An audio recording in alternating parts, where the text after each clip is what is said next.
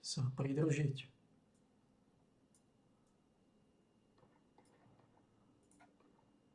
Gogo.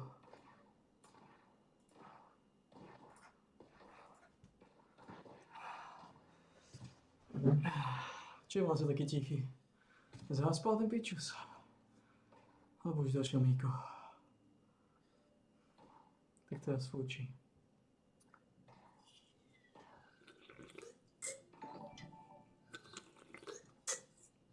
The animal icons on maps don't relate to the animals in the region. Gotcha. The water park area, Toxic Valley, has the most dense radstag pops.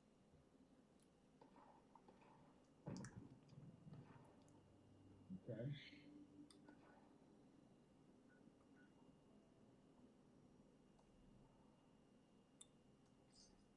Right there. Yeah, my best bet would probably be to try to check out a vendor if I can't find anything. Nobody, thank you so much for the super chat too. I appreciate it.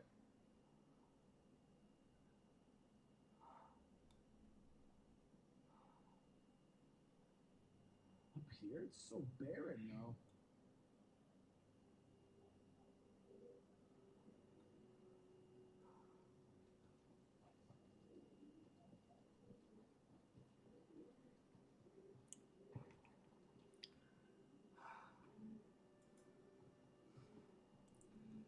Dožili sme sa prekerných časov. Prekerné časy. Super Meal Patrol there, they got a freaking Čo sa vyškieraš? Čo sa stalo? following them. Sa tešíš, čo? Že budeš mať chvíľu dlhšiu národku.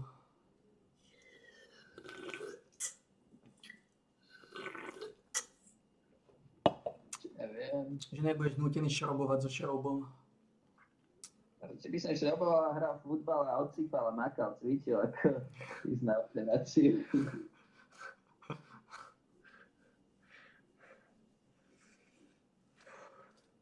No čo mám byť jak Tito? Plakať za štolím? Keď ma deti. Možno, že si ešte poplačem.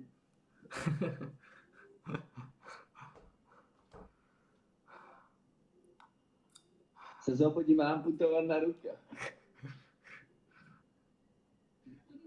Že my sme si vás pomýlili, pán Behlu. Že to je druhý, ten sa volá Bahul, tomu sa robil za pesti a vás sme amputovali ruku. To bolo drsné. To už by som navždy iba čučal s tebou a počúval podcast. All those bio things. Tak uvidíme, ako ti to pokaďa trochu, no. To ja teraz ty. To ja to, že to bude horšie, ako je to teraz, no. Všetky šance tam sú. Veď sám sú to ľudia.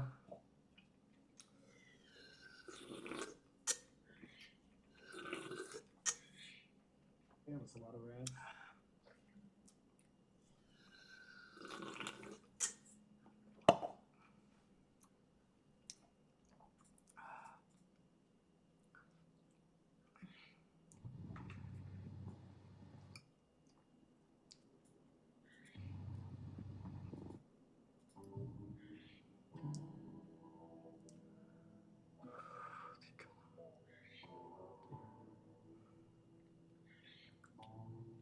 Gogo, poď sa pridržiť.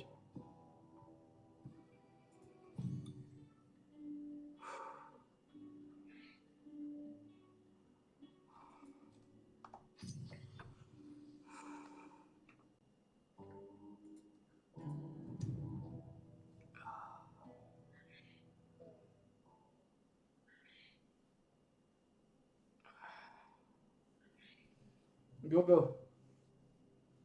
Gogo, nekrič odtiaľ, poď sa pridržiť.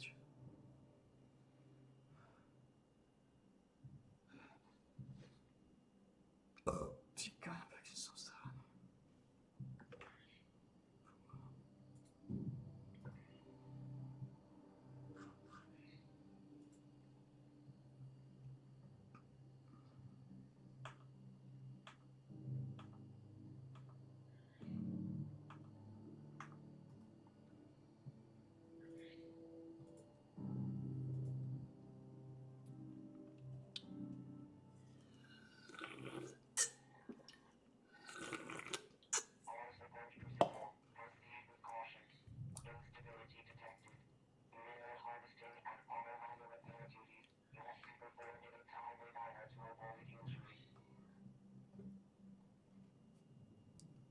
to za kokotinu?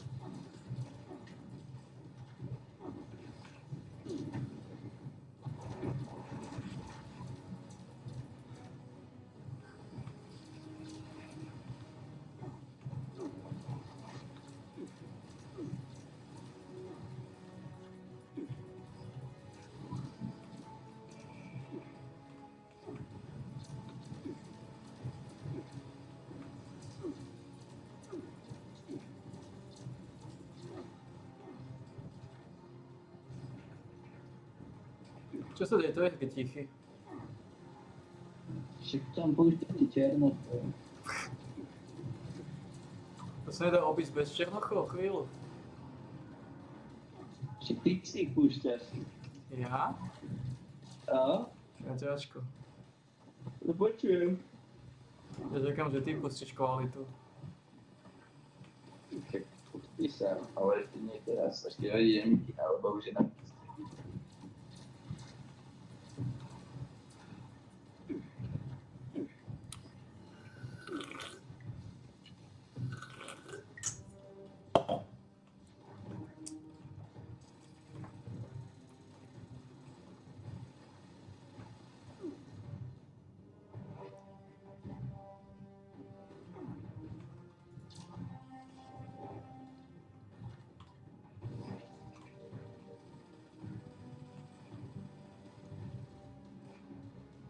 Po kostele ty do piče sa.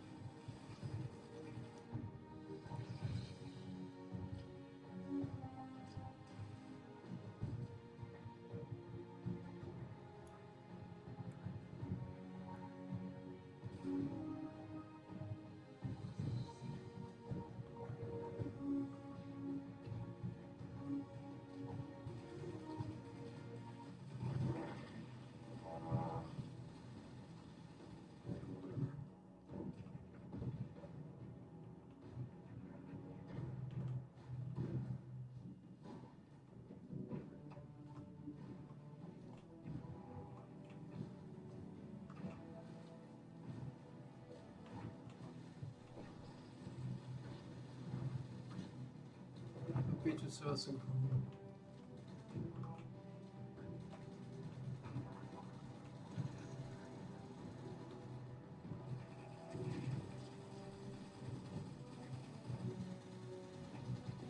Ešte zbrane sú k hovnu.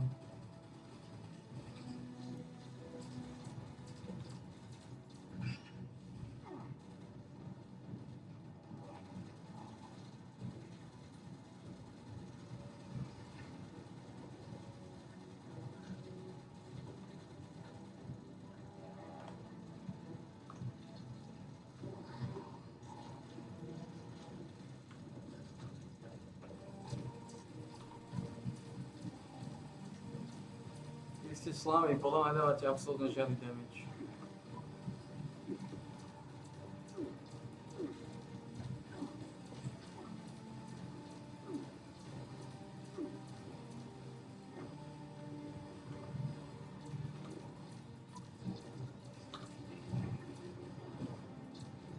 Neexistuje.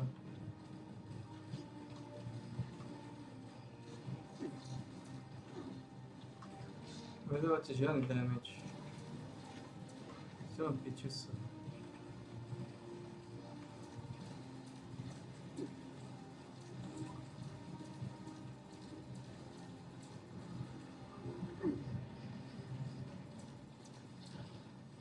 No tak áno, to je jedna 58, to nerobí nič.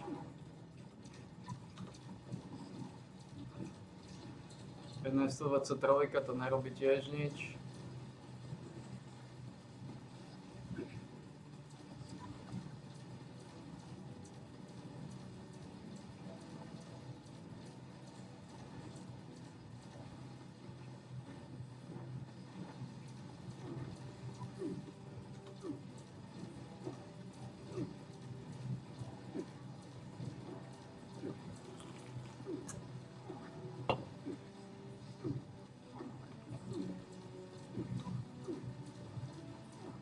Prečo mám pocit radiáciu?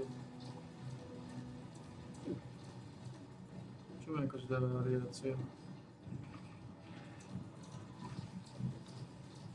Nejaký malý pičus na mňa utočil z toho nejaký chrobák.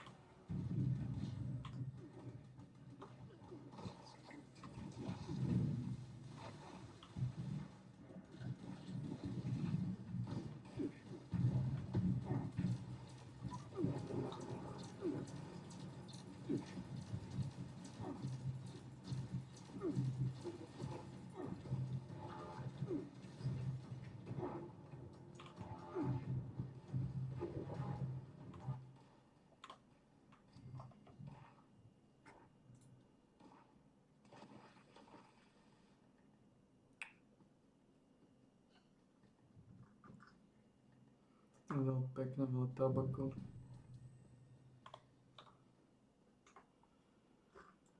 Ideme sa toho tabaku zbaviť.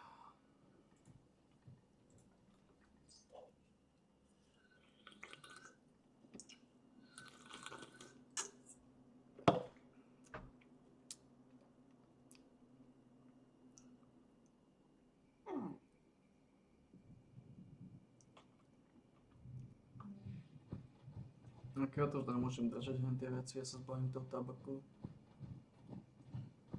Ja neviem kam dávať tieto sandisty, tieto Crimson Flaxy. Nemajú kepy. Tak to je problém, no.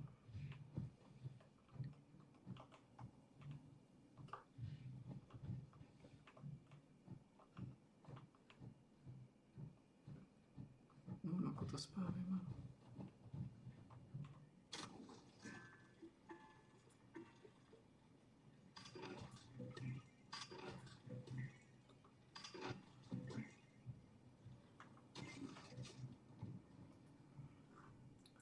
Zbavili sme sa nejakého tabaku.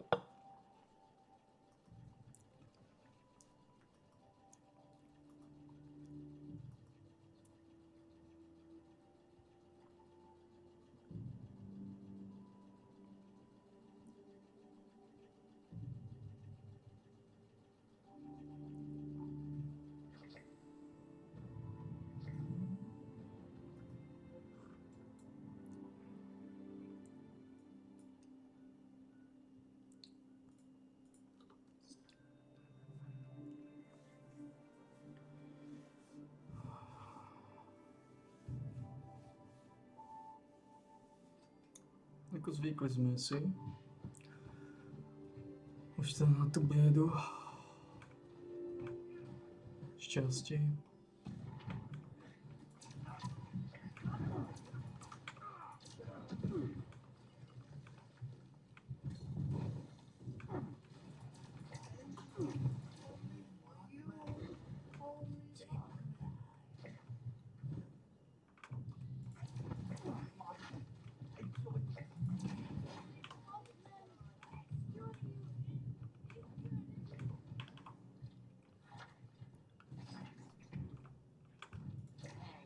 No sudden movements.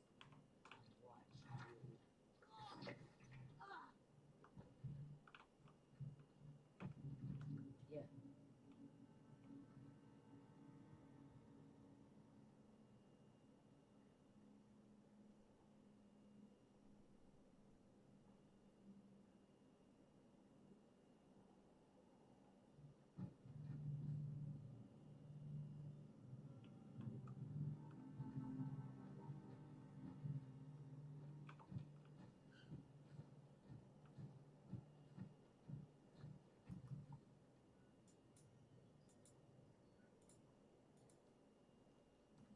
Eviction notice je.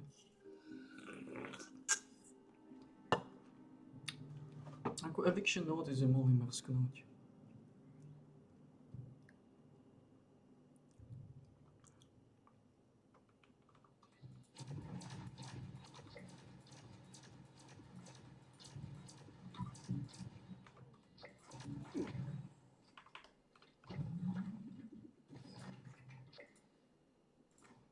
Eviction notice je mohli trošku mrsknúť.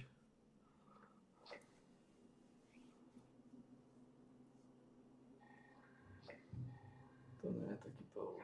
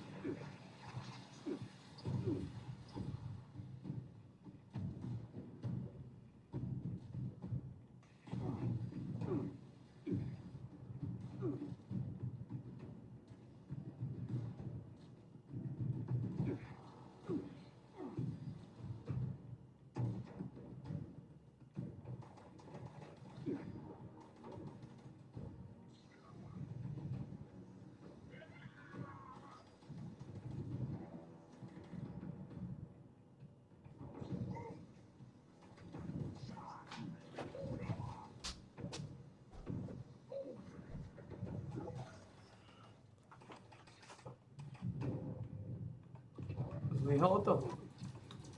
Ja. Ale som musel ísť pozerať.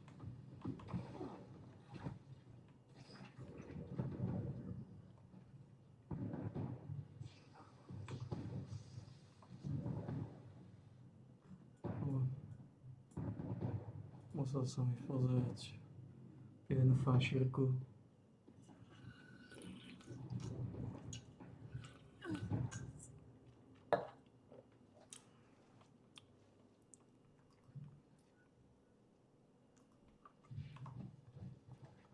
kým som pozeral fanšírku, tak samozrejme.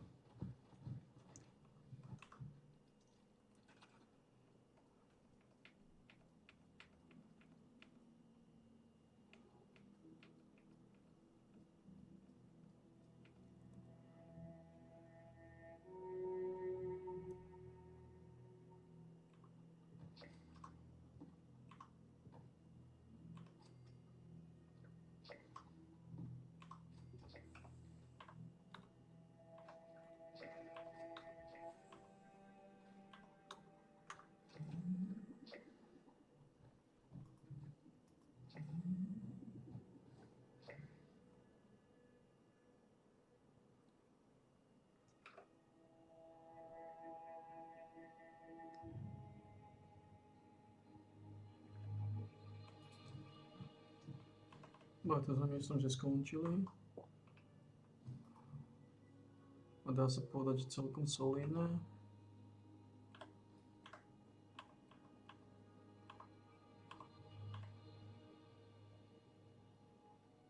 Má síce veľa kill, ale to sa dá trošku zredukovať túto. Keď dáme preč tieto flaxy.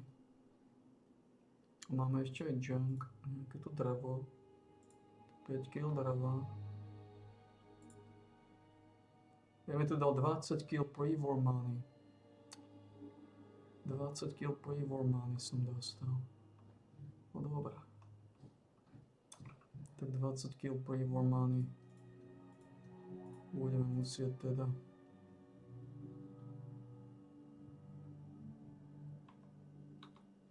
sa zbaviť.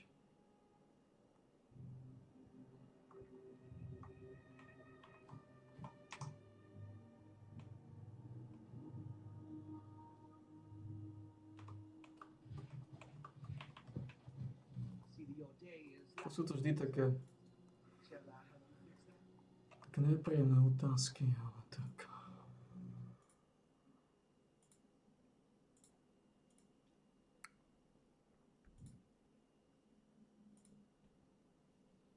Stáva sa to.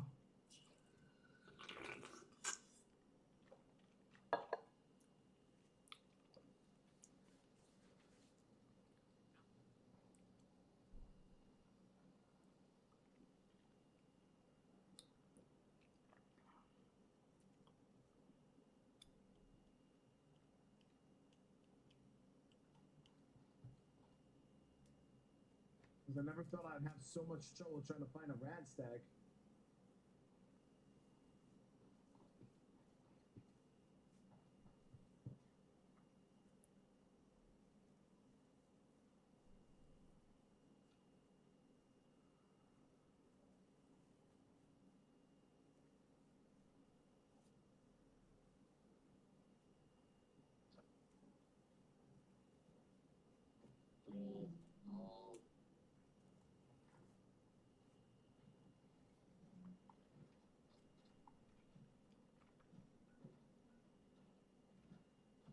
Target acquired.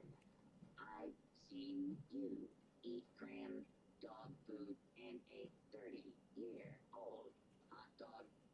If you are trying to make me sick next time, just show me your face. We're done here.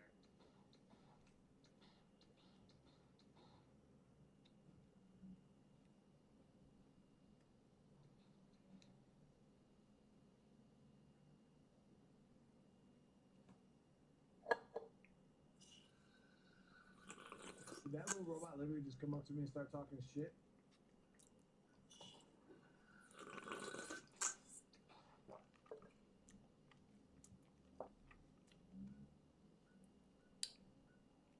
I don't know where Wayward is. So farm over here we could check.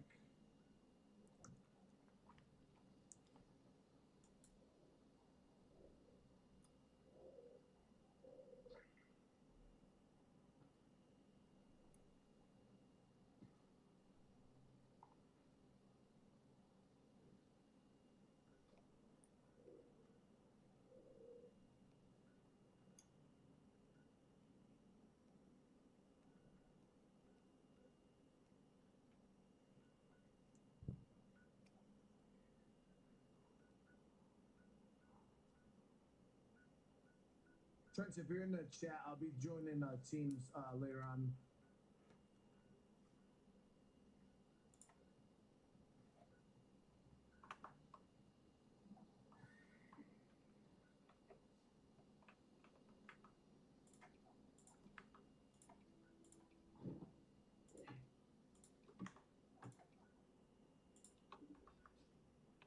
I went to the way. Yeah, that's where I went. Oh, Wayward, the starter city. Yeah, that's where I just was.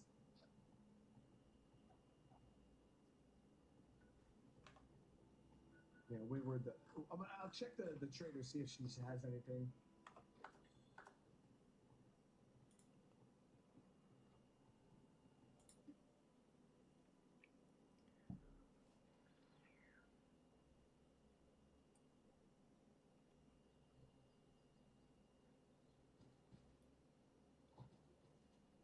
I thought this was called Flatwood or whatever, but Flat whatever is that's the city that's down there. I forgot this is Wayward.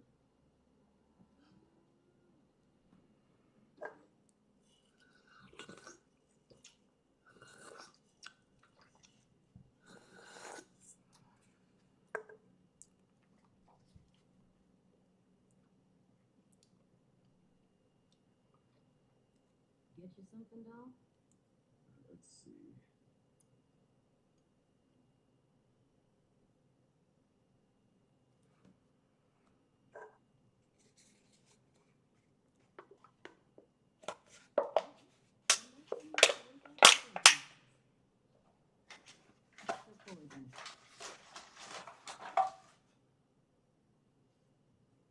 Is she not trade? Hey there, stranger. Look, I can't say this with enough emphasis. You handle that thing with Roper real well. That had bloodbath written all over it. Seriously, all the gratitude I've got doesn't amount to what you deserve. Here, I want you to have this. What reply, babe? I didn't see. Ask anything. But you earned it. So, there's something I can do for you?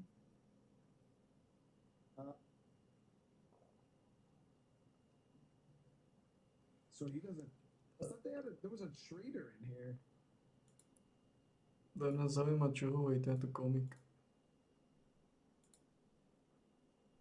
1st of August. And with me today is Colonel Douglas McGregor, a man with great insight from his high-ranking position in the U.S. Army, battlefield experience, many books on military strategy, and of course, political experience from Washington. So, yeah, welcome back, Colonel. It's great to see you again. Thanks. So you recently published an article, a very good article, called Discarding Illusions, Ending Wars. Not just an interesting topic, but very relevant, as, well, some might say it appears we're reaching the beginning of the end of this horrific war, which shouldn't have happened. But I wanted to delve into some of your arguments, even if you agree with that assessment, of course. So I thought today we can just discuss how you see that this has started, where the war is going, and lastly, how you think this will likely end. But well, starting at the beginning, well, obviously to end the war, it's necessary to be honest about why the war began. In these days, that seems to be controversial, but without addressing the cause, of course, we can't really understand the motivations of the counterpart, but also we miss the possible solutions for a settlement. So to start with a very big opening question, how did we end up in this war? Fighting the world's largest nuclear power. Yeah, how did we end up here? Well, I think there are several different answers on different levels. On one level, it's very obvious that over the last 15 to 20 years, every attempt by Mr. Putin as president of Russia and his government to convey their concern to NATO, to the United States, about the gradual but relentless movement of NATO's eastern border to the border with Russia were ignored. All these pleas for a halt, requests for discussions, requests to re-examine arrangements on the European continent for national security that would address Russian concerns and potentially even include Russia as part of the larger solution in the regional security structure. All of these things were frankly ignored.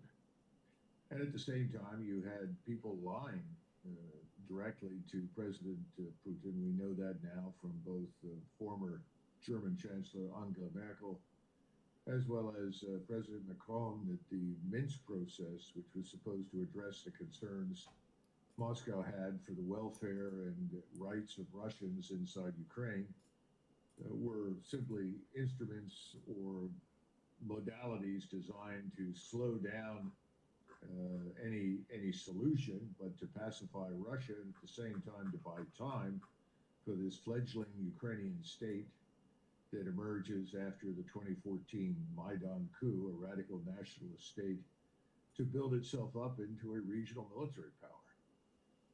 Those things are the principal reasons for the frustration on the Russian side and the decision reached ultimately in January to use military power to signal primarily Russia's concerns. I think that's the other portion of this that deserves some attention. I think Mr. Putin is a victim of what we call rational choice theory. Rational choice theory has been very popular for years because people think that other people are rational. And if you're rational, you are inevitably going to pursue your own individual interest. This is true in economics. People think it's true in political life. It's true in almost everything, except that it's not true. People are not rational. They frequently do things that are not in their interest. They make decisions on the basis of emotion, not reason. And I think when Mr. Putin first went in with this relatively small force, he had a little over 200,000 men available, but he only sent 90,000 in initially along a very broad front. His thinking was, well, this will signal the seriousness with which we in Moscow regard the potential for Ukraine to become part of the NATO alliance and become a base for potential attack against Russia. And he thought, I think, without giving it much consideration, that since certainly the Second World War, we have always approached the Soviet Union and subsequently Russia with a great deal of caution and circumspection because Russia is a nuclear power and the Soviet Union was a nuclear power. And there was an understanding in Moscow and in Washington that whatever disputes emerged, every effort should be undertaken to avoid an escalation that might lead to a nuclear exchange. So I think he thought, well, once they see how serious we are, they'll immediately say, look, this has gone far enough. We really do need to talk. And I think he completely misread the West. He should have paid attention to the various proposals that were submitted in December and January, which were never really seriously considered. We essentially told Moscow, Ukraine joins NATO, it's our way or the highway. So if you don't like it, you can lump it. And obviously that was unacceptable. So he takes this small force into Ukraine and he gives it instructions. He says, I don't want to kill Ukrainians. I want to minimize losses. He didn't even allow the Russian forces to attack the Ukrainian forces in their respective bases. He said, oh no, he said, I don't want this to become a full-blown war. What I want to do is signal how seriously we're taking this matter. And I want to minimize collateral damage. I don't want to injure innocent people. I don't want to destroy buildings and structures that don't require attention from the military. Well, we know this failed miserably. And in fact, the worst possible outcome occurred once the talks did get started between the Ukrainians and Moscow. We intervened and made it very clear that we didn't want a settlement. This was, of course, the famous visit of Boris Johnson at the behest of President Biden to Kyiv, in which he says, what are you doing? Don't accept neutrality. Don't accept anything. Reject everything. And we promise you that we will provide you with all the scientific, industrial, military power that you need to prevail over the Russians. The Russians are weak. The Russians are stupid. The Russians lack resources. The Russians have a weak economy. Remember the battle cry in Washington, Russia is a gas station with nuclear weapons. the Russians have to do what we want them to do. So don't worry about this. Zelensky obviously bought the argument. But the fundamental point that was not clear to Mr. Putin is that his assumptions about our behavior in the past could not inform him about the present. Because in the past, large numbers of the people who today express hatred and hostility for Russia actually regarded the Soviet Union as somewhat misguided, but ultimately on the right track to a Marxist utopia. Those people now are violently anti-Russian because Russia is a national state with a national language, a national culture, and it rests on the foundation of Russian identity and Orthodox Christianity. These things, of course, are anathema to the globalists who are currently governing the United States and governing you, most of you in Europe, particularly in Western Europe. Remember, you and we have now managed to open our borders, admit millions and millions of people who are not Europeans, people who have not come to assimilate, who can't assimilate, who in fact are coming increasingly to assimilate us. So I think you put these things together and you have an insoluble dilemma for Mr. Putin. There is nothing Mr. Putin can do short of commit suicide, which involves resigning from office, opening his borders, and allowing the United States and its Western allies to strip Russia of its resources and essentially govern it. He's not going to do that. So he's now in this unfortunate position of having to fight a war he never really wanted to fight. And even to this point, he's exercised enormous restraint. I don't think he or his generals ever thought that the Ukrainians would be foolish and stupid enough to launch endless counterattacks against their defenses in the south, which he's now annexed because it's populated with Russians, and it is historically Russian territory. But it's happened, and Ukraine is now prostrate. Its losses are horrific. Their hospitals are full. We think the Ukrainians have lost somewhere between 300,000 and 350,000 soldiers killed. Just within the last month, we think the Ukrainians have lost 30,000 killed. I mean, these are ridiculous numbers. This is World War I quality killing on an industrial scale.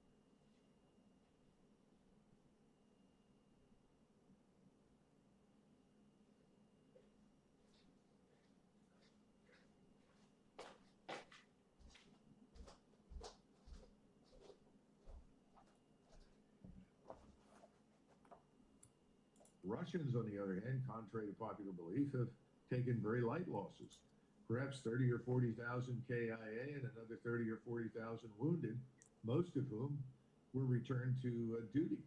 They did not end up leaving the war zone permanently, which has been the case for most of the severely wounded Ukrainians. But none of this has made any difference, Glenn, to people in Washington or Brussels. It may not make any difference to anybody in Oslo or Stockholm or Copenhagen, or maybe Berlin, maybe Paris. Why?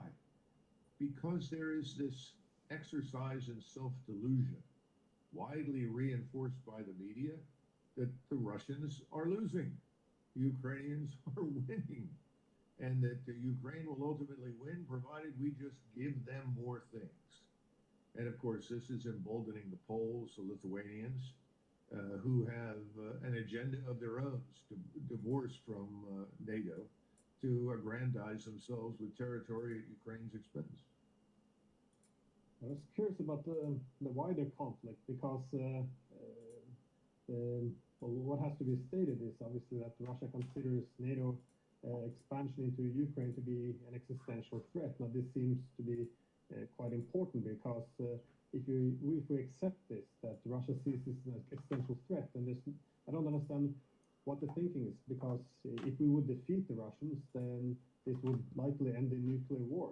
And on the other hand, if we don't think we can defeat them, well, what would be the purpose? Given, and also, why did we go to this extent when we knew that this will happen? I know that the narrative doesn't really permit this at the moment, but again, it's worth remembering that even Bill Clinton in January of '94, he argued that NATO expansion could redivide the continent. His Secretary of Defense, William Perry, he argues he considered quitting in opposition to NATO expansion because it was so dangerous. And what was very shocking to me is he argues all his colleagues in the Clinton administration agreed that NATO expansionism would create conflict with Russia, but in his words, they didn't care because Russia was weak. We don't have to do anything.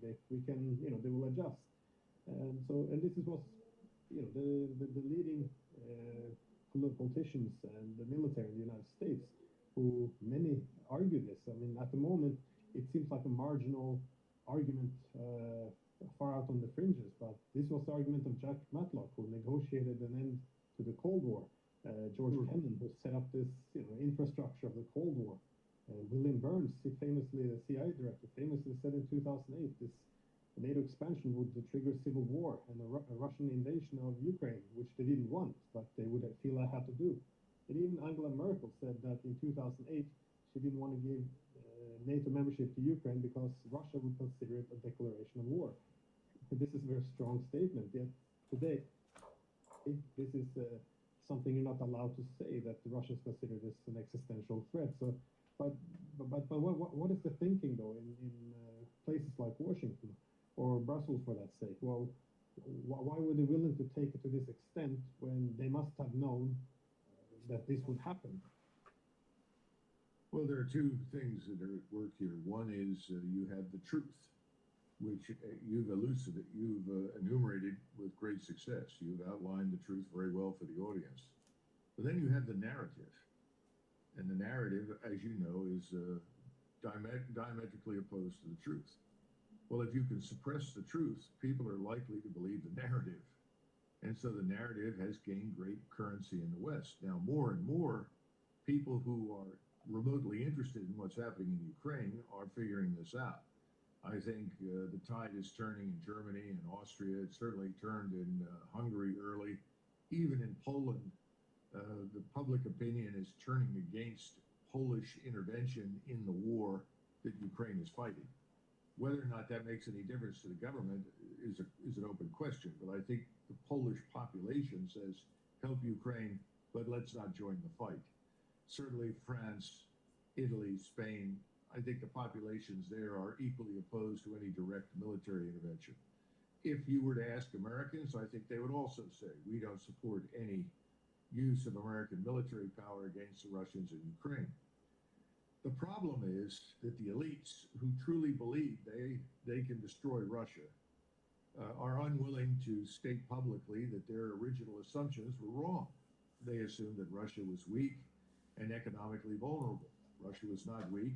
Obviously, it's not economically vulnerable, not certainly on the scale of, say, Germany or the United States to these things.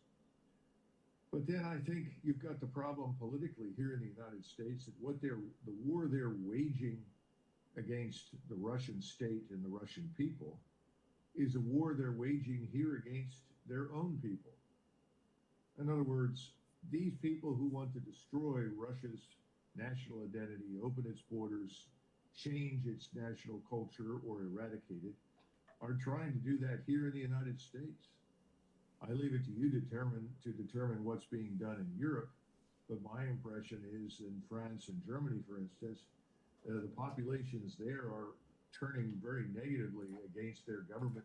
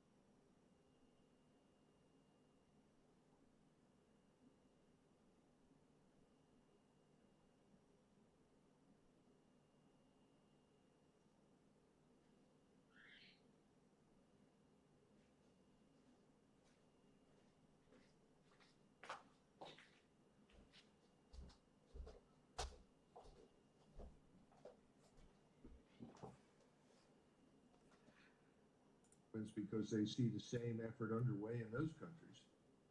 In other words, what is wrong with being who we are? What is wrong with the fact that we are a product of Western Christian culture and civilization for the last 2,000 years? Well, there's nothing wrong with that.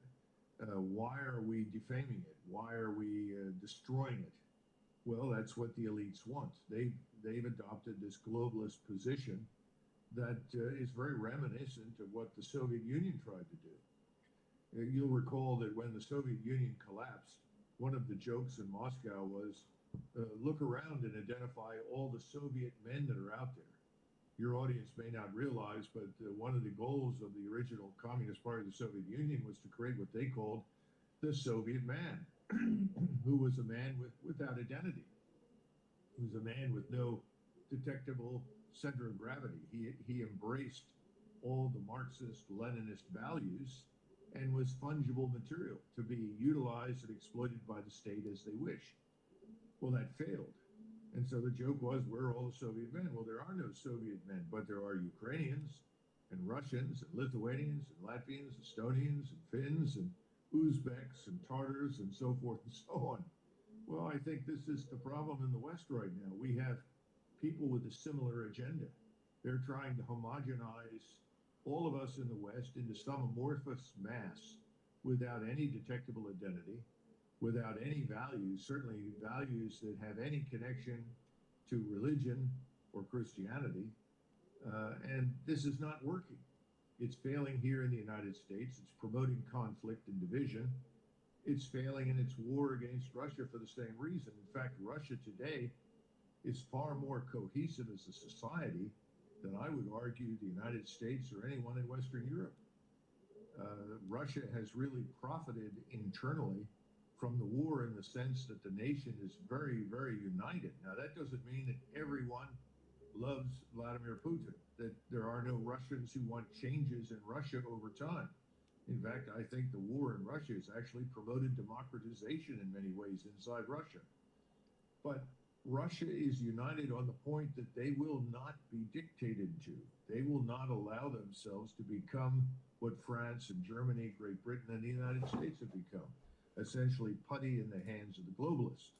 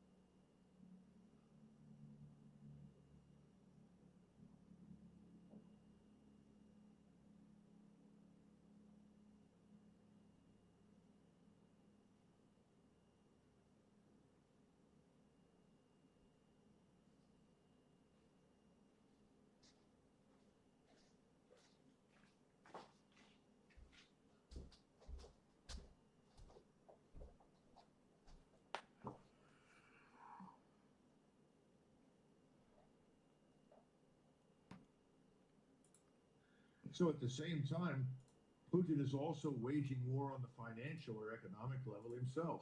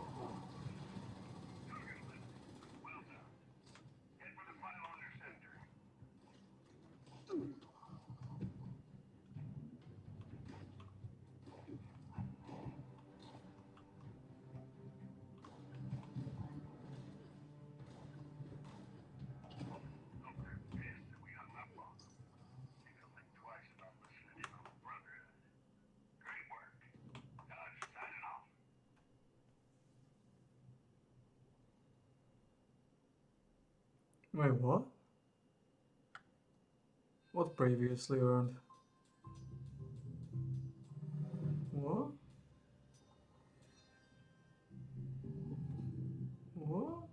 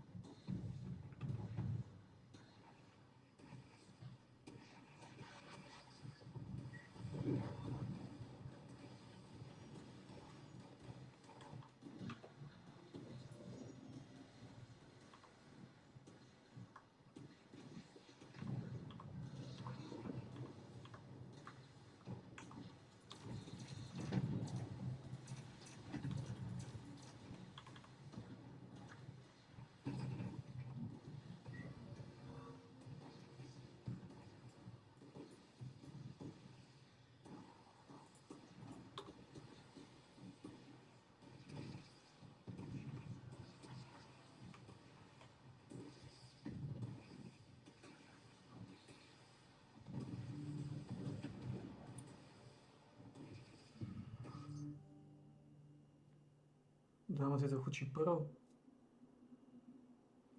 Pozor, plno z toho horku. Nášho pána.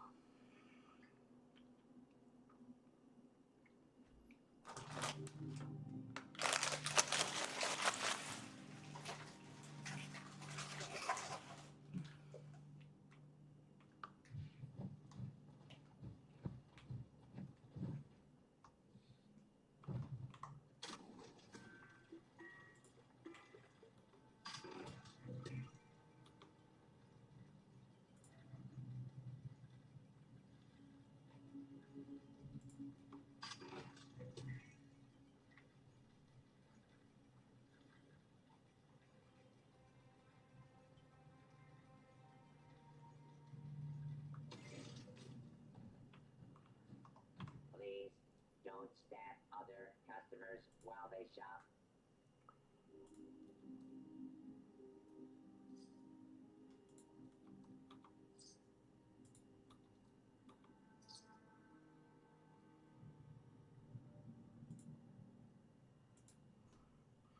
You looking at me? How about you stop looking and start buying? Ukludni sa Pečas.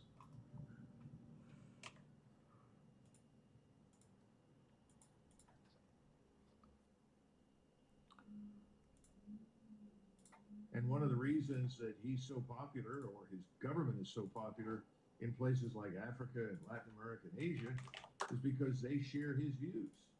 They too want to survive. They want sovereign states and countries. They want their way of life, their identities, their cultures to survive, and they don't want to be bullied by us. And we've bullied a lot of people for many decades because of our financial system, our financial hegemony. And we've dominated them to the point where you can't get a loan out of the World Bank if the United States objects to it. You can't grow the crops that you want to grow, or the World Bank will not fund you unless you do what we tell you to do effectively. And that's, the SWIFT system, the dollar hegemony, all of these things are part of the war that now is being waged. So I think what we're seeing more and more is that Europe and the United States are lumped together on some island, and the rest of the world is saying, stay there and stay away from us. We don't want to do business with you anymore. Now, this is not all going to happen overnight. You're not going to see the dollar vanish or the reserve currency change immediately. But given the economic trials that I think lie ahead, it's going to be very difficult for the United States to maintain its financial dominance. Its military dominance is already very much in question. All you have to do is look at the last 20 years of these misguided interventions and the unfortunate circumstances surrounding our eventual departure. So I think the Russians, the Chinese, and the Indians in particular all see themselves in a very powerful position. We are deluding ourselves into thinking that since we are, for ideological reasons, right, and everyone else is wrong, that we can still triumph. But that's not going to work. The bubble in Washington is going to burst. The bubble at home and the bubble overseas. Well, I'm seeing the economic trends. I couldn't agree more. And I'm reminded of when the United States was trying to reduce its dependence on Britain in the beginning of the 1800s with the American system, and you have the manufacturing industry, transportation corridors, and of course the national bank, because I think this is intensified to such a great extent now as a result of this war, which is not just the Russians and Chinese, but across the board. We're seeking technological and industrial decoupling from the US, developing new transportation corridors which are reliable, but also with decoupling from the US, and of course the financial pillar, which would be the banks, the currency, the payment system away from SWIFT. So it's quite extraordinary. I think it took many by surprise how much it has intensified. But I wanted to switch quickly over to where we're currently in this war now, because there's a lot of developments. And what are the major developments which people should have noticed, and what do you expect will happen in the following weeks? Well, remember that Ukraine has always been mired in corruption on a scale that most of us in the West cannot even begin to imagine. A friend of mine just returned from Mexico who's also spent time in Ukraine, and he said, this is going to sound terrible, but he said, I think Ukraine is more corrupt than Mexico. And of course, Mexico is effectively an organized crime state. So that's pretty bad. I think that's one dimension of the Ukraine problem right now. The other is, of course, the simple mass deaths that have occurred on the battlefield. You can look at this on satellite, and you can see thousands of dead Ukrainian soldiers lying on the field that aren't recovered. You have Ukrainian units, platoon company size, maybe larger, I don't know, but certainly platoon and company size, that made the decision to surrender to the Russians. They're fed up with the way they've been mismanaged, fed up with the abuse that they've taken from Kyiv. They've died in great numbers. They don't see any point in it. They're being asked to sacrifice themselves repeatedly for no tangible gain. And the worst part is that they can't even successfully evacuate many of their severely wounded. So in many cases, Ukrainian commanders have contacted Russian commanders and said, I've got wounded here. I can't evacuate them, so I'm going to surrender because I want them to live. The Russians have always treated the surrendering Ukrainians well, and the Ukrainians know that. So as a result, I think you're going to see more and more surrenders. I think you're going to see more and more desertions. And at some point, the military is going to completely fragment and collapse.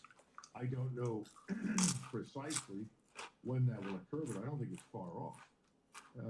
Any military establishment, regardless of how brave, courageous, and disciplined the soldiers may be, after enough time under fire, without result, without any tangible gain, begins to not just become demoralized, but question the rationale for the whole war. That happened to Russia in World War I. It happened to the Germans shortly before the end of the First World War. People finally say enough. We can't go on. I think we're getting close to that in Ukraine. Even the foreign soldiers that have been fighting very hard on behalf of Ukraine are largely gone now. They packed up and left. I think the Poles are the only ones left. And I'm told they're down to a few thousand. So I think we are now approaching what I consider to be the most dangerous point in the entire conflict. And the point the point I'm trying to make is Ukraine is on the verge of collapse. The Russians have not yet launched an all-out assault. Yes, they launched an offensive in the northeastern portion of eastern Ukraine, and that is moving along well. And most of the Ukrainian forces are either being swept aside or melting away. That will continue, and I suspect that part of that will turn north to encircle Kharkov, and another part will continue towards Slovyansk and other territories behind Ukrainian lines. But the all-out assault that is waiting to happen has not yet been launched. And I think it will come when it becomes clear that we are not going to negotiate an end to this. On the contrary, I think there are people now considering seriously the use of NATO forces in Western Ukraine. And I think the Poles are leading this effort. It's why I talk about the Polish tail wagging the American dog. People in Washington are just effusive in their praise of the Poles. Oh, the Poles are wonderful. The Poles are great. They're the staunchest supporters of the war. We don't like those Germans. Those Germans don't like this war. Those Germans like Russians. They're bad. This kind of nonsense. I think we're in a lot of danger from Poland, from the Polish leadership and potentially the leadership in Lithuania, that they may actually send their forces into Western Ukraine. Remember that the so-called Ukrainian Galicia was part of Poland for many, many centuries. Of course, that is, you've got to go back to the 18th century before, until 1794 to show that.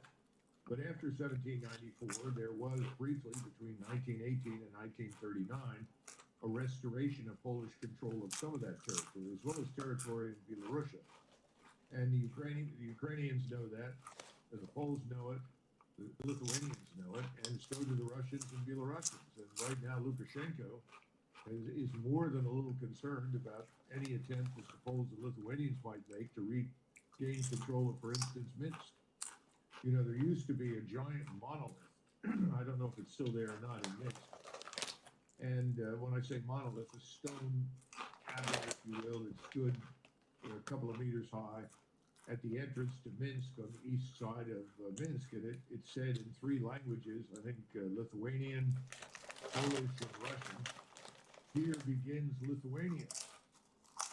And there are lots of Lithuanians that regard these areas as theirs, just as the Poles regard much of Western Ukraine as theirs. In fact, the Poles controlled everything out to Kiev for a few hundred years.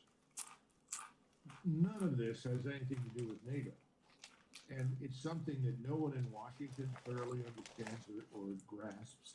In fact, what people say in Washington, well, if that contributes to the ruin of Russia, well, then that's a good thing. Let the Poles go. They don't understand that if the Poles and Lithuanians do take a hand and go into Western Ukraine, that could regionalize the war. Because they'll be up against not just Russia, but also Belarusia. And the Russians then will no longer have much incentive to exercise restraint.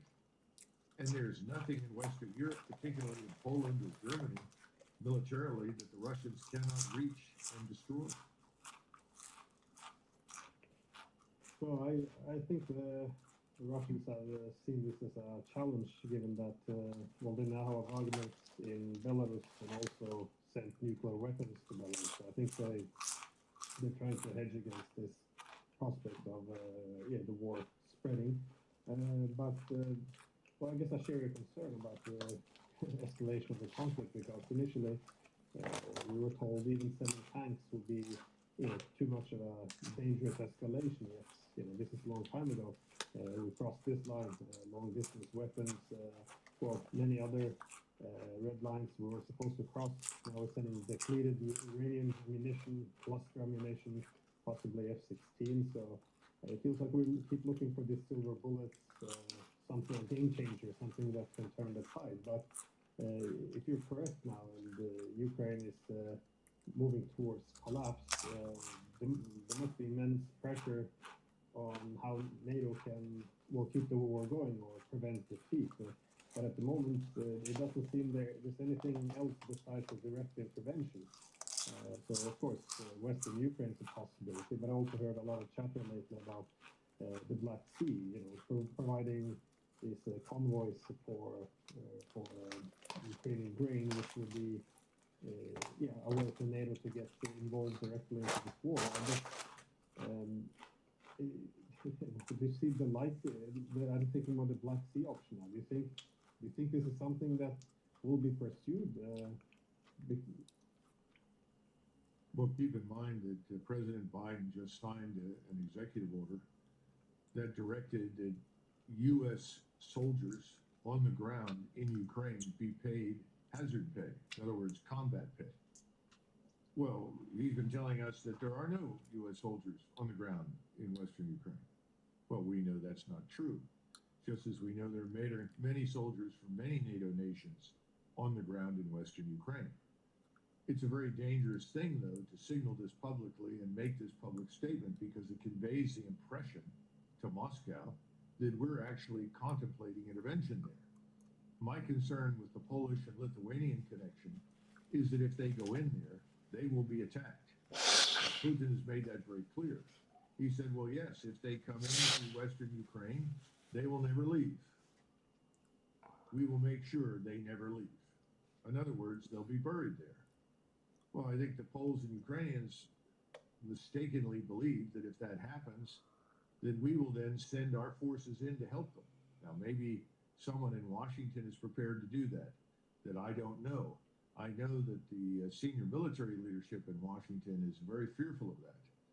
But it may be that the political leaders in Washington don't think that's the risky alternative to watching Ukraine collapse. They may say, well, if we don't go in some fashion to help the Poles, our credibility will be completely gone. NATO will collapse.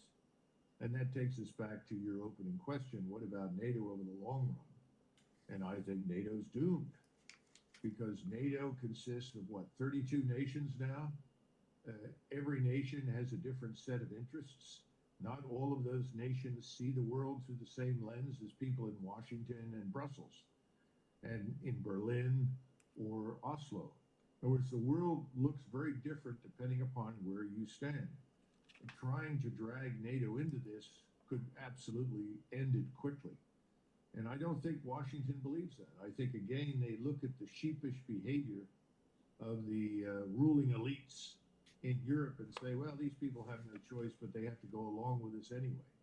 Well, perhaps that's true for the globalists that are running your countries, but that's not necessarily true for the people that live in Europe. And I think the European electorates see things differently. In other words, I don't have crystal clear picture of what is going to happen. What I do know is that officers who've sat in on meetings and tried to explain the true situation and point to the dramatic increase in Russian military power and the excellent performance of Russian forces are not welcome as discussants in these meetings. If you want to be on the inside, if you want to be with the four stars and the politicians, you have to talk about, oh, these Ukrainians are going to win. These Russians are just stupid. They can't do anything right. And if they come up against NATO forces, they're doomed. Well, that's a lot of nonsense to make those kinds of statements, but that's more popular than I think is healthy for our governments right now. But you mentioned before that the Russians haven't had their major offensive yet. And I was curious why we haven't seen it, because, well, I do understand it's a war of attrition and it shouldn't merely be measured in territory, but also loss of troops. But on the other hand, we see that the Russians have mobilized hundreds of thousands of soldiers. They're armed to the teeth.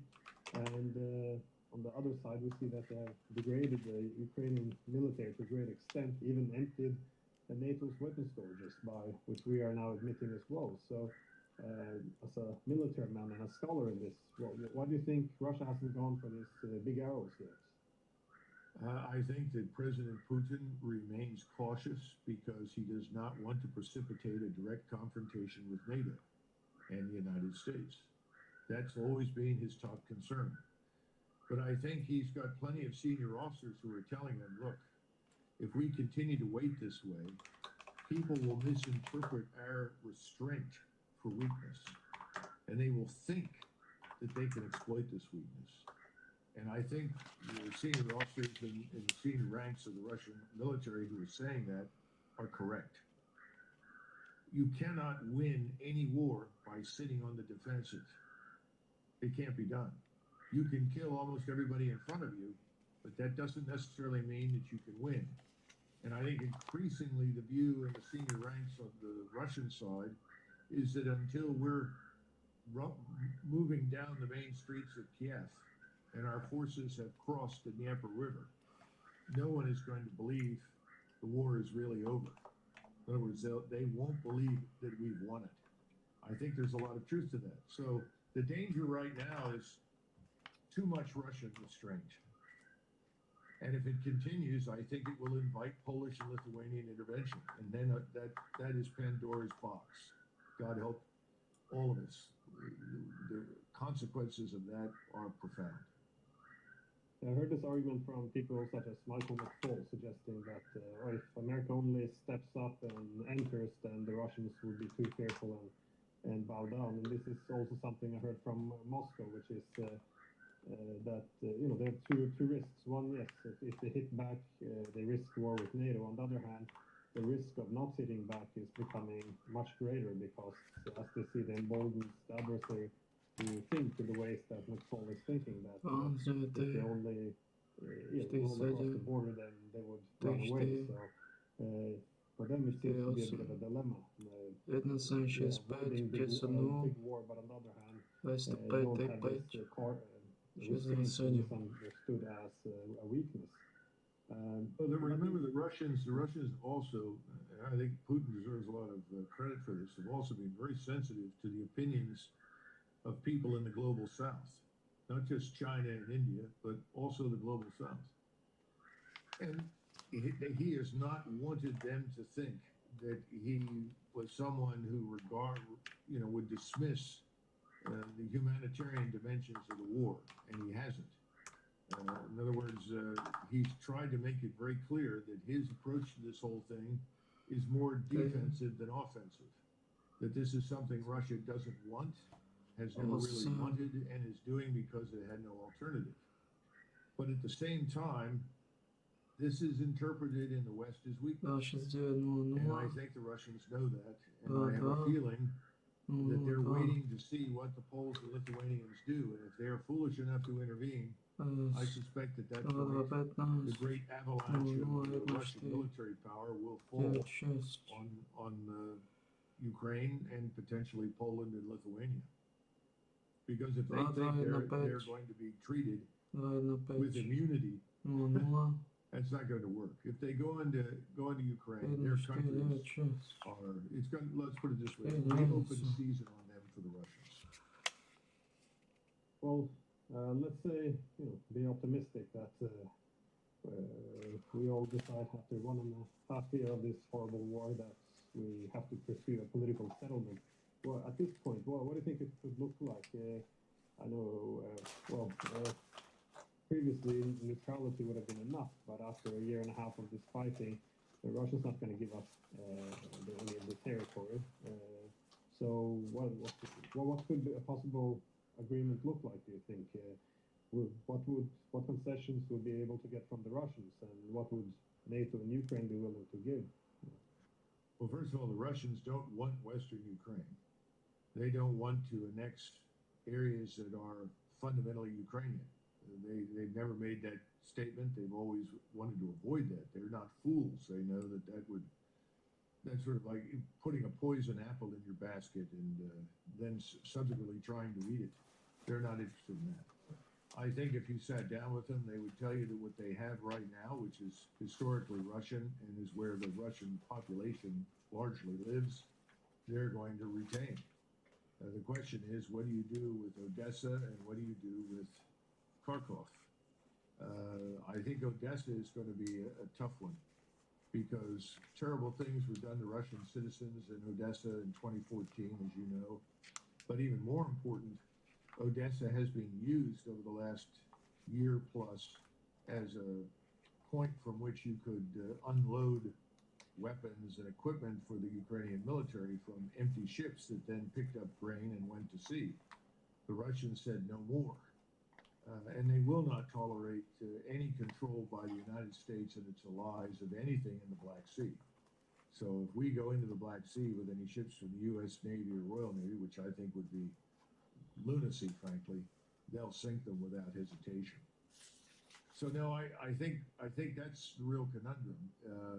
You hold what you've got, and then the question is, what happens with Kharkov and Odessa? There could be some inventive solutions applied to Odessa, that it's fully demilitarized. It sort of ends up in a status very similar to Danzig as a free city. Who knows? Kharkov's another question. Maybe the Russians don't want it simply because they say, well, even though it was Russian speaking, they may not really want the bill for rebuilding it. I don't know. We don't know until you sit down and talk with the Russians. But on the Ukrainian side, whatever remains of Ukraine has to be neutral. There's no question about that. There could be no NATO presence east of the Polish border. Anyone who tries to establish that will end up at war with Russia. That's clear, that's unambiguous, that's not up for negotiation. But again, if you look back at the United States and the way we've handled these things in the past, I don't think you're going to get a good outcome of any kind. And if you go back and look at Vietnam, it was very clear that we lost in Vietnam not because we were necessarily defeated systematically on the battlefield. We never had a strategy. We had no attainable, realistic military or political goals in that country. We finally decided that it wasn't worth the expense, either in treasure or blood. And so we decided to get out. Then we went through this elaborate procedure after 1968 involving negotiations in Paris and back and forth to Washington and Saigon to try and come up with a solution that would allow us to leave with dignity. In other words, we could say we were not defeated, and now the new government of Vietnam is on its own. Well, how did that work out? Didn't work out very well for the people in South Vietnam, but we got out. The question is, how does President Biden and his administration and all the various players who are advocates for war in the Senate and the House, how do they organize our disengagement? Right now, they don't think they have to do that. They think they can continue to go on as they have. And I don't think they can. But that's what they believe. When they discover this won't work and the Russians are serious and will cross the Dnieper River, what do we do at that point? Our track record suggests we don't do anything. We pretend it didn't happen. We declare it as being over, any number of things. But you're not going to get the globalists who are in charge in Paris, Berlin, London, Washington to stand up and do a mea culpa. Oh, I'm sorry, I was wrong. Oh, we made a mistake. No, they're not going to do it. They're much more concerned about their political futures than they are about the lives of Ukrainians.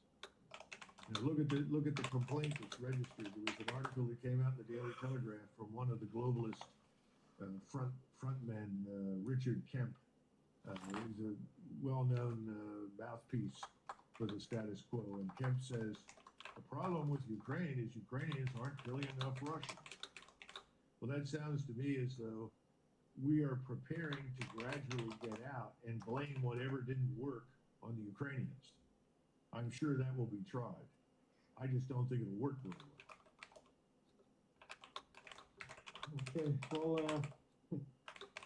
well, sad note to finish on, but well, thank you so much for your time. I do appreciate it. And again, the media is not doing a very great job on presenting an open marketplace for ideas in this war. So I do appreciate your perspective. Thanks again, Colonel. Yeah, thank you, Glenn. Good luck.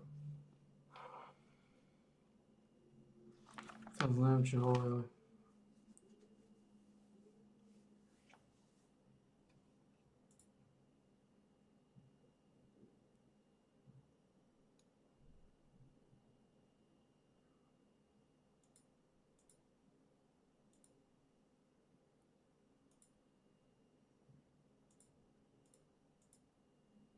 Toto bolo... Well, whatever.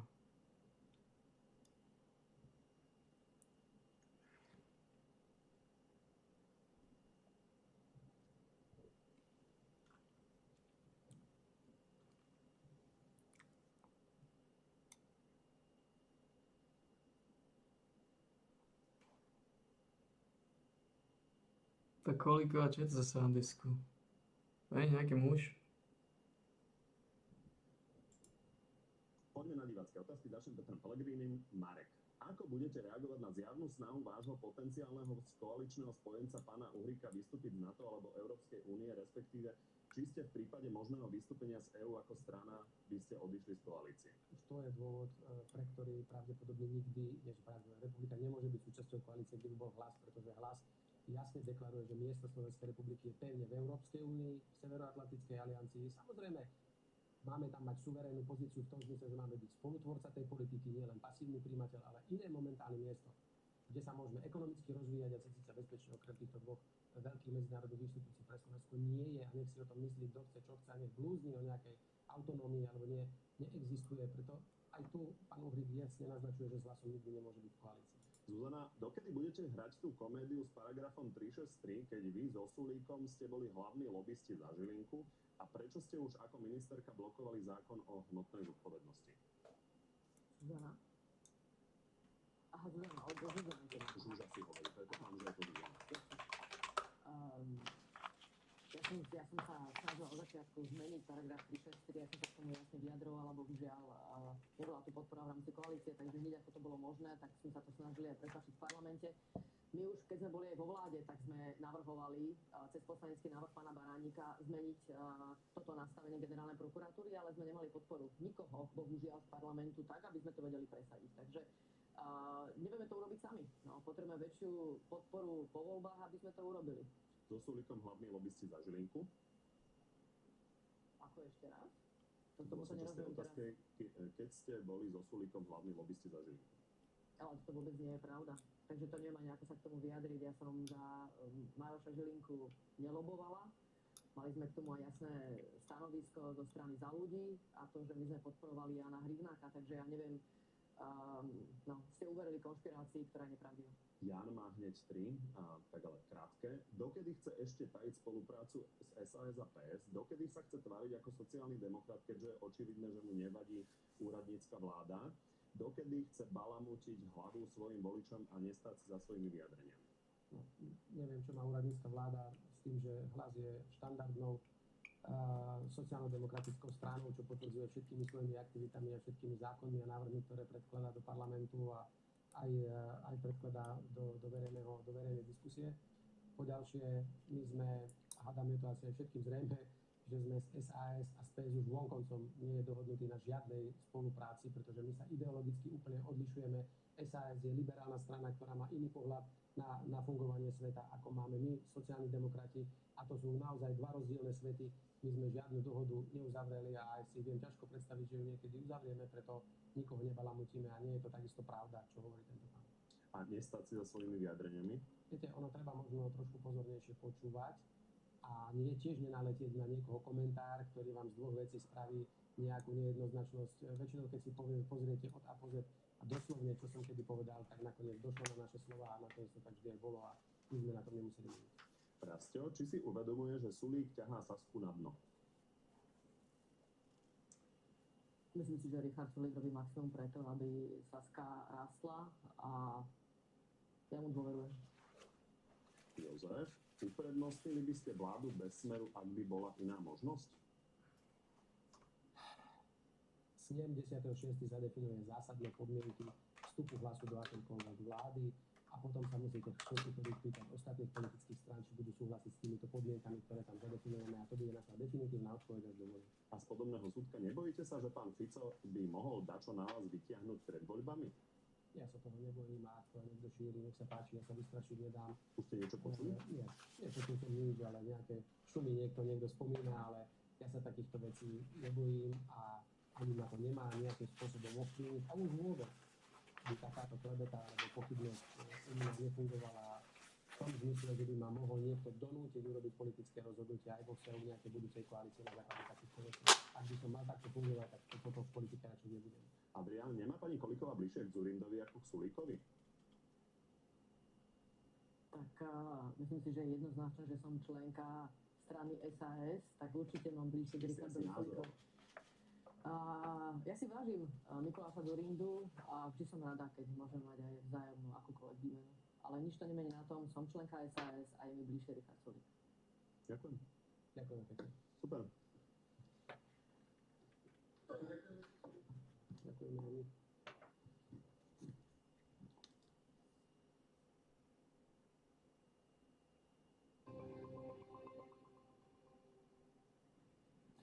Tak si to odpovedal správne. Vládne nám kabinet s poverením prezidentky a to až do predčasných volieb. Šéfuje mu v jednej osobe premiér, minister financií a ešte stále aj minister zdravotníctva. Kým sa nevráti jeho nástupca z Mexika. Premiér s otáznou podporou v parlamente, ktorému ako priznal, boli obyčajní ľudia na príťaž, lebo ignorovali jeho víziu. Preto od nich 35 minút pred polnocou preskočil na Facebooku k demokratom. K tým demokratom, ktorí sa ešte pár hodín predtým volali Modrá koalícia a ešte predtým Spolu. Áno. Hádate správne, je to tá istá strana, z ktorej na poslednú chvíľu vycúval Mikuláš Dzurinda, lebo ako tvrdí, Miroslav Kolár ho vymenil za Eduarda Hegera. Toho Eduarda Hegera, ktorý ide do volieb bez koaličnej strany, ktorá by prešla voľbami. No a zatiaľ s neobmedzeným počtom poslancov, lebo veď ako sám tvrdí, dvere majú otvorené všetci teda okrem Smeru, Hlasu, SNS a extrémistov. No a nezaľáha ani Smer, ktorý nezabudol na tradičné oslavy MDŽ a odštartoval veľkolepé turné, na ktorom ženám po celom Slovensku, okrem Bratislavy či Žiliny, rúžou a nejedným šlágrom Heleny Vondráčkovej či Petra Stašáka povedal jedno veľké ďakujeme. Pretože podľa strany ide o sviatok, ktorého hĺbka prekračuje hranice režimov aj štátov a ani svetové vojny ho nezničili. Posledné rúže sa budú rozdávať 19. marca vo Svidníku a v Prešove. Len majte na pamäti, že za kritiku strany vás možno poženú von parazolmi. Vítajte v politike.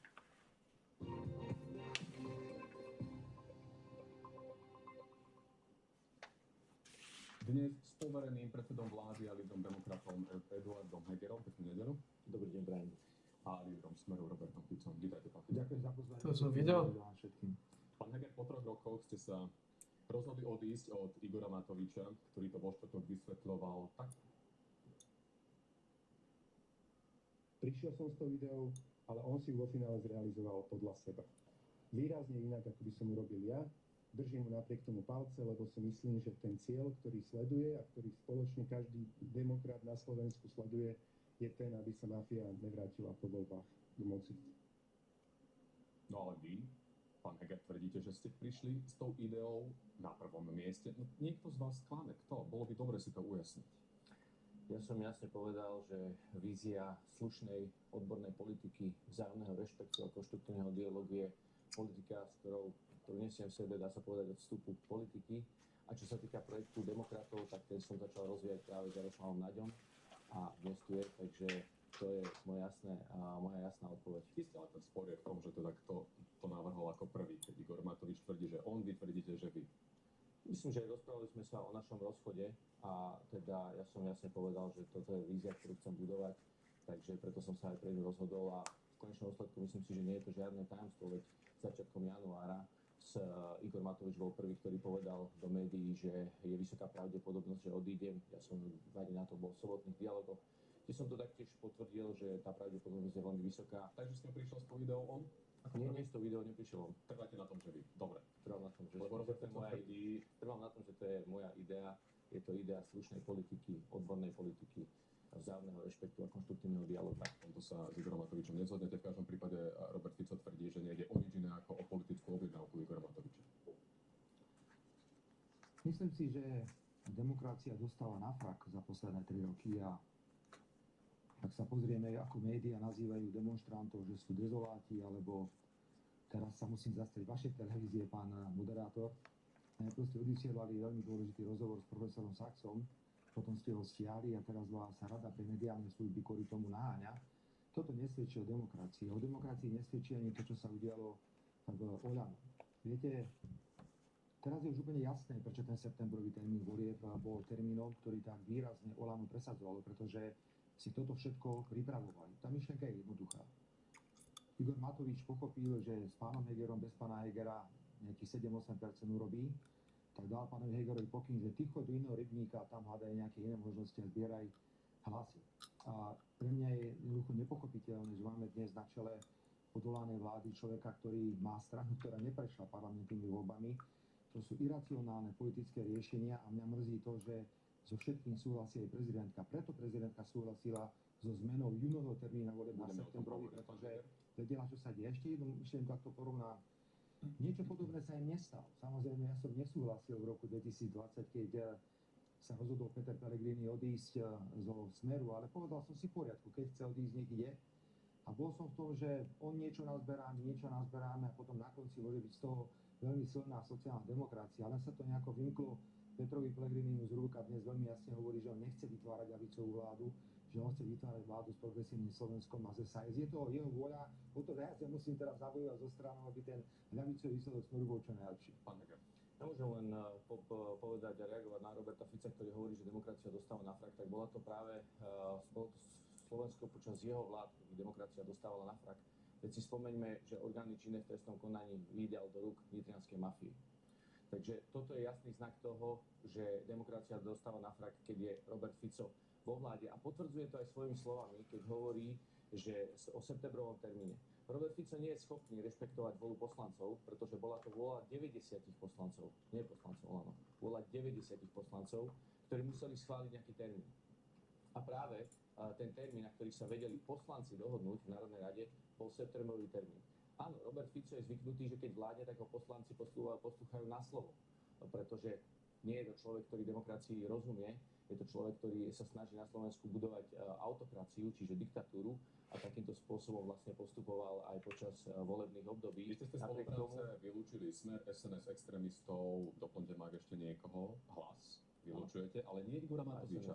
Znamená to, pán Heger, že by ste sa s ním boli schopní spojiť po voľbách? O týchto rozhodnutiach budeme ako štandardná demokratická strana rozhodovať po voľbách a bude o tom rozhodovať pred predsedníctvom. V tomto prípade nie je podstatné, aké sú preferencie jednotlivých členov, dôležité je, ako sa rozhodne predsedníctvo, pretože sme štandardná strana. Pretože ste sa doteraz aj podľa vašich voličov nedokázali poriadne vyhraniť voči Igorovi Matovičovi. Videli sme to v Lani, možno by sme dnes nečelili predčasným voľbám, ak by ste ho boli z postu premiéra schopní odvolať z rezortu ministra financií. Preto sa pýtam, či nie je najvyšší čas, pán Heger, sa od neho dištancovať. Nie je pravda, že by sme nečelili predčasným voľbám. Myslím si, že by sme predčasným voľbám čelili a dokonca by sme čelili. Takže ste ho odvolali z funkcie? Presne tak, pretože to som už komunikoval tento týždeň a rád to zopakujeme v tejto relácii. To, čo Richard Sulík navrhoval, aby som Igora Matoviča odvolal z funkcie ministra financií ešte v lete, tak by spôsobilo rozkol v hnutí Olano a tým pádom by celá koalícia vlastne bola destabilizovaná ešte väčším spôsobom. Čiže by vláda padla aj tak. Vláda by určite takýmto spôsobom padla, koalícia by sa rozsypala a spôsobilo by to veľkú politickú nestabilitu už na jeseň minulého roku.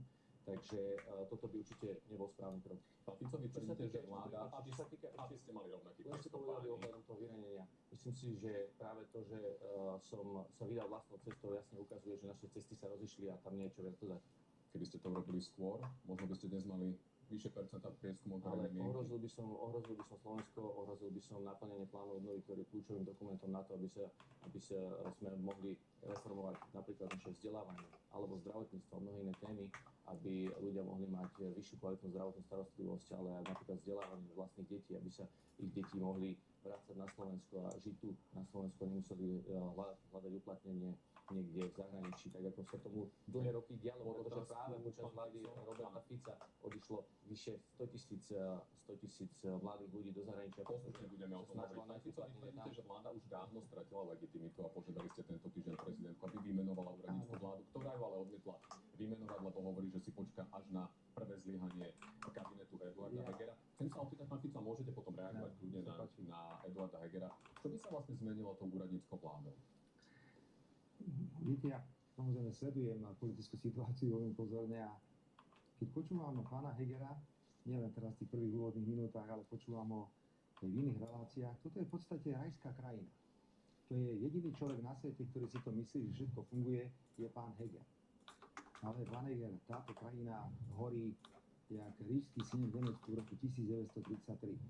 A preto sme tvrdili, že predčasné parlamentné voľby majú byť nástrojom na vyriešenie hlbokej krízy, v ktorej sa krajina nachádza, a nie na predĺžovanie.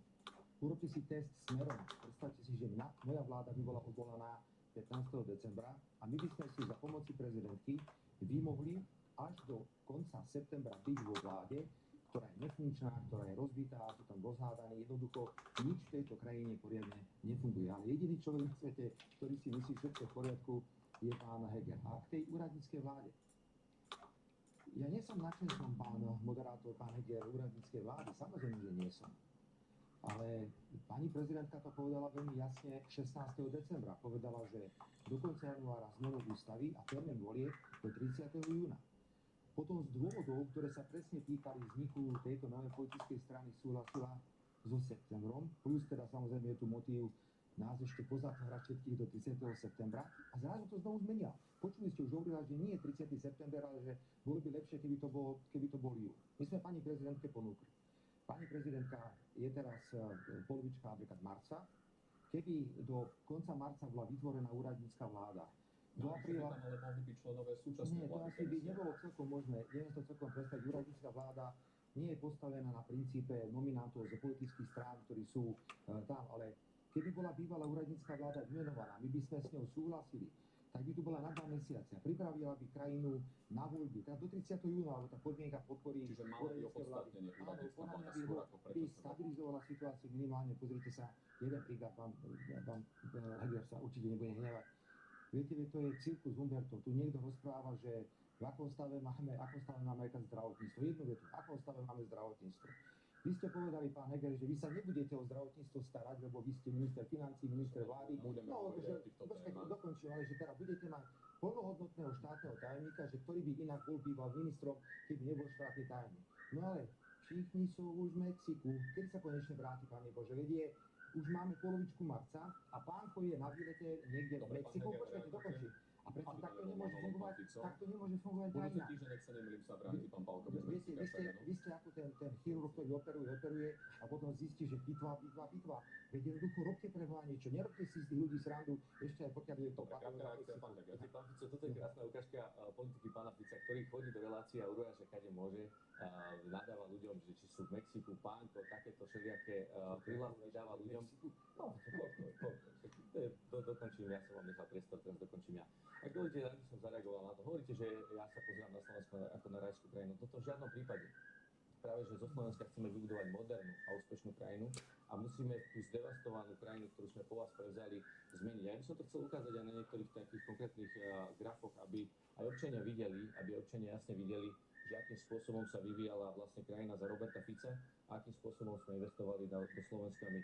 Tuto je jasná ukážka toho napríklad pri pomoci rodinám, akým spôsobom sme pristúpili k pomoci rodinám my. Toto sú naše vlády a toto sú vlády Roberta Fica a Petra Pellegriniho. Ďalší taký krásny príklad je starostlivosť napríklad aj o rodiny s prostredstvom daňového bonusu. Tu je opäť ukážka toho, keď tu pán Fico rozpráva o nejakej rajskej krajine. Nie, my vieme, že Slovensko nie je a nebola nikdy rajská krajina. Pán Heger, ktorý bol protiústavného súdu protiústavný. Nie, myslím ten daňový bonus, ktorý dnes platí, ale občania dostávajú na jedno dieťa 200 eur, na každé dieťa dostávajú občania daňový bonus, ale taktiež Vieme, máme akým pomoc spôsobom napríklad prešiel v vyplateným parlamente. dôchodcom. Vieme, akým spôsobom prišiel v parlamente a dnes občania dostávajú 200 eur na svoje dieťa na to, aby mohli zvládnuť nápor inflácie. Čiže aby napriek mohli zvládnuť. to bolo správne rozhodnutie. Bolo to určite správne rozhodnutie, pretože práve vďaka tomuto daňovému bonusu dnes občania vedia zvládať inflácie, vedia zvládať vyššie Dobre, náklady. budeme hovoriť aj o Ale ešte by som rád zareagoval na ďalšie veci. Viete, Robert Fico hovorí, že my sme si vymohli, aby sme mohli byť vo vláde.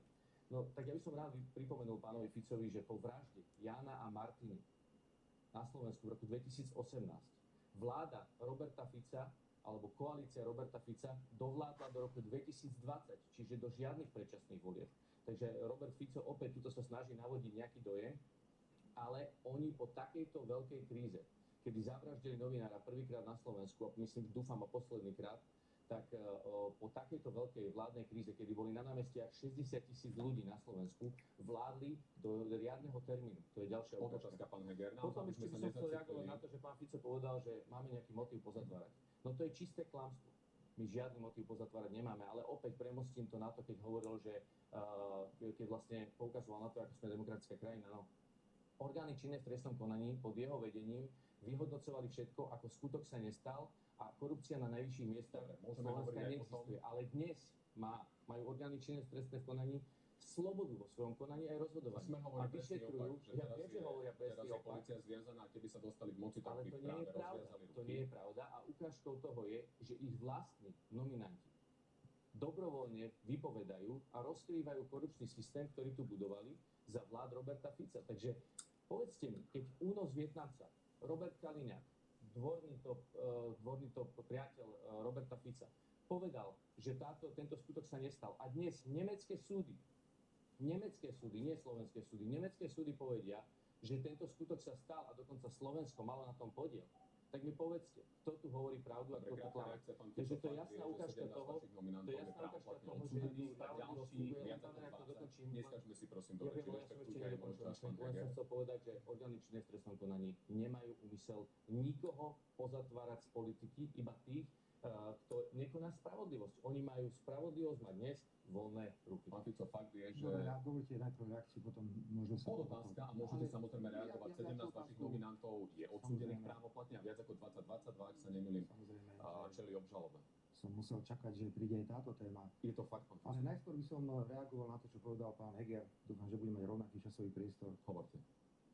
No viete, pán Heger, ak teda všetko je tak dobré, ako hovoríte, ukazujete všetké grafy a ďalšie veci, tak mi teda vysvetlíte, prečo vaša vláda padla. Vysvetlíte mi, prečo máte rekordnú nedôveryhodnosť. 90% verejnosti vás nechce a všetci si želajú predčasné parlamentné voľby. Môžete tu ukazovať grafov, koľko chcete, pán Heger. Fakt je ten, že 40% rodín na Slovensku žije od výplaty do výplaty. Fakt je ten, že ste rekordne zadlžili Slovenskú republiku. A musím pripomenúť jeden údaj, ktorý je najpodstatnejší. My sme v eurozóne a treba sa porovnávať s krajinami eurozóny. Ak v eurozóne je zdražovanie na úrovni okolo 8%, pýtam sa, prečo na Slovensku je to zdražovanie 15,5 až 16%.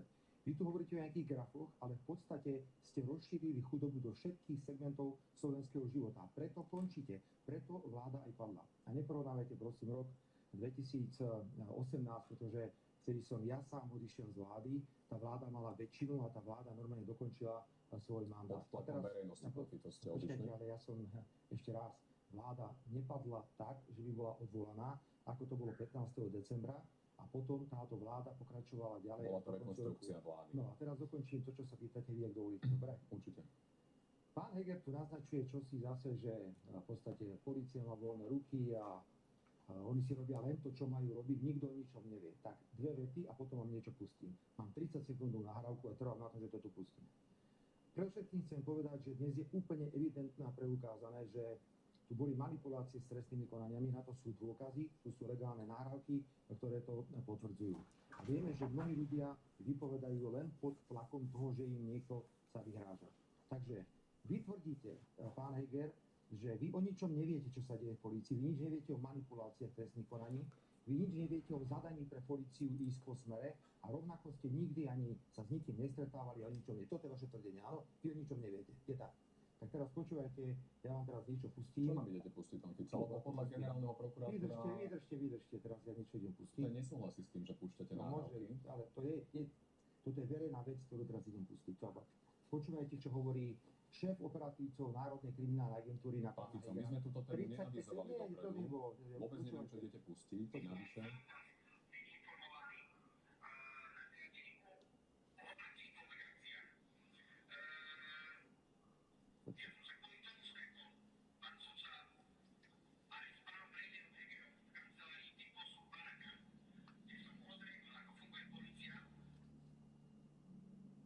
To hovoril v tom.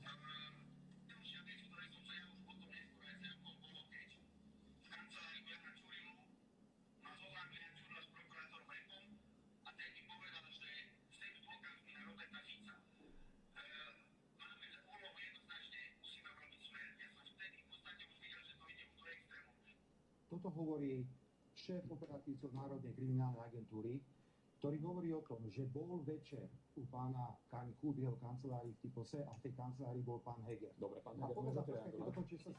a povedal pánovi Hegerovi, čo sa deje v polícii, ako sa manipulujú trestné konania, čo sa všetko deje. Viete, čo robil pán Heger? Heger zavolal Mikulcovi a Matovičovi a ráno vykopli dvere tomuto policajtovi, zadržali ho a chceli ho zobrať. Mimochodom, do pán väzby. Fico, Takže- čo máte takéto ale toto nahrávky, je verejné pretože... vypočutie, toto je verejné vypočutie pána Kalavského na súde. Pretože aj generálny prokurátor Maroš Žilinka tento týždeň na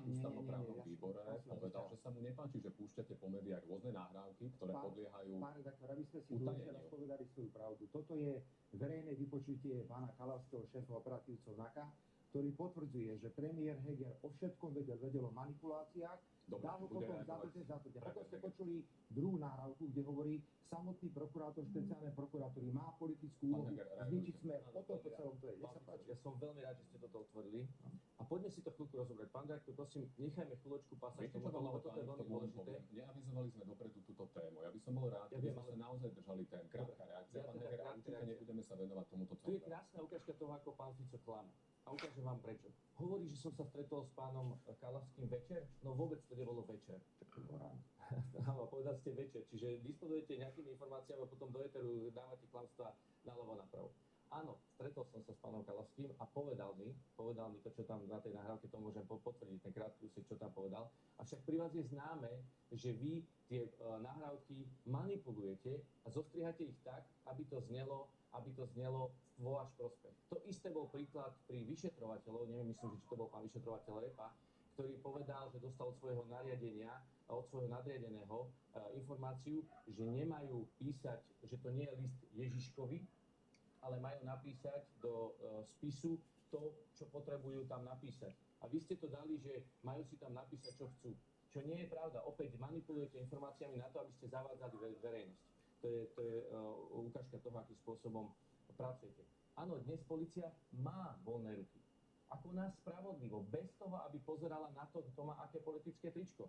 Toto pán Fico nebol zvyknutý, pretože za ich čias, ako som povedal, polícia mala zakázané. Veď si spomente na to povestné skóre pána Kovačika, ktorý je dnes odsúdený 61-0. Všetko zametali pod koberec. Veď koľko tu bolo chaos? Či už to boli predražené CTčka, či už to bol Maserkostka, či už to bola teta Anka, ktorá fakturovala sumy stará pani, ktorá ani nepodnikala. Príkladu iba poviem toľko, prokuratúra prezentuje tieto nahrávky ako kľúčový dôkaz, myslím, v prípade Čurilovcov. No nesedia tam prepisy, pán Fico, Presne, nahrávky to, čo hovorím. obvinených vyšetrovateľov so zvukom, ja to budem aj citovať. A v prepise, s ktorým argumentuje aj generálna prokuratúra, sa píše, že vyšetrovateľ Pavol Ďurka povedal, citujem, uznesenie o začatí není, potom je tam nezrozumiteľne počuť slova, tam píšeme, čo chceme. Ale z tej nahrávky, pán Fico, je zrozumiteľne počuť, že vyšetrovateľ hovorí, citujem, uznesenie o začatí, to není list Ježiškovi, to tam píšeme to, čo chceme. Nie, tam takto. Že tam Povedal mi napíšeme riaditeľ, to, čo že chceme. uznesenie o Tak. začatí, to nie je list Ježiškovi, že tam píšeme, čo chceme. To je značný rozdiel, tá veta potom dostáva aj iný význam. Kritizoval to aj generálny prokurátor, opäť krátka reakcia, pán Fico, prečo púšťate, Môže? respektíve odkiaľ máte nahrávky, ktoré podliehajú utajeniu? Predovšetkým, To je dobrá otázka. predovšetkým to, čo hovoríte teraz, pán moderátor, je argumentácia pána Kubinu, ktorý je advokátom Čurilovcov. Ma to prekvapuje, že ste na strane ľudí, ktorí sú uvedení z závažných trestných činov, ale v poriadku. Ja som počul tú teraz- nahrávku, ale pán Fico, ja som počul tú nahrávku, lebo ju zverejnili aktuality a je to tam takto legálne nahrávky, ktoré boli prepísané v uznesení generálnej prokuratúry, jednoznačne potvrdzujú, aké manipulácie s trestnými konaniami prebiehali. Dokonca tu boli aj pokusy o vážne zločiny. Pán Fico, tieto konkrétne nahrávky vás zaujímajú? Ale ja nemám túto nahrávku, ja teraz hovorím o niečom úplne inom. Hovorím No ale vy ste púšťali teda z manipulácie. O tom, čo vám vyhovuje. My sme... Celý čas. Počkajte, pán Heger, neskačte sa Prepáčte. Môžete, pán Fico, Nestíham páči sa diviť, reagujte. Puknite od smechu, pane, Nie, keď vám to nie, teda nie. je také smiešné ešte raz. Nahrávky, ktoré boli použité v rozhodnutí generálnej prokuratúry, ktorým bolo zamietnutá sťažnosť Čurilovcov, sú legálne získané nahrávky. Tam sú prepisy týchto nahrávok v uznesení generálnej prokuratúry. Prosím vás, komu mám ja teraz veriť? Mám veriť generálnej prokuratúre, ktorá prepísala tie nahrávky, alebo mám veriť pánovi Kubinovi? Fakt je ten. Zreteľne sú zmanipulované, pán Fico. Ešte raz. Nahrávky jasne potvrdzujú legálne, že došlo k manipuláciám s trestnými konaniami a že chceli páchať zločiny vo vzťahu takým ľuďom, ako bola pani Santusová. Toto, pán redaktor, čo som teraz pustil, to je verejné vypočutie pána Kalavského, šéfa operatívcov NAKA, ktorý povedal dve zásadné veci. Repa potvrdil, že majú politickú objednávku na likvidáciu Smeru a že pán Heger všetko vie. Viete, pán Heger, ja to poviem ešte aj inak. Vy všetci rozprávate o všelijakých veciach, ale to, že napríklad minister vnútra, váš minister vnútra, pán Mikulec, ktorý je v demisii, sú proti nemu dvaja dôveryhodní svedkovia nahratí, je to verejná nahrávka, ktorí hovoria o 100 000 úplatku pre pána Mikulca. V takomto prípade samozrejme polícia nemá ruky voľné. Ale prvýkrát to počujete, určite. Môžem dať druhý príklad, ako namiesto 2 vrtuľníkov za 15 miliónov kúpil minister 1 vrtuľník za 13 miliónov, napriek rozhodnutiu úradu verejného obstarávania, že to tak nemá robiť. A urobil to v deň, kedy vláda Slovenskej republiky padla. Takže najskôr musíte byť dôveryhodní v tom, že stíhate veci, ktoré sa týkajú vašich ministrov a vašich ľudí, až potom môžete hovoriť pochopiteľne niečo iné. V poriadku, berem na vedomie, ja môžem túto diskusiu ukončiť, hoci mám nabité toľko, koľko by som potreboval. Tvrdíte, pán Heger, že o ničom neviete, že ste v žiadnom prípade nemali informácie o manipuláciách trestných konaní, klamete už teraz, 10. mája ste mali stretnutie 2021, boli ste tam ako predseda vlády, bola tam prezidentka, to bolo to slávne tajné stretnutie na SIS, kde sa manipulácia dokončí. O 12:30, nech sa páči, ak máte čas, pán Heger, o 12:30 si pozrite tlačovú konferenciu. Dáme na stôl všetky nahrávky, všetky dôkazy, ako ste o všetkom vedeli. Aj napriek tomu, že to podľa Maroša Žilinku nie je správne, keď to robíte. My pustíme to, čo môžeme pustiť. Opakujem, potvrdíme dnes po obede o 12:30, že pán Heger vedel o všetkých manipuláciách, bol o všetkom informovaný, so všetkým súhlasil a že je tu politické zadanie. Odkiaľ máte tieto nahrávky? To je dobrá otázka. Budete ich počuť, tak potom aj povieme zdroj. Dneska o 12:00 Čiže poviete zdroj na tej tlačovej konferencii. Pán Heger. Samozrejme Pán Fico hovorí, že o všetkom som vedel a so všetkým som súhlasil. Nahrávku má, že mi pán Kalavský povedal informáciu, krátku informáciu, to nie je poprvé všetko a po druhé tam vôbec nie je povedané, že som so všetkým súhlasil, takže, ale vypočujem si rád, ukážte teda verejnosti tie nahrávky, ale prosím, pán Fico, ukážte, povedzte verejnosti, odkiaľ tie nahrávky máte, pretože to sú nahrávky, ktoré zrejme nie sú úplne verejné, ale v poriadku, však vy to vysvetlíte snáď. A keď nie, tak budete opäť klamať. Iba jednu vec otázku, dovolíte. Maličku vec otázku. Nech sa páči. To je náhoda, že s vami stretne napríklad v pondelok, to je jedno, aký to bol deň. V pondelok sa s vami stretol, obrazne povedané. Povedal vám, ako funguje polícia, ráno vykopli dvere a zatvorili ho. To je náhoda? Ak sa snažíte povedať, že to je môjim zapričinením, tak Však sa ste volali milíte, Mikulcovi a Matovičovi. nevolal som, Povedali nikomu ste, som nevolal. Matovičovi, Mikulcovi, pozor, máme tu Kalavského šéfa operatívcov, ktorý hovorí o manipuláciách trestných konaní. Ráno ste mu vykopli dvere a ste ho zatvorili. Môžete dať vyhľadať moje telefonáty a nájdete, že tam žiadne takéto telefonáty Úplne neboli. proste. A však prirodzene Ukončme prosím túto tému, aby sme sa posunuli ďalej. Krátka reakcia, ideme ďalej. Pretože pán Fico stále používa taký pojem, že stíhame. Že my stíhame opozičných politikov. Poprvé, my nikoho nestíhame. Toto boli vaše maniere, keď ste vyťahovali daňové spisy, či už Andreja Kisku alebo Igora Matoviča. Zavolali ste si prezidenta finančnej správy na úrad vlády na to, aby vám doniesol tieto spisy. Takže my nikoho nestíhame, my po nikom nejdeme. Polícia má voľné ruky a to, že je pravda, že vyšetruje spravodlivo na základe nejakých dôkazov a že nejde podľa politického trička, no nebol by obvinený aj koaličný poslanec, keby to bolo tak, ako hovoríte, pán Fico. Nebol by obvinený aj Dobre, koaličný ešte sa poslanec. vráťme k Takže demokratom, jasná lebo to ma ukážka, zaujíma zo pár jasná len informácií. Počkáme si na tlačovú konferenciu. jasná ukážka. Ja to chcem len zadefinovať opäť a odmietnúť klamstvá Roberta Fica, pretože polícia má voľné ruky, Dobre, to ste môže už povedali. vyšetrovať slobodne Mňa kohokoľvek. ešte zaujíma, pán Fico, vy ste krátko potom, ako Eduard Heger oznámil vznik demokratov, povedali, že dostali poverenie na americkej ambasáde. A odkiaľ máte informácie, respektíve máte o tom dôkazy? Pán redaktor, je úplne zrejme, že poslanci vládnej koalície chodia na americkú ambasádu ako na husle. Mnohí sa tým aj chvália. Dobre viete, že bývalá americká veľvyslankyňa v čase krízy bola prezidentskou paláci. Tá komunikácia ambasády Spojených štátov s vládnymi špičkami, pokiaľ ide o dodávky zbraní, pokiaľ ide o vnútropolitickú situáciu, je enormná. Takéto niečo, samozrejme, ak si uvedomíme, kto všetko dnes tvorí demokratov. Máte tam Eštebáka Budaja, no to je neuveriteľné. Vy ste demokrati a zoberete si Budaja, ktorý udával svojich priateľov ako Eštebák. Pán Fico, vy máte v strane poslanca Dušana Muňka, ktorý bol čo to má, Eštebák a bývate v jeho píte. To vám neprekáža? Čo to má spoločné s tým, že tu máte ministra, ktorý udával ľudí ako Eštebák? Čo Ja to sa má pýtam, či spoločné vám s tým, neprekáža, že že ja váš bývam konkrétny nejakom byte? poslanec Ale on nie je má ministrom, Eštebáckú ani nevstupuje, ani rozhoduje, a nikoho neudáva. Čiže to je Prosím rozdiel vás, teda, takže- hej? No to je teda principiálny rozdiel. A plus si uvedomme, že tam má ľudí, ako je pán Káčer, pán Naď, to sú ľudia, ktorí sú absolútne napojení na americkú administratívu. Však je to úplne evidentné, tak teraz si nerozprávame, že tieto kroky, ktoré sa udiali na Pán Slovensku, Fico, sa ja to neudiali hovorím aj bez preto, súhlasu alebo ambasády. spomínam preto, lebo vieme, ako dopadol váš poslanec Blaha, keď tvrdilo našej prezidentke, že je vlastizradkyňa a americká agentka. Krajský Ja tu súd mu predsa nehovorím o zakázal. vlastizrade, hovorím o komunikácii. A vieme, ako rozhodol politikov. krajský Ale súd, čo že to mu má zakázal sa spoločné? ďalej vyjadrovať. Čo to No, má nie, ja sa spoločné pýtam na to, že komunikáciou? odkiaľ máte dôkazy o tom, že demokrati sú napojení na americkú ambasádu. To je celé. Ak si zoberiem, že tam majú pána Káčera a pána Naďa, tak kto je viac napojený na americkú ambasádu ako títo dvaja? Ste pán Heger alebo nie? Hájite tu záujmy americkej ambasády na V Slovensku? žiadnom prípade hájim záujmy Slovenskej republiky a dovolil by som si reagovať aj na to ešte. Viete, vy, váš poslanec a bývalý riaditeľ sociálnej poisťovne, váš blízky priateľ, pán Muňko, je tiež teda tiež, pardon, bol v EŠTB a tam si to obhajujete, ako by sa nechumelilo. Pri Jánovi Budajovi, o ktorom je jasné, že so EŠTB nespolupracoval, nikoho nezradil. Je to človek, vďaka ktorému máme dnes slobodu a demokraciu na Slovensku. A vy si dovolíte ho nazvať, vy, člen komunistickej strany, si dovolíte nazvať tohto človeka, že je eštebák? Prepáčte, pán Fico, to svedčí o vašom charaktere. Ďalej. Hovoríte, že tu je niekto napojený na americkú ambasádu. No tak bola to vaša vláda, bolo to vaše rozhodnutie, že ste kúpili stíhačky F-16 od americkej vlády. Taktiež bolo to vaše rozhodnutie, že ste kúpili americké vrtuľníky Black Hawky. Hoci bez výbavy predražené, alebo respektíve ešte ste si tam, pán Heger, ale fakt je, že váš minister Jaroslav Naď, počkajte, pán Heger, naozaj je fakt, že zase Jaroslav Naď povedal na margo Jana Budaja, že by bolo dobré ísť ďalej s novými ľuďmi.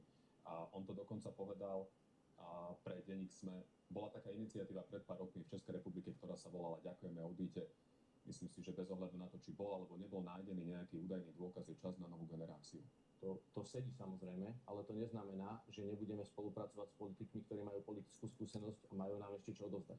Takže toto prosím určite berme do úvahy. My si vážime ľudí, ktorí tu pre Slovensko niečo urobili, ktorí v tej politike sa zasadili o to, že dnes tu máme demokraciu a s takýmito ľuďmi určite chceme spolupracovať. Ale na druhej strane, tak ako presne hovoríte, treba dať priestor aj mladej generácie. Ešte sa vrátim k tej americkej ambasáde a Spojeným štátom americkým. Spojené štáty americké sú spoľahlivý spojenec a bola to práve Spojené štáty americké spolu s Nemeckom a Holandskom, ktorí sa veľmi rýchle po vypuknutí vojny na Ukrajine o Ukrajine. Neskážeme si prosím s témy do témy, lebo potom ja sa len to chcem nejak dokončiť stratí. tú tému. Budeme ešte Ja hovoriť. viem, len chcem povedať o Spojených štátoch amerických, ktorých ja sa nebudem správať ako farizej.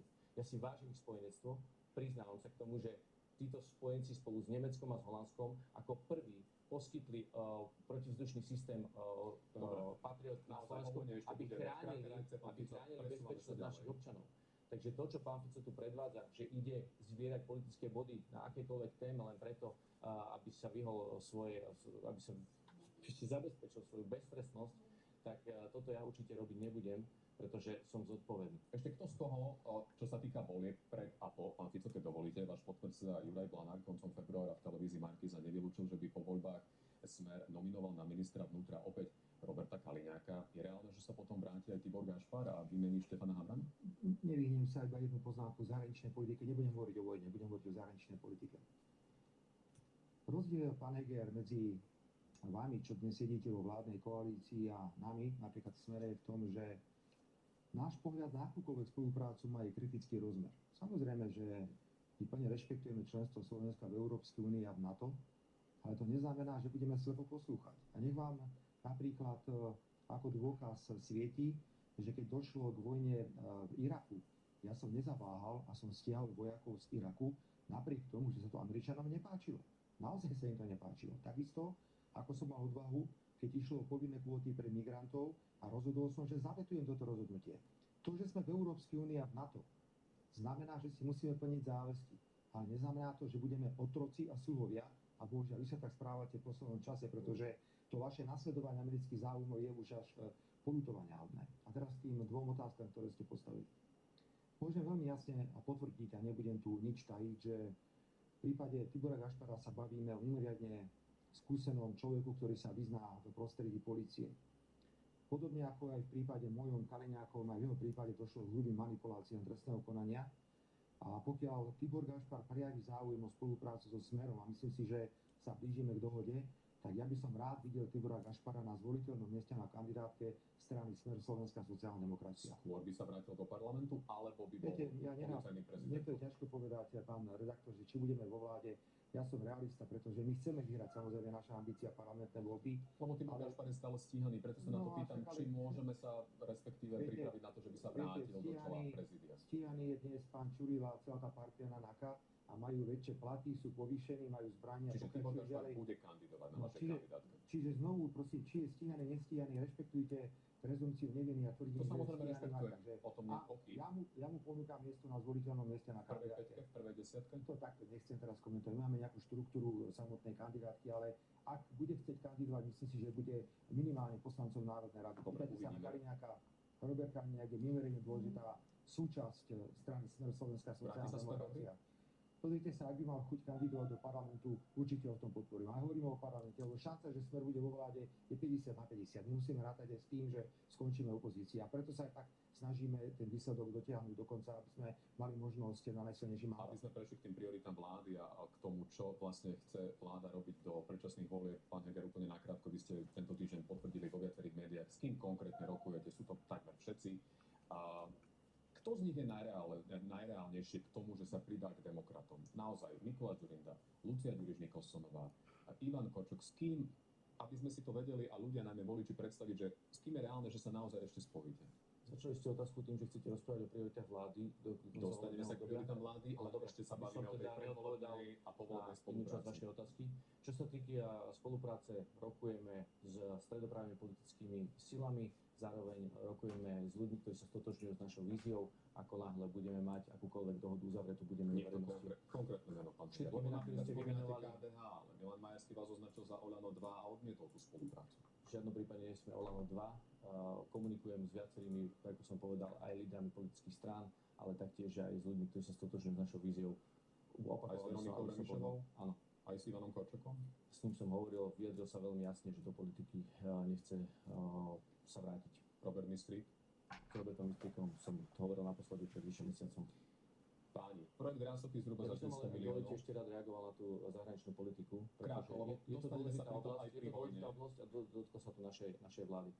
Pán Fico hovorí, že mali kritický rozmer vo svojej politike. No tak, pán Fico, opäť nemôžeme opomenúť to, že práve vaša vláda kúpila stíhačky F-16, kúpila Black Hawky americké. Nechajme si toto na Rusko a na vojnu, pán Heger, naozaj. Lebo to s tým súvisí. Musíme trošku dodržiavať aj scénu. Prosím, rešpektujte to a vrátime sa k tomu. Nedávate mi priestor na to, aby som reagoval. Pán Heger, máte dostatočný priestor a budete na ňo reagovať v súvislosti so stíhačkami. Budem korektný a teda poslúchnem vás, ale potom poprosím rovnaký priestor, ako mal Robert Fico. Nie je problém. Pán Heger, ale zostanem pri vás. Projekt Grásovky zhruba za 300 miliónov mešká, stále nie je jasné, do ktorých nemocníc poputuje ďalších 200 miliónov z plánu obnovy, 15% inflácia, zdražovanie potravín, mimoriadna kontrola na Slovenskom pozemkovom fonde. Učitelia nie sú spokojní s tým navýšením platov, pretože je tu inflácia a všetko sa zvýšilo. Onedlho vyprší platnosť koaličnej zmluvy, koncom marca, ak sa nemýlim, aspoň takto deklaroval pred pár týždňami Boris Kollár. Ako toto bude vyzerať toho pol roka? Na čo sa chcete zamerať? To, čo sa týka koaličnej zmluvy, je to úplný štandard, že pol roka pred voľbami prestáva platiť. Čo sa týka učiteľov, zvýšenie platov nastalo o vyše 20%. Bola to dohoda priamo s učiteľmi a s ich odborovými zväzmi. Takže, a nestačí im to, pán Heger, nestačí im to, lebo hovoria o tom, že sa tak markantne ja som vás dobre počul. Iba vás doplňam, že sa markantne tak všetko zdražilo podľa nich, aj podľa odborárov, že skrátka tie platy nestačia. Dobre, čiže ak by som mohol teda dokončiť myšlienku, ďakujem pekne.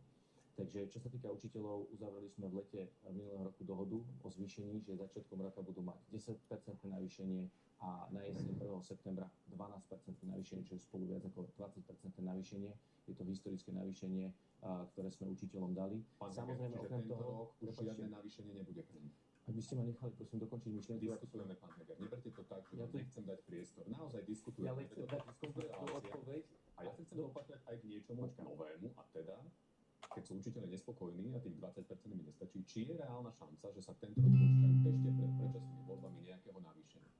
Pán kolega, uzavreli sme dohodu s učiteľmi a to, čo som jasne povedal, je to navýšenie viac ako 20%. Inflácia je 15%. To ste povedali, čiže sme dali teda historicky viac ako aj inflácia. Viac už nebude pre nich. Chcem sa k tomu dostať, ak dovolíte. Čiže zároveň každému rodičovi sme dali 200 eur na dieťa zo 40 eur, ktoré dával Robert Fico. Čiže keby sme zohľadili len infláciu, tak by sme išli na 50 eur. Ale my sme išli na 200 eur.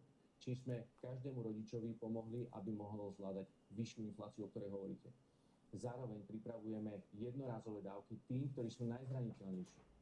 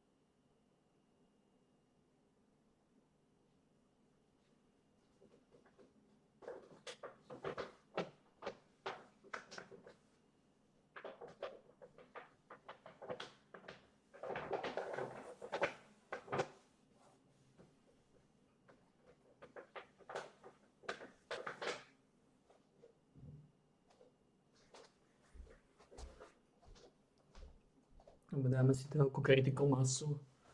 Už trošku zrehabilitujeme. Aj pán minister práce Milan Krajník jasne povedal, že pripravuje ďalší balíček na to, aby sme tým najzraniteľnejším, tým najohrozenejším opäť pomohli, ako sme to už robili niekoľkokrát za posledné roky. Aby sme jednorazovo pomohli. Rozumiem tomu správne. Pomáhame v rámci možností a pomáhame výrazne viac. Pretože ak si spomeniete, keď tu bola veľká ekonomická kríza, tak inflácia narastla o viac ako 3 percentuálne body. U nás je inflácia dnes na úrovni spred krízy, veľmi tesne na úrovni spred krízy. Po druhé, vláda Roberta Fica bola schopná priniesť ľuďom iba šrotovné za nejakých 60 miliónov eur. Aj to si museli ľudia kúpiť nové auta, vytiahnuť svoje úspory a dostali nejaký príspevok na auto. My ľuďom dávame peniaze do ruky, zároveň sme veľmi jasne zastropovali ceny energií. Elektrická energia ostala na úrovni roku 2022, čiže slovenské domácnosti ako jediné v Európe nezaznamenali nárast elektrickej energie oproti predchádzajúcemu roku. Čo sa týka plynu a tepla, iba o 15%, maximálne 20 eur. Takže toto sú jasné opatrenia, ktoré... že táto vláda sa bojila s covidom, aby ste sa zároveň aj doplňali. A beriete to tak, ako pán Fico, alebo nie? Mne sa to dobre počúva. Ja mám pocit, že je dobré na Slovensku. Ja si asi zoberiem 3 mesiace dovolenky a nebudem sa venovať politike. Tak viem, že počas vášho vládnutia nebol ani COVID, ani vojna na Ukrajine. Ale chcem pripomenúť aj druhú vec, že ekonomika šlapala bez problémov, takže nech sa nikto nevyhovára. Ja vidím, povedal som 2 vety a už mám byť prerušený, ale môžem pokračovať aj ja. Vidím niekoľko zásadných problémov, na ktoré sa musí sústrediť nová vláda.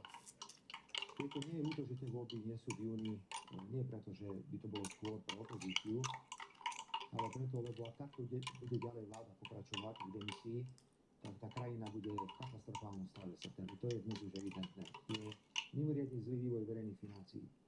Ak sa pozrieme na stupeň zadlžovania tohto štátu. Ja mám jednoduchú otázku, pán Heger. Vy určite budete mať jeden problém s ústavným zákonom rozpočtovej zodpovednosti, ktorý hovorí o 55% verejného dlhu. Už vás odvolávať nemôžeme, lebo už ste utopení, tak vás si nemôžeme, ale budete mať povinnosť predložiť vyrovnaný rozpočet, budete mať povinnosť robiť pomerne významné rozpočtové škrty. Čiže veľmi bude záležať, v akom stave odovzdajú títo páni, ktorí rozbili všetky verejné financie v roku 2020 v septembri vláde verejné financie. Druhá veľká výzva, na ktorú sa treba sústrediť, je obrovské zdražovanie. To je 30% zdražovanie, pokiaľ ide o potraviny. Tým iné krajiny, napríklad Francúzsko, robí jasné dohody s obchodnými reťazcami. Tým iné krajiny hľadajú riešenia, ako je zníženie DPH. My sa napríklad znižovali DPH na základné potraviny na 10%, vláda sa na to len pozerá. A vy ale zároveň tvrdíte, že je to problém obchodných reťazcov. To nie je pravda, pretože na vyššie marže tlačia výrobcovia a dodávateľia. Pán redaktor, treba si uvedomiť ešte jednu vec, že to nie je otázka zdražovania. Samozrejme, že sú to objektívne faktory. Ale musíme si uvedomiť, že nikdy nemali obchodné reťazce také obrovské zisky, ako majú teraz. Ale obchodné reťazce reagujú iba na dodávateľov a výrobcov, ktorí ich tlačia samozrejme do vyšších. Ak majú obchodné reťazce rekordné zisky, my od nich budeme žiadať len väčšiu mieru solidarity. Pýtam sa, prečo keď sme my zaviedli bankový obchod a dobre fungoval, táto vláda ho zrušila? A teraz by ste čo zdanili? Keď hovoríte o nadmerných ziskoch obchodných reťazcov? Napríklad cesta je taká, ak si teraz zoberieme, že sú to obchodné reťazce, ktoré mali zisk v priebehu jedného roka 150 až 190 miliónov eur, čo je jednoducho šialené. Treba sa dohodnúť s obchodnými reťazcami na tom, že sa urobí zoznam základných potravín a pri týchto základných potravinách pôjdeme aj do zníženia DPH, aj do zastropovania tých vrchných cien. Jedna citácia, predseda Slovenskej aliancie moderného obchodu Martin Krajčovič pre denník tento týždeň povedal, že spájať nás s tým, že zneužívame zdražovanie na vyššie zárobky a že treba reťazce viac regulovať, je úplne scestné. A tiež povedal, že cenové regulácie základných potravín v susednom Maďarsku sa nakoniec premietli do toho, že ostatné potraviny tam vyhnali celkovú infláciu na najvyššiu úroveň v celej Európskej únii a prípadné regulácie cien, po ktorých volá predseda Smeru, by nemuseli poškodiť iba samotné reťazce, ale aj spotrebiteľov. Miera solidarity, o ktorú žiadame obchodné reťazce, bude znamenať, že to, čo ich zoberieme na zisku, lebo tie zisky sú enormné, sú rekordné, sa dostane do podpory ľudí pri nákupe základných potravín. To nemá žiadny vplyv na ceny iných výrobkov. To, že teraz zastropovaných 13 základných potravín nestačí podľa vás? 13 základných potravín je kým zastropovaných. Nič také teraz momentálne nie je. A kto to urobil? Ale vôbec to nefunguje, prosím vás, sa zoberte a pozrite sa, ako fungujú ceny v obchodoch. Ako je zastropovaná cena potravín, keď maslo pomaly kúpite za 4 eurá, iba pokiaľ nie je urobená Maslo už akcia. zlacnelo v Ale týchto hovorím dňoch, o pán Fico, keď spomínate akciách. konkrétne. A ešte tuto je aj druhý trend, veľmi nebezpečný, že začínajú obchodné reťazce, aby nemuseli ďalej zdražovať, tak hovoria, že radšej budú znižovať gramáž výrobkov alebo objem výrobkov, čo to preukázali na tých konkrétnych rožkoch. K tomu zdražovaniu veľmi jednoducho. My čakáme ďalšie zdraženie bravčového mesa o 15 až 20%. Čo robíte? Nerobíte nič. Dobre, pán Heger, Pekári aké hovoria máte nástroje na to, aby ste tomu nehovoríte nič. zamedzili? Preto škoda, že tie voľby nie sú v júni, keď boli v septembri, riešenia sú, ale neviem, v akom stave odovzdajú Čiže vy verejné by ste financie. zdanili Vývoj obchodné verejných reťazce. Je toto financií. cesta? Aj bankový odvod. Ja, A bankový odvod. pán Fico tu rozprával veľmi dlho, ja by som rád reagoval. Najprv zareagujem na verejný dlh. Verejný dlh klesá. Pán Fico, verejný dlh klesá. Či sa vám to páči alebo nie, verejný dlh klesá. Tuto vidíte, pardon, počte, ešte raz to ukážem. Tuto jasne vidíte túto klesajúci trend, to je verejný dlh, ktorý klesá. Čiže ak hovoríte o tom, že verejné financie a zadlžujeme enormne, tak verejný dlh klesá. Čo za vás, a vy ste povedali jednu dôležitú vec, že za vás ekonomika šlapala. No áno, pretože ste nemali COVID, ktorý tu 100 rokov nebol v Európe, nemali ste vojnu u suseda, vy neviete ani si predstaviť, akým spôsobom je potrebné vládnuť v takýchto časoch. Keď tu bola jedna ekonomická kríza, tak ste občanom nevedeli vôbec pomôcť, dali ste im drobné, dali ste im almužnu. My dnes občanom dávame peniaze do vrecka, dávame im do ruky peniaze, tak ako som ukazoval, opäť to rád ukážem. Toto je vaša práca, ako ste vyrobili. Rodinám ste nepridávali absolútne nič ste nepridávali. Každý rok mali rovnaké peniaze.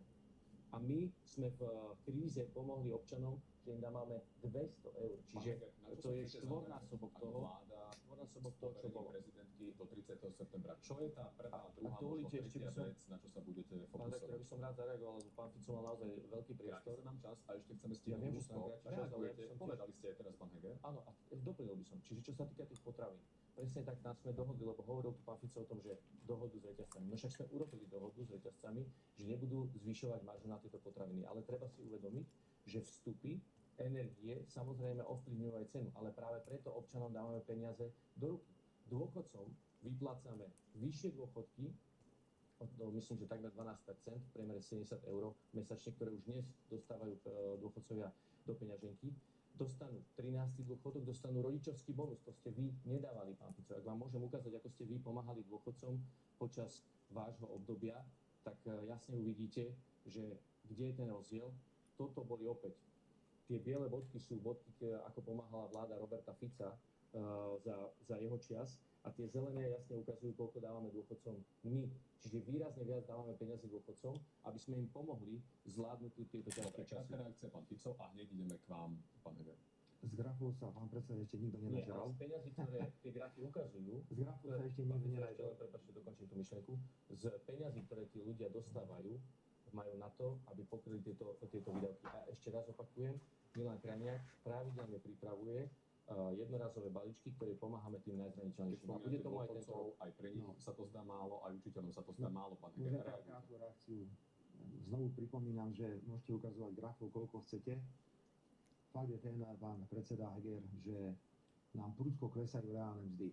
Ten pokles reálnych miest je viac ako 5%. A pokiaľ ide o zdražovanie, máme na Slovensku dvakrát rýchlejšie ako v ostatných krajinách eurozóny v priemere. My máme povedzme 16%, inak ten priemer v eurozóne je okolo 8%. 40% rodín žije tak, že ledva vyžije z mesačného príjmu. Vy tu rozprávate, ako je na Slovensku perfektne, ako ľuďom pomáhate. A smejem sa ešte aj na tom, keď hovoríte, že ako vy dôchodcom pomáhate. Veď to je automat, ktorý sme my zaviedli. Vy ste dôchodcom nič nedali. Vy ste iba aplikovali zákon, ktorý bol prijatý za našej vlády. Smutné ešte aj to, a treba to pripomenúť, že celá sociálna politika tejto vlády sa zvrhla na to, že najskôr zrušili naše opatrenia a teraz ich znovu prijímajú. Obedy zadarmo. Najprv zrušili s krikom, teraz ich zaviedli. Príplatok pre prváčika, aby dostal peniaze na školské potreby, zrušili, teraz ho zaviedli. Bankový odvod, ktorý perfektne fungoval za naše vlády, banky majú historické zisky a nikoho to netrápi. Samozrejme, za tejto vlády bohatí musia mať viac a chudobní musia mať menej. Pán Fico, tam je ale ten argument, že to tí ľudia opäť zaplatia na vyšších poplatkoch pre banky. Pán redaktor, prečo ho teda idete zaviesť? Však ho Ideme idete ho zaviesť. Obchodný, pokiaľ ide o bankový odvod je opäť na stole a podľa mňa v Národnej rade Slovenskej republiky aj prejde. Ale ak majú banky obrovský podiel na ziskoch v celom tomto štáte, našou povinnosťou je tlačiť banky, aby takisto ako tie obchodné reťazce preukázali solidaritu. Viete, sú tu všelijaké čísla. Ja znovu poviem to isté číslo, pretože ten graf nehovorí pravdu. Za našej vlády bol verejný dlh. Nerehlite sa, prosím vás, ja vás poprosím, ja sa tu nerehlím, keď rozprávam. Zachovajte aspoň nejakú mieru dôstojnosti, ešte stále ste premiérom, ste v demisii. Hoci ste minister zdravotníctva, aj minister financií, neviem, čo všetko ste. Pokiaľ ide o verejné financie, v prípade verejných financií, áno, veľmi krátko. Náš verejný dlh okolo 50%. Verejný dlh je momentálne na úrovni okolo 60% a majú problém s ústavným zákonom o rozpočtovej zodpovednosti. Oni majú predložiť, pán moderátor, na rok 2024 vyrovnaný rozpočet. Oni musia urobiť významné návrhy na škrty v rozpočte. Pán Fico, opäť opakujem, že vaše vlády nemali ani COVID, ani vojnu. Ale pán redaktor, mali sme finančnú krízu v roku 2009 a 2010. Dobre, a pokiaľ ide o túto situáciu, tak predsa je evidentné, že ekonomika má stále pozitívny rast. Pýtam sa, ako je možné, že klesajú reálne mzdy, pretože nič nerovnia so zdražovaním. Skúste mi prosím odpovedať, čomu sa chcete, môžete reagovať, ale stále sa tu budeme cykliť, čomu sa chce táto vláda v poverení venovať. Skúste jednu prioritu do konca septembra, aby sme si vedeli predstaviť, vyprší vám koaličná zmluva, to znie ako keby si to každý potom mohol robiť, čo chce. V rámci vzdelávania zavádzame momentálne opatrenie, ktoré prinesie 12 000 miest v škôlkach. To je veľmi konkrétne, ľudia budú mať výrazne viacej kapacít v škôlkach, budú môcť dieťa dať od 3 rokov do škôlky, tak aby mali miesto. Keď bol spomínaný bankový odvod, sme rodina s tým napríklad súhlasí dlhodobo, čo vy? Pán Fico ani nerozumie regulovanému odvodu a bankového odvodu, všetko to mieša dokopy. My sme bankový odvod zrušili preto, lebo sme získali od bank 1 miliardu eur, z ktorých sme použili už 200 miliónov na valaliky. Viete, valaliky to je... Plus ale máte memorandum s bankami, ak sa nemýlim, ktoré áno, vám máme, samozrejme, my dodržujeme ani dohody. nedovolí ten bankový odvod Presne tak, my nebudeme zavádzať, lebo my neporušujeme dohody tak, ako to zvykne robiť Robert Fico. Čiže vo Valalikoch prichádza veľká investícia, významná investícia na východ Slovenska, investícia Volvo. Keď hovoríte o obedoch zadarmo, ja chápem, že pán Fico nemá deti v tomto veku a teda bude tu ľuďom hovoriť o tom, že nejaké obedy zadarmo. Obedy zadarmo nikdy neboli. Ja mám 4 deti a nikdy, aj za ich čas, keď som nemal obedy zadarmo. Nie, prepáčte, to nie je pravda, že to niekto musí zaplatiť. Rodičia platili tie obedy. Ja som platil obedy, aj keď boli v úvodzovkách obedy zadarmo. Musel som posielať do jedálne že niekto to vždy bude musieť zaplatiť, ono to len ľúbivo znie, že obedy zadarmo. Ale nie, že niekto, to sa neplatilo len z daní, to sa platilo aj rodičia na to prispievali. Takže obedy zadarmo tu neboli. Takisto Robert Fico hovorí, že reálne mzdy klesajú. Nie, reálne mzdy začínajú tento rok rásť, práve preto, že sme znížili infláciu, vďaka tomu, že sme zastropovali cenu energií, áno, pán Fico. A taktiež, keď hovoríte dôchodcom, vy hovoríte, že všetci tu klameme, len vy hovoríte pravdu. To určite nesedí, pretože tie čísla, ktoré tu prezentujem, sú čísla zo štatistického úradu. A už len poslednú vec. Dôchodcom ste sľubovali 13. dôchodok už v roku 2010 pred voľbami a vládli ste sám. Vládli ste v najlepších časoch a napriek tomu ste im ho nevedeli dať. Dali ste im ho podľa vašich slov 2 týždne pred voľbami v roku 2020, aby ste zastavili pád vašich preferencií, aby ste získali aspoň ako taký volebný výsledok. Takže toto opäť ukazuje ideme na Rusko, lebo pomaly budeme končiť. Už sa vykašľali počas celých 12 rokov vašeho vládnutia. Rusi tento týždeň opäť bombardovali Ukrajinu, Rusi vypálili viac ako 80 rakiet a dronov, tentoraz aj na západ Ukrajiny. Stále nie je jasné, či naše MIGy uzemnené pošleme na Ukrajinu. Pán Heger, v akom štádiu je to teraz? Akú legitimitu má teda vláda? Lebo stále počúvame vlastne, že nemá legitimitu. Potom, že má iba vláda, parlament. Prezidentka najnovšie tvrdí, že by to mal urobiť parlament. Tak ako to je? Vláda má stále takú istú legitimitu a dohoda je, že sa príjme uznesenie v parlamente. Na základe tohto uznesenia potom vláda rozhodne a pošle MIGy na Ukrajinu. Minister naň hovorí, že reagujte, pán Fico, ale keď dovolíte podotázku, minister naň hovorí, že kto nepomáha Ukrajine, pomáha Rusku. A vy teda nesúhlasíte s tým odovzdaním našich uzemnených migov, pán Fico? Úplne jednoduchá otázka, na čo sú nám uzemnené migy, ktoré nevieme servisovať, respektíve nevieme ani využívať? To isté hovorili aj pri S-300, že na čo nám je S-300, dali ju zadarmo úplne tajne na Ukrajinu a S-300 do týždňa fungovala, takže ja veľmi dobre viem, v akom stave sú lietadlá. Myslím si, že mám stále dostatok informácií. Tie lietadlá, prosím, odišlite, či sú schopné lietať za civilných časov alebo bojových časov. bojových časoch tie lietadlá sú schopné normálne poskytovať všetky služby, ktoré majú Čo poskytovať. vás potom minister Naď Ale pán minister Naď neklamal, keď povedal, že S-300 nepôjde na Ukrajinu a už tam bola. Z bezpečnostných dôvodov pán Fico to musel urobiť. Z bezpečnostných dôvodov môžeme klamať, dobre, to aby som vedel. No nie, no tak to je argumentácia ministra Naďa. Dobre, ale poďme k tomu podstatnému, čo teraz povedal pán Heger, lebo to je dôležité. Prosím aj pani prezidentku tu priamo v tomto priamom prenose, aby nezavádzala verejnosť. Pán Heger, v ústave Slovenskej republiky je napísané, že štátne orgány môžu robiť len to, čo im dovoluje zákon. A fyzické osoby môžu robiť všetko, čo im zákon nezakazuje. Dnes nie je žiadny štátny orgán na Slovensku, ktorý by podľa ústavy Slovenskej republiky mal právo prijať rozhodnutie o vyslaní MiGov 29 na územie Ukrajiny. Teraz hovorím o ústavnoprávnom hľadisku. Vecne môj názor poznáte, ja odmietam posielať zbranie na Ukrajinu, lebo to nikomu a ničomu nepomáha, len sú ďalšie a ďalšie mŕtvi. Na konci dňa si je tak sadnú za rokovací stôl. Znovu, žiadne uznesenie Národnej rady nemôže validovať, napraviť to, že ste v demisii a že nemôžete prijímať žiadne rozhodnutia. Nemôže to urobiť ani prezidentka Slovenskej republiky. Musíte zmeniť ústavu. Ak to chcete urobiť, musíte zmeniť ústavu. Ja veľmi jasne hovorím. Tak ako to žiada Igor Matovič a prehodí to na prezidentku? Zdá sa, že Igor Matovič pochopil, že to nie je možné urobiť inak, pretože žiadny štátny orgán nemá takú kompetenciu.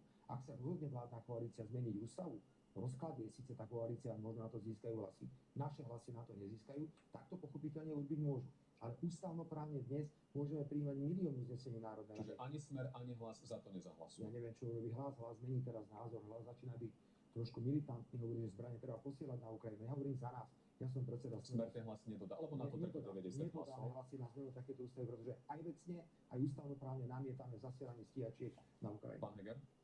Ústavnoprávne opakujem. Pán Fico, vy, ak dovolíte, nebudem sa opierať o vašu ústavnú expertízu, lebo dokázali ste vašu neschopnosť pri naformulovaní referendovej otázky, ktorú ste nevedeli naformulovať na niekoľkokrát, takže toľko k vašej kredibilite ohľadom výkladu ústavy.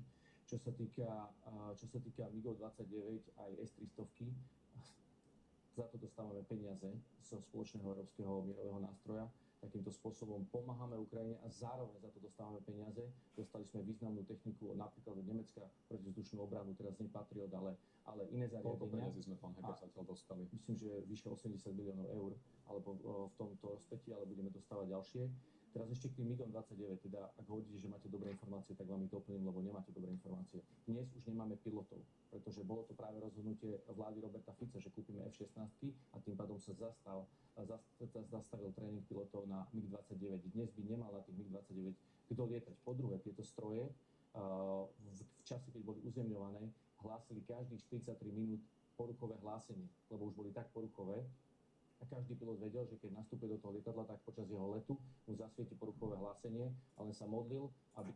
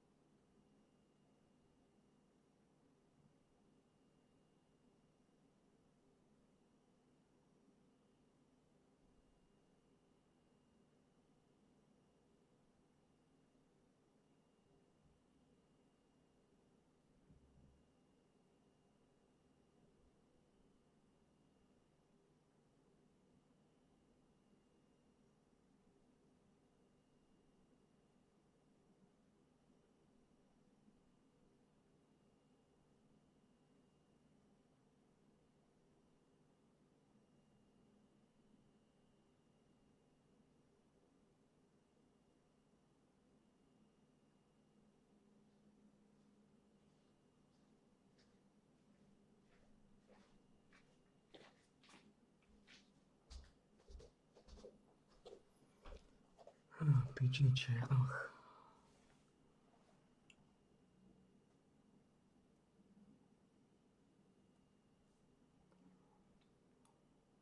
Aby konflikty fášerka. By to dopadlo dobre. Po tretie, dostali sme od našich spojencov zadarmo ochranu nášho vzdušného priestoru.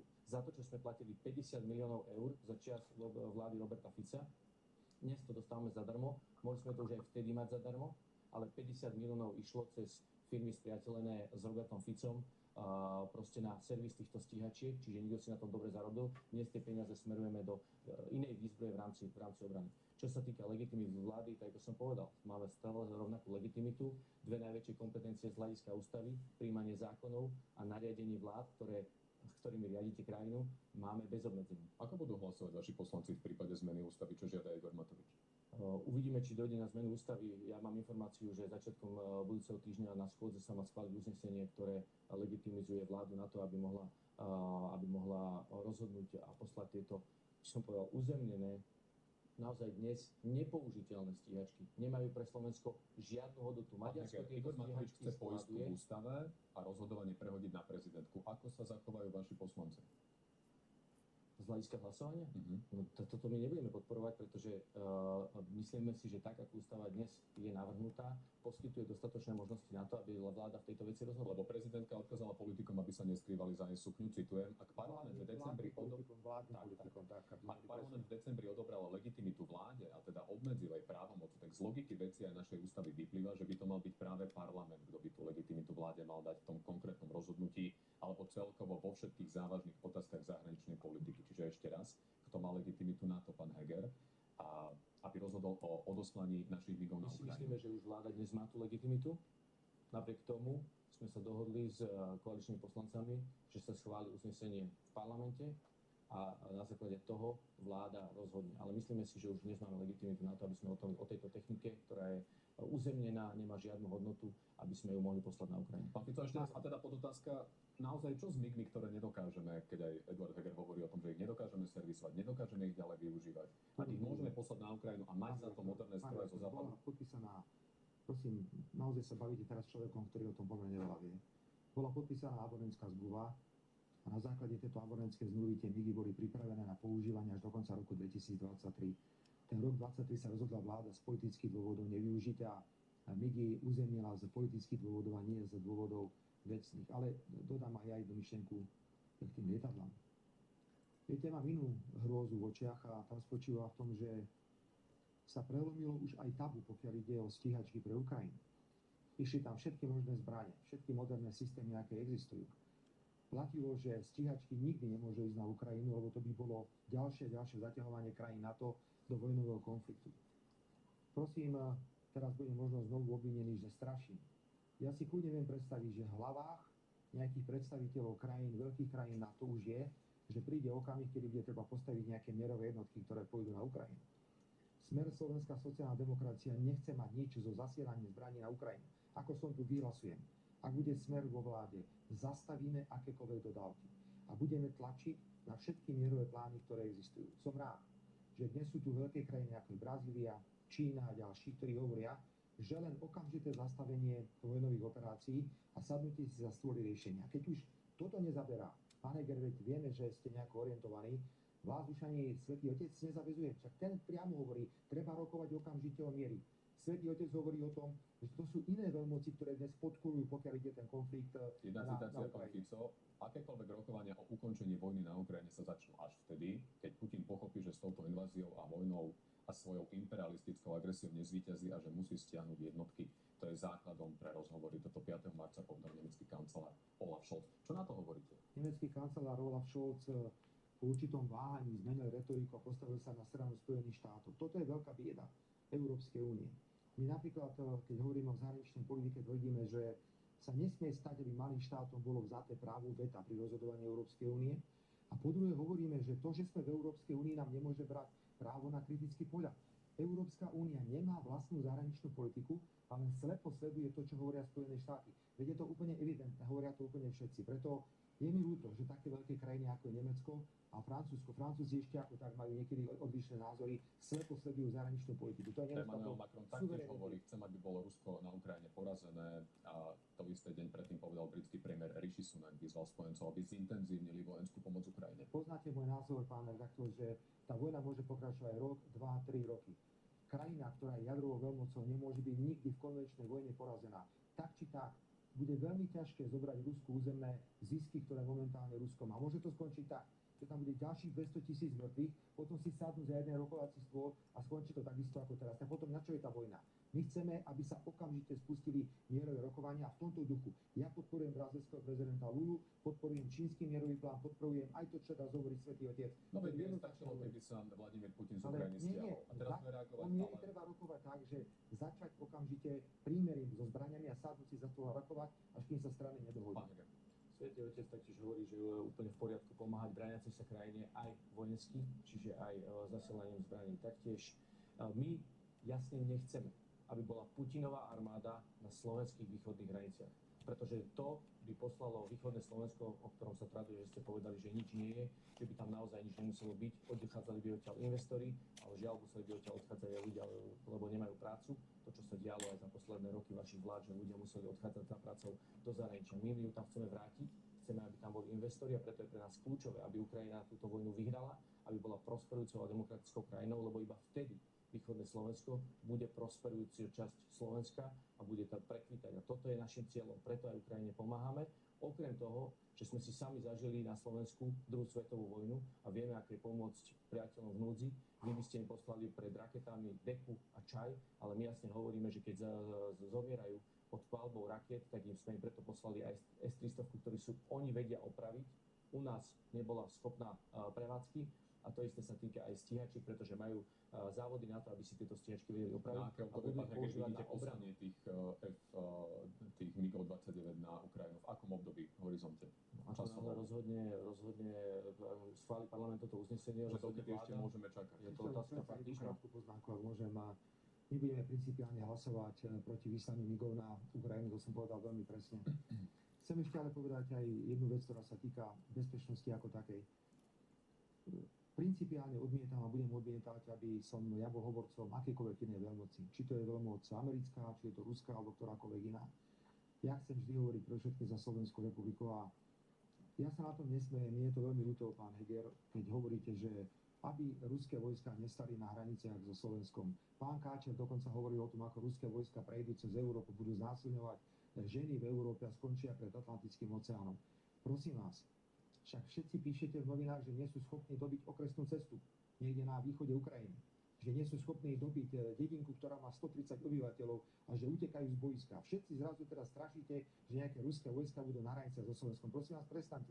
Vy hlavne garantujte, ako hoci v demisii predseda vlády, aj s pani prezidentkou, že nikdy nebudete súhlasiť, ak sa budú vytvárať akékoľvek vojenské jednotky, ktoré by mali ísť na Ukrajinu bojovať za americké záujmy, že s tým neviete súhlasiť. My s tým nebudeme súhlasiť. Ste to vy, alebo aj váš kolega Blaha, ktorý pár dní pred vojnou na Ukrajine šíril konšpirácie o tom, že Rusko nenapadne Ukrajinu, že nič také nehrozí, že je to gigantický hoax. Mne je veľmi ľúto, že je vojna na Ukrajine. No, tvrdili ste pár dní predtým, že mne je ľúto, že celý svet bol šokovaný z toho, čo sa udialo. Zase sa netvárte aj vy, že ste všetko vedeli.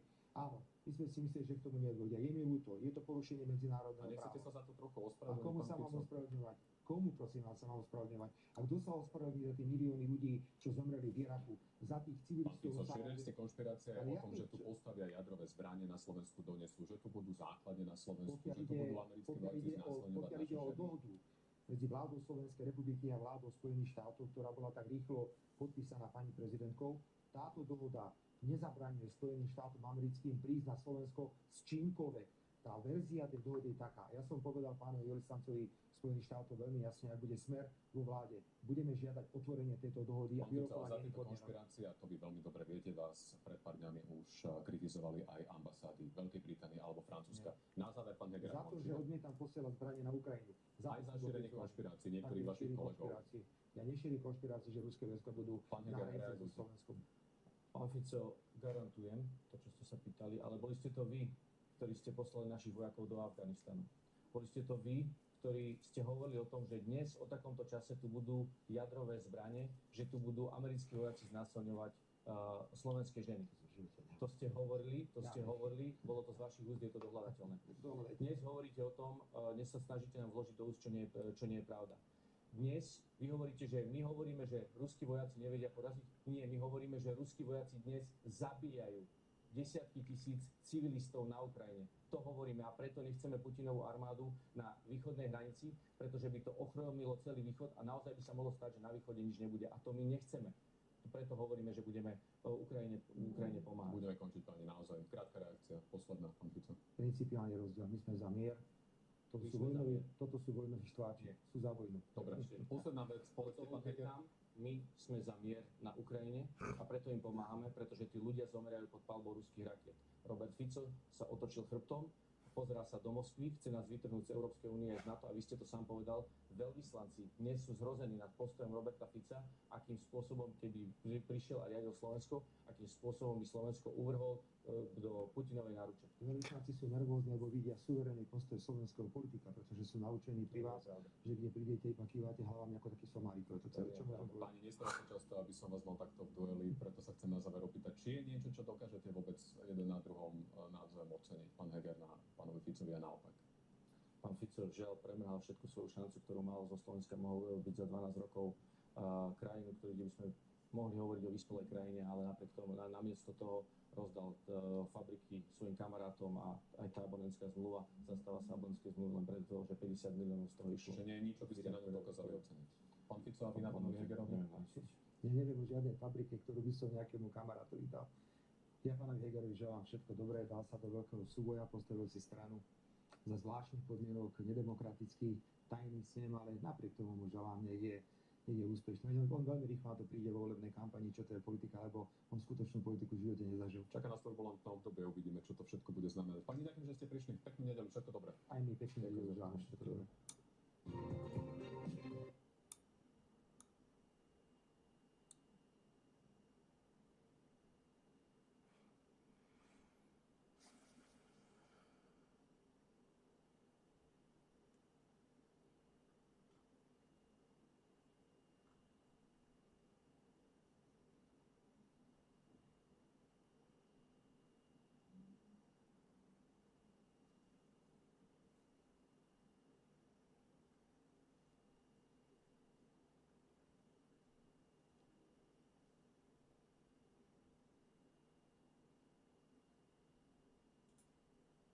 So my first memory of my life, actually, that I remember was sitting in our kitchen in Los Angeles watching, in the summer of 1974, I was 5, the president resign.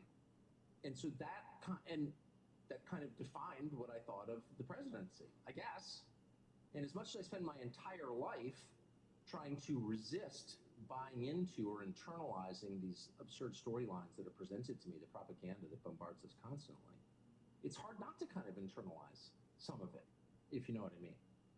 If you're swimming in a bath full of food coloring, you're going to come out that color, kind of, is the truth. And, I'm 49 years old. It had never occurred to me a single time to think about everything that happened during the Nixon presidency. I mean, not major stuff, but just like, ending the Vietnam. Stuff like that, or putting a man on the moon, just the kind of parenthetical things that happen. Opening up China to the world. And I thought of the administrations I've covered breathlessly, as if this was really significant stuff. I covered the 1996 Dole versus Clinton election.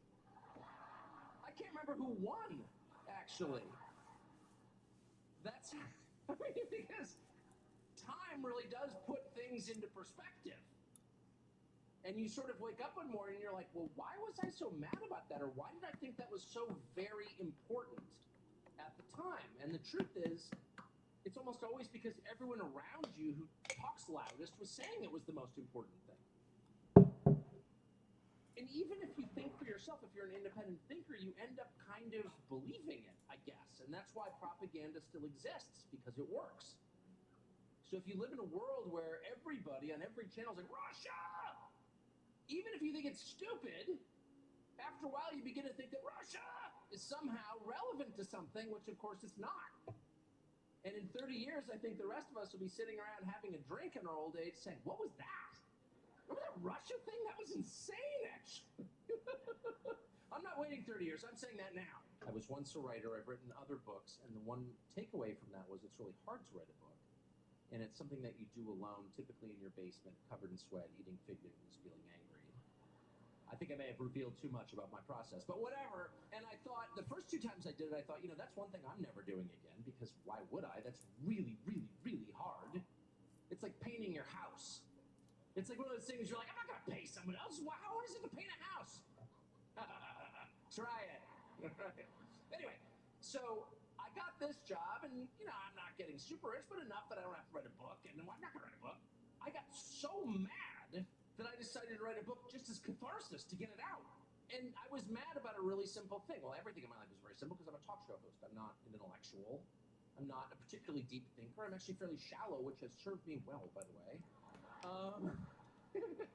I'm not joking.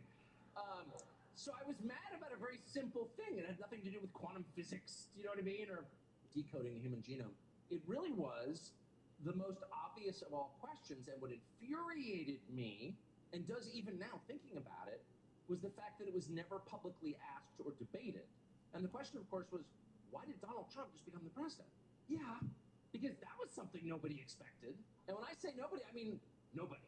Not the Republicans, not the Democrats, not Trump's staff, nobody. Not one person called that. Well, you did. You did.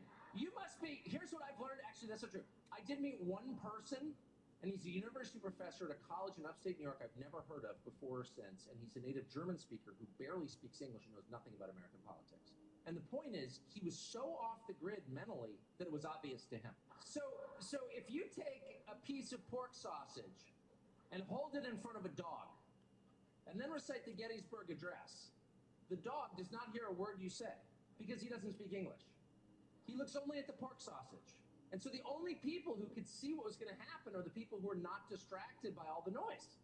And this guy who didn't know anything about American politics just parachutes in and he's like, yeah, Trump's going to win. And everyone's like, yeah, German guy, shh, adults are talking. But anyway, the point is the rest of us didn't think this was likely because it wasn't likely. Because even if you thought the Republican was going to win, there was a fairly deep bench of those to choose from.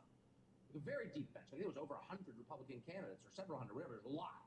And it's like, why wouldn't you pick one of those? Why would you pick the guy who'd never been in politics at all? Yeah, that's the answer. Exactly. That's the answer. So what I found so striking, having, again, spent a year of my life following Trump around, who I knew, by the way, just because I'm in the media, and like everyone in the media knows Trump, for 20 years. What I found so striking was not that people in Washington were mad that he got elected, and boy, were they, on a bipartisan basis, too. And this didn't really get reported, I don't think, to the extent it should have been, simply because it was reality. Reality is often the one thing that's never reported. But the people who were maddest were actually the permanent Republican establishment in Washington, really mad. And they were mad because they felt really threatened by Trump. And then, of course, the Democrats, I mean, this was literally a nightmare. Actually, that's not true. Let me just note for a second. Trump is not what they feared. So growing up in this state, and I grew up around liberals, honestly, they would always tell you what they feared.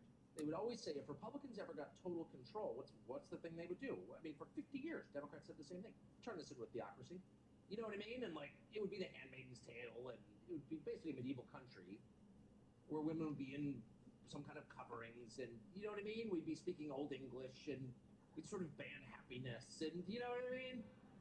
And, like, we're going to elect Jerry Falwell to do that, and it's those religious nuts who are so scary.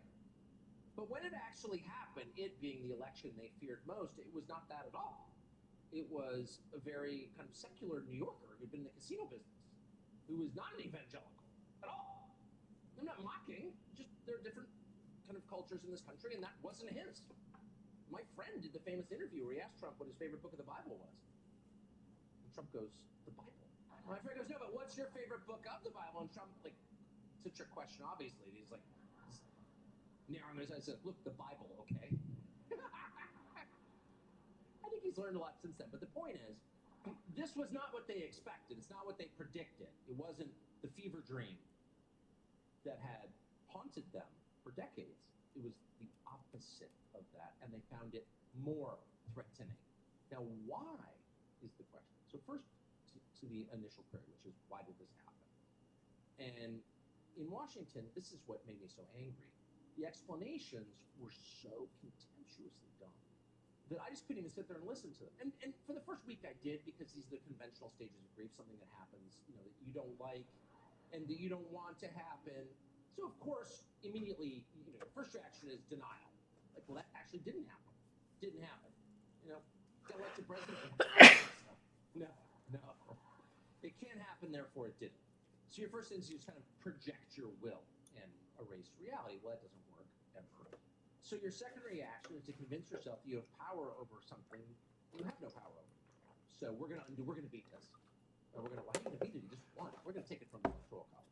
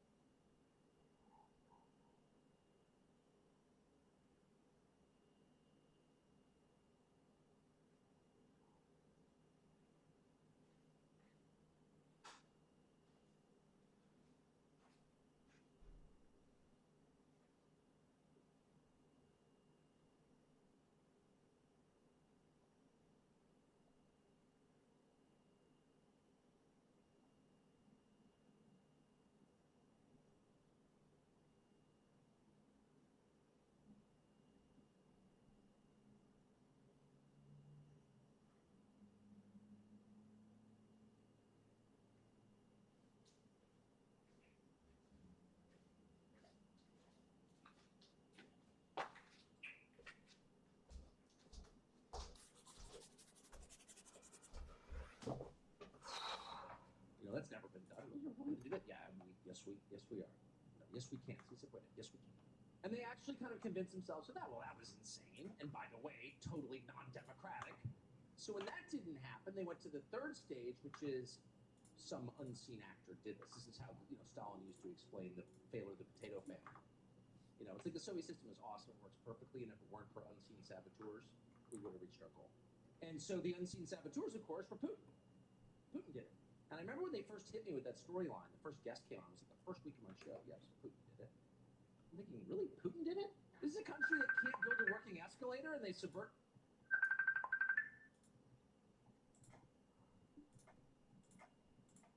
Čo sa deje, švestka?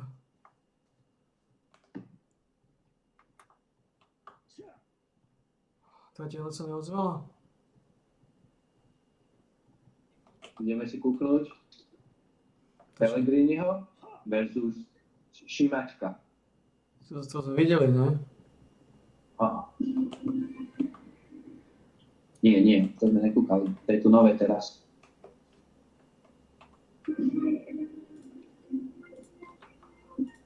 Pellegriniho a Šimečku sme nevideli. Videli?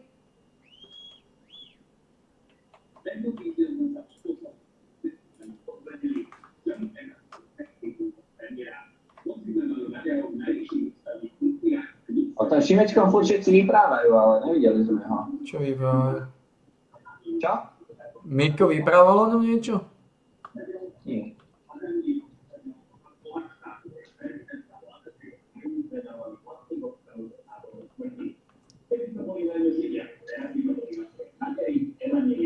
alebo aj novinári. Keď takéto nevinci šíria naši ústavní činitelia, vôbec sa potom tiež zverejne nenávisti a oporom, ktorý celý veľkých fanúšikov. Aj by som zverejnil, aký výťažky dostáva nálom, si budú vidieť veľmi, keďže sú simple nervgarizmu. Fanúšikovia nám píšu, ako nás matky mali našej potraty, ako sa na nás odbavia ruskí vojaci, keď sa ten konečne podobíči Ukrajinci dostanú, alebo ako by sme mali skávať na rakoviny. Aby bolo jasné, nie nevyplatávam, ak by to poslanec, ktorého meno sa nevyslovuje, opäťkrát napísať. Tuto by som rád uviedol na správnu mieru jeho vyplatávanie potom, ako nesokým na preto, na to si s ním nebudú vystudovať, či bojíte sa jeho samozvanej argumentačnej síly. Ten dôvod je o mnoho jednoduchší. Rád by som sa podrobne vyjadril k všetkým konštruktívnym a napadným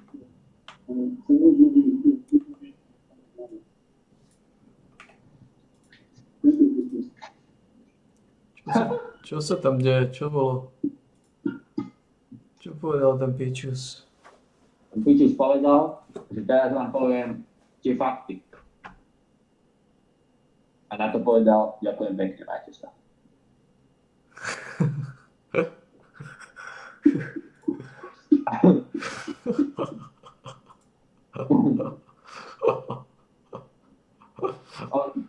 Tak, a teraz vám poviem tie fakty.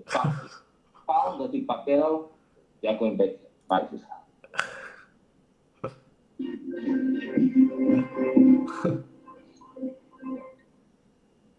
Dnes predsedom vlastu sociálnej demokracie Petrom Pellegrinim dovíde a predsedom progresívneho Slovenska Michalom Šiberskom dovíde. Ale progresívec. Pani viceprezidentka to prvý raz. Áno, však. Tak on je hlava po Čaputovej. Čaputová je ten hlavný boss, skrytý v zákulisí a Šimečka je tá hlava, tá tvár. Čo som ešte nepočul toho Šimečka, tak to ma zaujíma. A hlavný boss je Čaputová. Takže som vedel, čo bude hovoriť Šimečka. Najväčšie výhrady, aj ste ich komunikovali. Môže mať predseda slovenskej vlády maďarský dôvod? Tie slova Pačkúčka dokonca naozaj taký závan primitívneho nacionalizmu 90 rokov. Aj treba to odsúdiť. A ja by som chcel aj z tohto miesta povedať všetkým príslušníkom maďarskej menšiny na Slovensku, ale aj iným menšinám, že sú tu doma a že majú právo aj príležitosť uchádzať sa všetky funkcie trápení tých najvyšších. Tak istá otázka pre vás, pán predseda Pellegrini, je žiaden problém, veď treba si pripomenúť, že Slovák bol českým premiérom, Andrej Babiš, predsa ako Slovák riadil celú Českú republiku a bolo to fajn, takže ja naozaj nemám problém s nikým, akej národnosti je. Dôležité, aby mal pás slovenskej. A Babiš je hovno Slovák, Babiš je Čech. Čo? Babiš je hovno Slovák. Ako ja neviem, to či neviem, čo vypráva. Babiš je Čech. On je poloslovák, on sa iba narodil na Slovensku. To je celé. To je celé, presne tak. Zostaňme pri konkrétne nie teraz poslancovi, ale pri tejto strane, o ktorej hovoríme, a tou stranou je Republika. Keď sme sa videli predchádzajúci... Lebo on hovorí, keby Babiš bol 50 rokov na Slovensku, žil tu a všetko a potom išiel do Česka a stal sa premiérom. Tak to hovorí. Však ale on od malička žil v Čechách. No veď... Tak keby som sa niekde narodil v Japonsku a teraz ma donesú do Ameriky, tak áno, no, aký som Japonec. Ako. No dobré, ideme ďalej.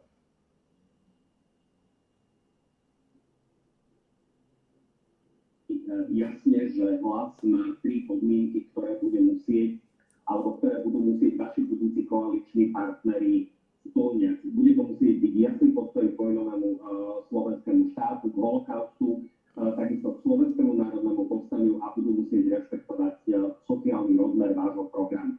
Platia stále tieto 3 podmienky? Dokonca sme ich rozšírili na našom sneme úplne nedávno, kde sme zadefinovali podmienky, za akých je Hlas. No vidíš ten jeho hlas. Vidíš, aký má Pellegrini hlas, ten nádych aj všetko. Absolútne nespochybňovanie aj našej zahranično-politickej orientácie. Takže ak sa... Víš, ako mu ťahá ten hlas. Dostali by ste určite, či Republika prichádza do úvahy ako budúci možný koaličný partner. Ja neviem, či je Maďar, alebo je to ten tepločský hlas. On má veľmi divný prejav Pellegrini, divne mu ťahá ten hlas. Že Pellegrini nechce byť z republiky. Tedy legitimizovať takový ústupný konkrétny príklad, keďže pán predseda Republiky Uhry hovorí, že treba vystúpiť zo Severoatlantickej aliancie, no tak tým automaticky už nenaplňajú do tých našich hlavných podmienok naše členstvo v EÚ a hrdé členstvo aj... Ale Pellegrini hovorí aj tvrdšie, dneska som videl jedno video, kde Pellegrini jasne odmietol progresívne Slovensko a takisto aj Sulíka. Pellegrini, to je jasné, on pôjde s Fičom. Alebo by ste mali byť súčasťou koalície. Teraz je to jasné. Jednoznačný odmietame spoluprácu s akýmikoľvek extrémistami a fašistami, či už s tými starými Kotlebovej strany, alebo s tými novými, ktorí si dali kračné obleky. A to sa týka republiky. Nielen, že sa nedá uvažovať o žiadnej spolupráci, my ich vnímame ako obrovské ohrozenie pre slovenskú budúcnosť. Speciálne koalícia týka s Robertom Ficom, tak tam vidím zásadné ohrozenie priamo demografického zriadenia členstva Slovenska v Európskej únii v NATO, tak vidím hrozbu medzinárodnej izolácie pre Slovensko. A tak tu máme teraz myslím, Maďarská cesta. Čiže my vôbec nezapáčime. Narazíme na ďalšiu otázku, hovoríte o prípadnom spojení republiky a Smeru, o ktorom sa veľmi často hovorí, alebo teda novinári veľmi často spekulujú.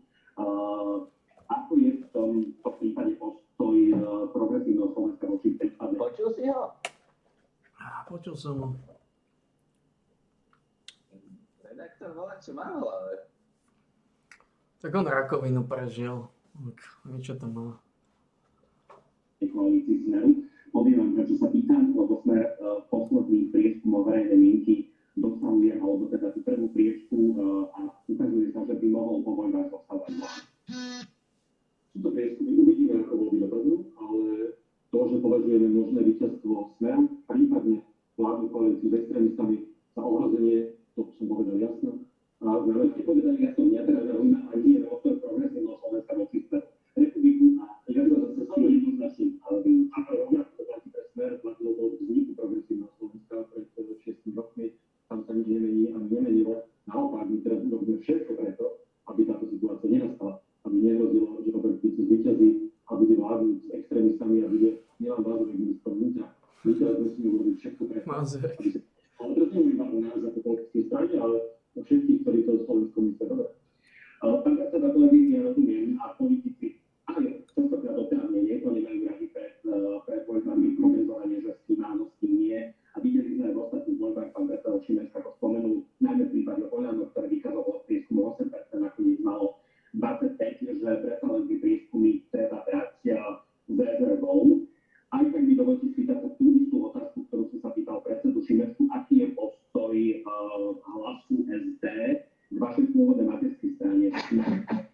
demokracie. Poviem vám na tom veľmi konkrétne a budem sa snažiť vám čo najlepšie nejakým spôsobom Keby vyjadriť. náhodou nie, tak ja sa to Nepotrebujem o tom, ale ešte jedna taká vec. Ja by som bol nerád, keby sme my strašili výsledkami. Voľby budú demokratické a nemôže vyhrať ktokoľvek, vyhrať na základe toho, že sa budú želať občania demokratické. Prepačte, ja som iba skočil. Reakcia na pána Šimečku, že nemôžeme, každý máme svoju predstavu, kto by mal vyhrať voľby, ale keď vyhrá ten, o kom občania v demokratických voľbách rozhodujú, že ho chcú. Takže tu by som nás veľmi ako by nechcel dopredu hovoriť, že keď vyhrá tento je správne, keď vyhrá tam tento nie je správne. To musíme rešpektovať, môžeme si o tom myslieť, čo chce. Ak sa ma pýtate na smer, tak my v rámci tých podmienok nebudeme spolupracovať so stranami, ktoré sú presne založené na nejakej extremistickej politike alebo oživujú myšlienky neonacizmu alebo spochybňujú. Ale on ti nič nepovie. Čioj. A tak ďalej. A odmietajú a neodmietajú dostatočne zverstva, fašizmu a tak ďalej. Ale naznačili sme tam, že budeme aj proti tomu, aby sme išli do koalície so stranou, ktorá by chcela legitimizovať tento typ politiky, alebo by chcela s tým spolupracovať. To znamená, moja taká jasnejšia odpoveď dnes je, ak by sme túžili po koalícii s republikou, tak vzhľadom na nami prijaté na snede podmienky všetkými 1000 delegátmi, by bolo nemožné do takejto spolupráce vojsť, pretože by odmietli aj stranu, ktorá by chcela spolupracovať so stranou typov republika alebo SNS. Odpovedali si pomerne podrobne, napriek tomu sa preto len ešte to pýtam. Čiže ten kokot Pellegrini, celkovo nejaké budúce uvidíš to, povolebnej spolupráce. pôjde ešte progresívca. Iba Čo neteploš? že by Smer trebal na spojení alebo na koalícii s Však teraz to hovoríš, že počúvaj. A teraz ti hovorím, že som pozeral jedno video, kde o Pellegrini, ktoré to bolo, to by som ti mal nájsť. A tam jednoznačne povedal, že progresívny a SAS, že to neexistuje, že to je úplná, to sú liberáli a on je sociálny, že to neexistuje. Hej? Dobre, ale teraz spravili rozhovor, tak uvidíme, čo povie. Ale keď sa ma pýtate, a my vlastne budeme na základe tých našich 10 striktných, jasných, konkrétnych pripomienok vyhodnocovať, ktoré strany do toho spadajú a ktoré nie, preto už nebudeme menovať konkrétne, lebo môže sa stať, že aj 3 nesplnia, alebo naopak splnia. Takže áno, ak by mala hroziť koalícia, kde je možná koalícia len so Smerom a s republikou, tak v takomto prípade hlavne určite do takéto koalície nebude. Posledná otázka, nechám vás potom prejdeme. Pred týždňom u kolegu Raserieva bol váš stranický kolega Matúš Bejšto, ktorý teda pred tým týždňom povedal, že rovnako by ste Sme sa vyspere na my stranami, a ja si teraz dovolím byť politickým komentátorom Progresívne Slovensko, neskúsená politická strana. Zatiaľ z tohto pohľadu áno, ja to možno rozšírim, pretože ja... Musel by získať Fico dosť, Pellegrini dosť a SNS dosť. Ľudia budú vyberať návrh, Aby to bolo teoreticky možné. ktoré nejakým spôsobom tu boli a príde s nimi všetko to, čo bolo, alebo budú voliť ten istý chaos, ktorý je tu dnes, ak povolia tie isté strany, ktoré nás privedú do toho marazmu. A áno, môže sa stať, že si ľudia rozhodnú aj voliť experiment, pretože už sme tu raz mali prekvapivé víťazstvo Olano, strany, ktorá nemala žiadnu skúsenosť s riadením štátu, ešte sa tým aj chválila. A teraz nechcem podozrievať kolegov z PS, ale ja veľmi nepoznám. A je tam evidentné, že až takú, ak vôbec nejakú vládu skúsenosť so Slovenskou republikou nemajú. A preto sa obávam, že môže sa stať, že aktivizmus je fajn vec, aj myšlienky, aj vek, aj všetko. Len viete, ja som už niečo v tej politike prežil a hovorím z vlastnej skúsenosti. Prevziať zodpovednosť za krajinu, za rezorty, a ešte nemaj povedať za predsedu vlády, je už tak náročná úloha, že úplne bez skúsenosti by som si dokonca na to ani nepripol. Nechám na prístor, ale neodpustím si, pán predseda Pellegrini, vy ste to pomenovali, že tu si ľudia vyberú 39. návrat do minulosti, alebo chaos, ktorý tu bol ostatné roky, alebo experiment. Mňa by teraz zaujímalo, že kde som sa nahral na hlas. Či je to návrat do minulosti, chaos, alebo experiment? Ja vás že ste mi to pripomenuli, presne tak, tam som potom chcel povedať, že môžu ľudia samozrejme si vybrať aj skúsenosť, stabilitu, odbornosť, a pokojný štýl politiky a tam to ponúka samozrejme hlas a možno ešte niekoho. Pán predseda, či áno alebo nie, a môžete reagovať aj na vašu diskusiu. Ja som teda, ak dovolíte, zareagoval na pána predsedu, lebo prekvapivo, ja sa s tým zhodnem v tom, o čom tie voľby budú. Čo je to rozhodnutie, ktoré musia občania urobiť, aká je tá hlavná téma. A tiež súhlasím, že máme možnosť návratu do minulosti, aj temnej minulosti, keď si zoberieme únos štátu, všetky tie oligarchické praktiky, alebo pokračovanie toho chaosu, ktorý tu bol 3 roky, alebo si To je proste pomôcť progresívne Slovensku. Lebo tak oni tiež sú časťou tej minulosti. Zvládli 20 rokov, on je v politike, jeho kolegovia zo strany Hlas boli ministrami, on sám bol predseda parlamentu, minister školstva, bol vicepremiér pre informatizáciu. Ale oni kecajú sračky, ktoré v živote nepresadia. To je problém týchto strán. Nebola veľmi dobrá. A keď pán predseda hovorí, že nemáme skúsenosti, tak ja by som nadreagoval, že viete, sú skúsenosti a skúsenosti. Je pravda, že nemáme skúsenosti 20 rokov funkcionácie na politickej strane Smer, že sme nestriedali vládne funkcie, to je pravda. Na druhej strane naši predstavitelia sú ľudia odborníci z praxe, ktorí majú skúsenosti s riadením vecí, tak na rezort vnútra máme bývalého policajného riaditeľa, máme bývalého nášho veľvyslanca pri NATO, máme ľudí, ktorí tvorili plán obnovy. A máte Spíšiaka. Škoda, že nespomenie Spíšiaka. Ja si myslím, že... Áno, Spíšiaka. Aby chceme, aby Slovensko malo nejakú... Že by to povedal. Nemáme Spíšiaka. To nebola ani táto vláda vôbec, to bol naozaj smutné, ale ani tých 8 rokov, ktoré pán Pellegrini bol v politike, tak nemôžem povedať, že nie sú na školy v lepšom stave a Jan sa predstavilo, že to tiež nie sú tu naši. Napovedali ste mi teraz moje koncepcie OBS, chcem to povedať, že návrat do minulosti ste obaja zavrhli, a ste obaja zavrhli, experiment ste obaja zavrhli a že v princípe jeden tomu hovorí skúsenosť, druhý tomu hovorí budúcnosť, ale teraz ste pomerne jasne zautočili na pracovný hlasu. Ale tak ako vy naozaj osobný úkol, ale to je fakt. Tak ste boli súčasťou tých vlád, veď sa k tomu hlásite. Ja sa ani nevyvinujem, ani sa nevyvinujem, ja som nezavrel. A ja som sa z jednej chyby poučil a ako človek, ktorý má nejaké šediny na hlave, tak vie, že z chyb sa treba poučiť a treba pozerať dopredu. A ja si chyby aj viem priznať a aj viem, ktoré som možno spravil a ktoré by bolo robiť lepšie a preto o to lepšie si myslím, že človek nejakým spôsobom vie vnímať aj terajšie aktivity a to, čo sa deje a tie veľké výzvy, pre ktorými Slovensko stojí. Viete, pán predseda, vy máte ako strana 4 roky, asi 6, a už máte 4. predsedu. Takúto stabilitu chcete ponúknuť Slovensku. Nie som si úplne istý, že či toto už len dopredu dával nejakú takú istotu. Viete, to Slovensko, videli ste, v akých burlivých vodách sa doteraz nachádzalo, pandémie, energetická kríza a tak ďalej. Na to jednoducho nemôžete mať subjekt, ktorý každú chvíľku mení vedenie, nejakú predvídateľnosť a stabilitu musíte mať a hlavne v ťažkých časoch Slovensko bude musieť jasne vedieť, že kto stojí za kormidlom a že či sa zatrasie pri akomkoľvek väčšej vlne. Pretože to takto si Slovensko teraz nemôže dovoliť za nejaký hazard. To je do pekného počasia možno fajn, ale teraz ideme do burlivých vod a do ťažkých časov, myslím si, a tam jednoducho ľudia budú musieť dobre zvážiť, koho si vyberú. Ale včera budeme rešpektovať, koho si vyberú, koho budú mať. No, že furt z tebe uniká jedna veľmi dôležitá vec medzi tými riadkami, čo hovoria. To ti musím vysvetliť očividne. Aby predsedom vlády po tých turbulentných veciach s takou napätou situáciou... Tebe uniká veľmi dôležitá vec. A to je? No, pauzním a poviem ti. Na konci môjho vládnutia plne znovu etablovanou aj zahranične rešpektovanou krajinou a podarilo sa aj vypátrať páchateľov toho hrozného činu. Nebolo to jednoduché pre mňa a poviem vám, že aj dnes mám veľký rešpekt pred tým, ak Hlas dostane nové ľudí, čo by som si veľmi želal. Prevziať zase zodpovednosť ako Slovenska nie je vôbec jednoduché a verte, že to je fakt náročná robota, pred ktorou treba mať veľkú pokoru a rešpekt.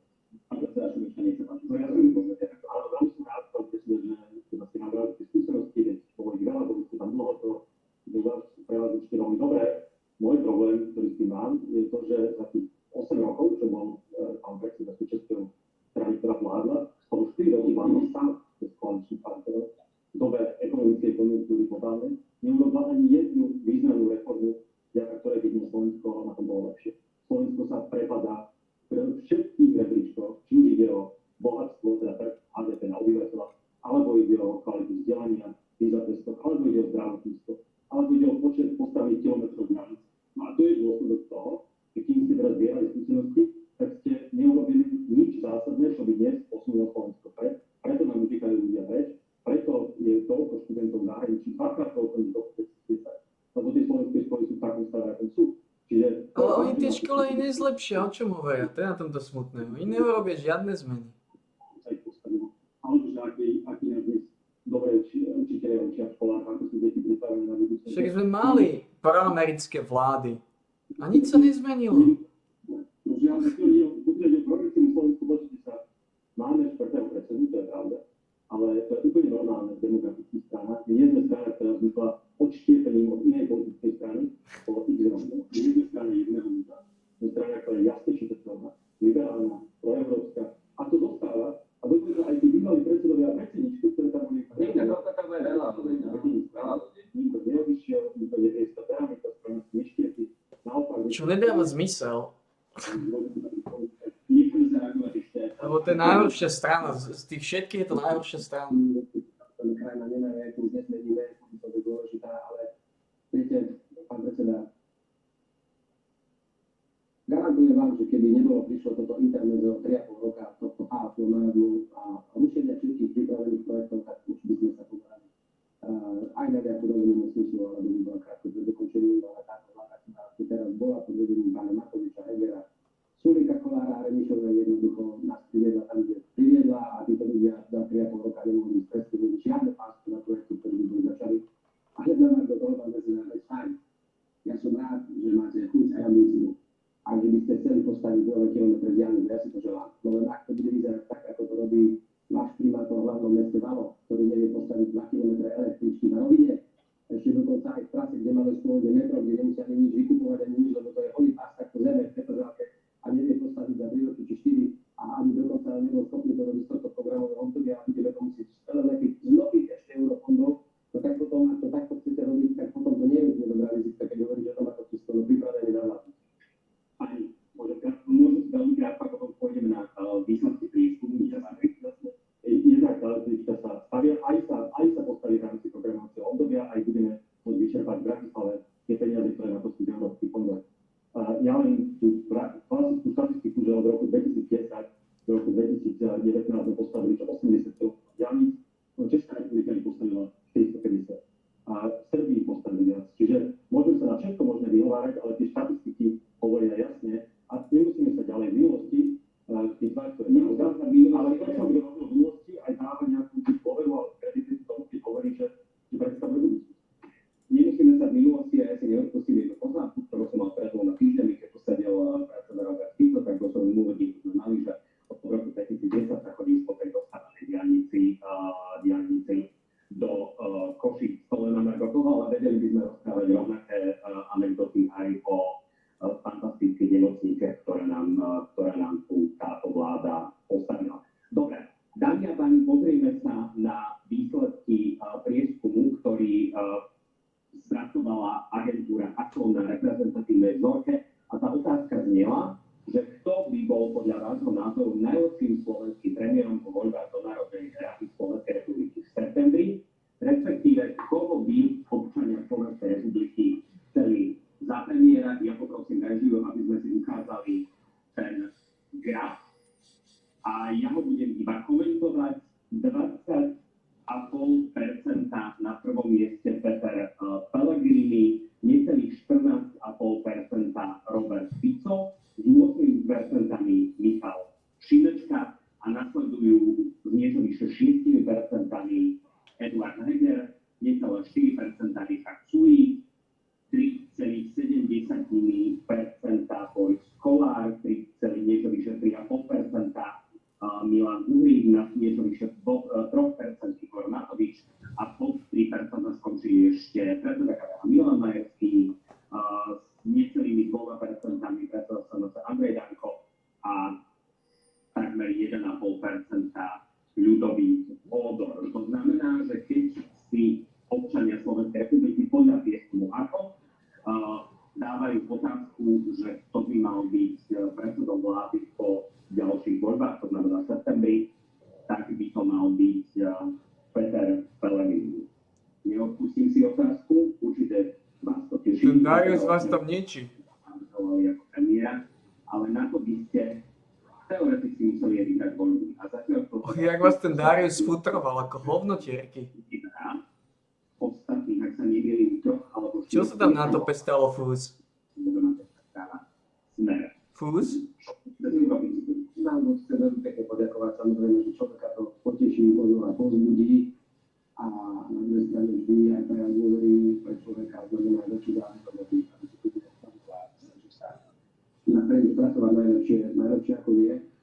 A samozrejme, že na to, aby človek sa stal premiérom, tak najväčšie pravdepodobne by mal vybrať jeho politická strana voľby, nemusí, ale preto ako ľudia vlastne možno budú rozmýšľať pri voľbách aj tak, že si uvedomia, že pravdepodobne, keď volia stranu, tak volia aj budúceho premiéra a uvidíme, ako to nakoniec dopadne. Bude to samozrejme, je to pre mňa veľká česť, že takto ľudia rozmýšľajú, ale či sa tak nakoniec aj stane, majú v rukách práve oni, aby 39. mohli rozhodnúť aj o tom, že kto tým predsedom vlády bude. Ak budú voliť stranu Hlas, tak sa to tak môže stať. Ak budú voliť stranu inú, tak strana Hlas nemusí mať možnosť nominovať premiéra, tým pádom to teda Pellegrini.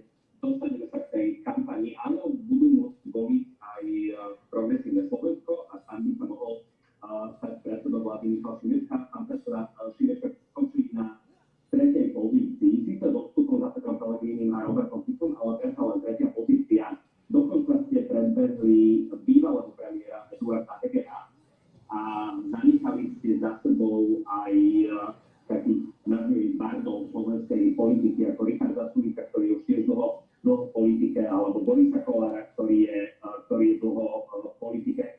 Ste vy aj spokojní s týmto výsledkom prieskumu? Asi nie je úplne zlé umiestniť sa medzi bývalými premiérmi, ale ja by som len chcel povedať, že ani pre mňa osobne, ani pre Progresívne Slovensko tie voľby nie sú o tom, že teraz sa pasujeme do role víťazov, alebo ja sa pasujem do role premiéra a spasiteľa krajiny.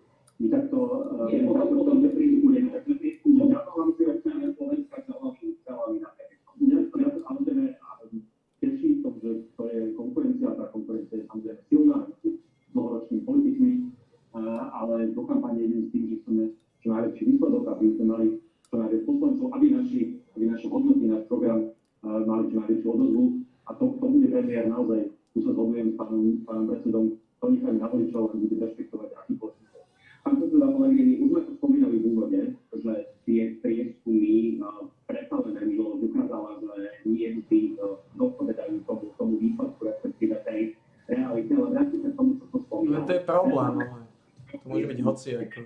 A stretého Smer, je to ak sa nemýlim, od 0,5% do 2%, plus minus, tam to niekde osciluje. To môže reálne vyhrať hocikto pomaly. Preto sa chcem teraz dostať aj v tej otázke na kampaň, pretože sme vo volebnej kampani. Či to chcete zmeniť? Tak, chcem povedať napríklad, čo zmeniť nechcem. A veľmi jasne. Aj napriek tomu, že vidíme, že v spoločnosti je naozaj napätie, frustrácia, dosť veľa ľudí pociťuje aj emóciu hnevu, lebo jednoducho tá situácia bola pre nich veľmi náročná pri minulej vláde. Tak hlas nenaskočí teraz na vlnu nejakého vulgarizácie alebo vulgarizácie politiky. Ani nepôjde sa posúvať smerom do nejakých extrémistickejších vyjadrení alebo byť teraz viacej agresívny, len populikom, ako sme na tom možno získali 1, 2, 3% navyše a ako by sa zmienili na nie, pretože ja si myslím, že Slovensko potrebuje upokojiť. Ukludniť a Slovensko potrebuje zjednotiť spoločnosť. My sme v takých vážnych problémoch, že sa nám nepodarí spojiť sa dokopy. A my o tom vlastne hovoríme ako o takej celospoločenskej dohode, kedy sa na jednu loď dostanú občania, samosprávy, zamestnávateľia, pracujúci ľudia, vláda, tak jednoducho nebude to fungovať. A ani zázračný jeden premiér s 15 ministrami, ak bude osamotený, nedokáže urobiť zázraky a preto my budeme naďalej ponúkať rozvážnu, pokojnú, slušnú politiku, založenú aj na kritike, ale hneď aj s ponúknutím riešenia. A toto bude naša ponuka pre ľudí z tejto krajiny, lebo ja si myslím, že len vedieť kričať nestačí. Chcieť Polsku, to nestačí pre budúcnosť Slovenska.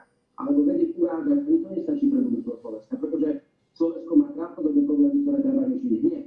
Ale áno, Slovensko a voľby 39 budú aj o budúcnosti, keď musíme začať už konečne robiť rozhodnutia, z ktorých budú benefitovať možno až ďalšie generácie, pretože ak neurobíme dnes niečo, možno aj v roku 2035 také fatálne problémy, z ktorých sa nevymotáme. Takže skôr by som vám povedal, že čo robiť nebudeme. A samozrejme, že stále máme a musíme mať ako jedna z najsilnejších ambícií vyhrať voľby a a ponúknuť ľuďom tento štýl politiky, ale ešte raz budeme rešpektovať rozhodnutie ich, ale do septembra je ešte veľmi ďaleko a uvidíme nakoniec, aká bude emócia, atmosféra toho 39. Uvidíme, samozrejme, že sa to rozhodne toho 39. Pán prezident Šimerska modifikovaná otázka, ale veľmi podobná aj teraz. Progresívne Slovensko dlhodobo dosahuje v prieskumu verejnej mienky tretí pozíciu, také postrieľané strany, ako bola Saska Smerovina alebo Oľano. Tá modifikovaná otázka spočíva v tom, že budete robiť niečo inak, ako ste robili doteraz, alebo či máte naplánované do tej kampane niečo, čo vám udrží tú tretiu pozíciu, po prípade vás vyššie, ešte vyššie. Ďakujem veľmi pekne a chcel by som aj povedať, že my aj tie súčasné prieskumy verejnej mienky berieme s veľkou pokorou. Máme napokon nejakú skúsenosť s tým, ako vyzerali prieskumy verejnej mienky pred tými 4 rokmi, ako to nakoniec dopadlo. Za posledné voľby, iba do posledného roky, keď nám to ušlo pár hlasov, takže my naozaj berieme s rešpektom a s pokorou. A s vedomím, že tie prieskumy sa budú meniť, že ten september bude kľúčový a tam sa mnoho ľudí rozhoduje na poslednú chvíľu. Predpokladám, že to tak bude aj v týchto voľbách. My, čo sme doteraz robili, a to určite budeme pokračovať, že budeme viesť kampaň, ktorá nebude o osobných útokoch na kohokoľvek, ktorá bude o pozitívnej vízii budúcnosti, bude o našom programe. My teraz každý týždeň predstavujeme kľúčové časti nášho programu. Minulý týždeň a týždeň predtým sme hovorili o vzdelávaní, o zdravotníctve, o právnom štáte, budeme hovoriť o priemysle a životnom prostredí, že predstavujeme program, predstavíme kandidátku v závere tohto mesiaca, o ktorej môžem povedať, že tam bude historicky najvyšší podiel žien vôbec v politike v Strednej Európe. A potom budeme robiť terénnu kampaň. Budeme sa rozprávať o tom, aké sú Slovensko, budeme sa rozprávať o budúcnosti, budeme robiť intenzívnu terénnu kampaň a potom sa ukáže. Vypukli ste mi otázku, ale môžeme použiť aspoň krátkodobý, nie je úplne v poriadku, krátkodobý minimum. Pán prezident Šimerska povedal, že predstavia teraz kandidátku, kedy bude definícia hlasu a tiež to, čo spomínala pán prezident Šimerska, či pôjdete aj do terénu, alebo to bude viac kampaň založená na sociálnych sieťach, tlačových besedách a tak ďalej. Termín predstavenia kandidátky je už stanovený, aby som to raz robil verejne 30. júna. Ešte aby boli 2 dní čas, aby sa rozhodol 30. júna, ak by náhodou nejaká administratívna chyba, aby sme do 2. júna mali nejakú rezervnú opravu, ale 35. aby sme to predstavili. No samozrejme, že pre nás je kľúčové, alebo absolútne vlastné od vzniku strany, že sme medzi ľuďmi, pretože ja to vnímam. Na prvom sneme som zadefinoval, že našou prioritou je človek, dôstojný život od narodenia až po dôstojnú stavbu a politika sa musí naspäť a sociálno-demokratická služba vrátiť naspäť do ulic ľuďom, preto my trávime čas non-stop medzi ľuďmi a aj tá kampaň z väčšej časti bude tiež terénna a von prejdeme celé Slovensko. Samozrejme, že už dnešná doba nás nutí, aby sme v plnej miere využili aj sociálne siete, aj mediálny priestor ako diskusie, tlačové konferencie, ale aj ja osobne, aj s mojimi kolegami sa najlepšie cítime medzi ľuďmi v uliciach. No, ja sa necítim až tak doba medzi ľuďmi. A hlavne mne to dáva extrémne veľmi veľa, pretože viete, keď sa pozrite človeku do očí. A niekedy sú tie ťažké rozhovory, keď vám hovorí o svojej ťažkej životnej situácii, tak vtedy chápete tú ťažkú a tú povinnosť, že preto to sú politici, aby sme tieto príbehy ťažké počúvali a potom ich následne sa snažili vidieť. Pani, ja by som sa v tejto súvislosti dotkol jednej veľmi vážnej témy, ktorá sa stala trochu sprofanovaná v ostatných týždňoch. A to je, či budú parlamentné voľby v septembri slobodné a či ich nebude niekto ovplyvňovať. Zhodneme sa asi všetci na tom, že doterajšie parlamentné voľby alebo akékoľvek voľby na Slovensku boli slobodné a demokratické a férové. A moja otázka znie, že prečo by to malo byť teraz inak, pán predseda Šimerska. Ja pevne verím, že to nebude inak, že voľby budú slobodné, férové, že tie výsledky nikto nebude môcť pochybniť. To, čo sledujem so znepokojením, je stále niektorých strán, a špeciálne ide o Roberta Fica, ale aj o extrémistov a fašistov, sa snažia už dopredu spochybniť slobodu a férovosť tých volieb. To je veľmi, veľmi nebezpečné, to je skutočne zahrávanie sa s tým. Lebo môžeme spolu nesúhlasiť v mnohých veciach, môžeme si myslieť, ako to, že si myslím, že Robert Fico a extrémisti sú hrozbou pre budúcnosť Slovenska, ale snáď to, že voľby majú byť spravodlivé, férové a slobodné, na tom sa musíme všetci zhodnúť a všetci respektovať. Ja vnímam veľkým znepokojením, že sú tu také snahy, nie len zo strany Roberta Fica, ale aj zo dopredu hovoria, že určite niekto sfalšuje voľby. To je podobný scenár, ako to bolo v Amerike, po prezidentských voľbách, kde Donald Trump v podstate neuznal výsledky. Toto musíme všetci odmietnúť a ja verím, že aj pán predseda to odmietne, lebo to je nesmierne nebezpečné. Máme takú skúsenosť, že nám parlament ušiel 926 hlasov ako progresívne Slovensko. No, obrátili sme sa na súd, či je možné prepočítať hlasy, ústavný súd povedal, že nie, a my sme povedali, že absolútne rešpektujeme. Ja len budem proti argumentovať, že tie výhrady, ktoré prichádzajú, alebo teda v posledných týždňoch, ktoré prichádzali z vami menovanej strany SME a od Roberta Fica, bolo na margo kampane, ktorú mala štartovať na Slovensku Severoatlantická aliancia. V čase, keď sme sa rútili do volebnej alebo predvolebnej kampane, nakoniec na to túto kampaň zastavilo, respektíve presunulo po parlamentných voľbách. Čiže to bol ten primárny argument, ktorý sme argumentoval, že na to chce zasahovať a ovplyvňovať parlamentné voľby na Slovensku. Úplne nezmysel. Presne strašenie ľudí, to, že na to robí informačnú kampaň, volá sa to verejná diplomácia, Severoatlantická aliancia, to bežne všetko, čo je vyšla, ale niekto to je úplne prirodzené, normálne. Je pravda, že je predvolebná kampaň, zároveň ale prebieha ruská agresia na Ukrajine, zároveň klesá dôvera Slovákov na to, je úplne prirodzené, že A NATO je sačka, NATO je mŕtvý spolok, ako povedal ten Američan. NATO je mŕtvá organizácia. Vieme, ako je na tom Slovensko s hybridnými informáciami, ako prepadli dezinformáciám a obsom. Čiže ale treba naozaj uvieť na pravú mieru, že to nebolo nič poputné, ani nič tajné, to normálne bolo bez týku, to nie je niečo, čo by sa na to snažilo manipulovať. To normálne povedalo a priznalo na Američania. Pán predseda Pellegrini, tá otázka pre vás, voľby slobodné, férové, nebudeme ich spochybňovať. Ja som presvedčený, že voľby na Slovensku budú férové a nikým neovplyvnené. A poviem veľmi jasne, že áno, budú ovplyvnené, ale jediným subjektom. Jediný, kto môže ovplyvniť voľby na Slovensku, občania tých krajín, ktoré majú volebné právo. Ešte fús to môže ovplyvňovať, keď pôjde do ulic zvučať voľte Spišiaka. Podozrenia a hlasy bol zmenený tak, že sa budú zverejňovať aj okrskové volebné zápisnice, že si môžu členovia politických strán tam aj odfotiť, aj poslať na svoje centrály, že bude sa robiť paralelné čítavať, aby nikto si nemohol pomyslieť teraz nejakých výzov, čo prepíše na statistickom úrade spočítať tie výsledky, tak ako budú vyvolovať. Viete, mne sa niekedy týka, že veľmi nebezpečné povedať, keď niekto začína nášať pochybnosti do výsledku demokratických volieb. Ale by bolo, je to niečo, čo tu začíname naozaj prvý raz za 30 rokov od existencie Slovenskej republiky. Je to nebezpečné, pretože potom by som chcel vedieť, že či podľa výsledku by sa nakoniec potom politická strana rozhodla, či sú platné, či nie, lebo keď si vyťazila som vedel, že či vyhodne sa Marianová do svojho musím fotograf späť, nie je to prvý raz ešte bývalý prezident Ivan Gasparovič spochybňoval referendum o vstupe Slovenska na Európsku únie. Takže referendum, takže Slováci sa hodli vstúpiť do Európskej únie. Ja radšej budem hovoriť o sebe, poviem vám, mal som na sebe vyššie hodinový prejav. Tak, veľmi dlhý náročný ten ako zásadný prejav, ale tak presvedčil, ako sa pre Slovensku chodíte sledovali.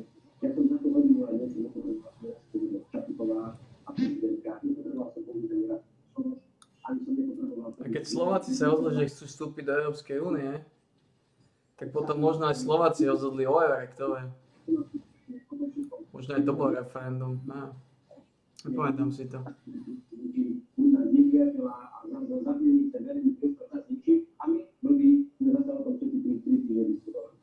Ale poviem úprimne a súhlasím s vami, načasovanie tej kampane ako takej, koľko na obsahu vedeme byť voľbami, bolo momentálne príliš citlivé, aby sa to podalo. Teraz som rád, že sa najmä v tej situácii, ktorej táto rozdrobená republika je tam starší. Treba si povedať jednu dôležitú vec. Pretože to, že tým politikom čítanom hlasov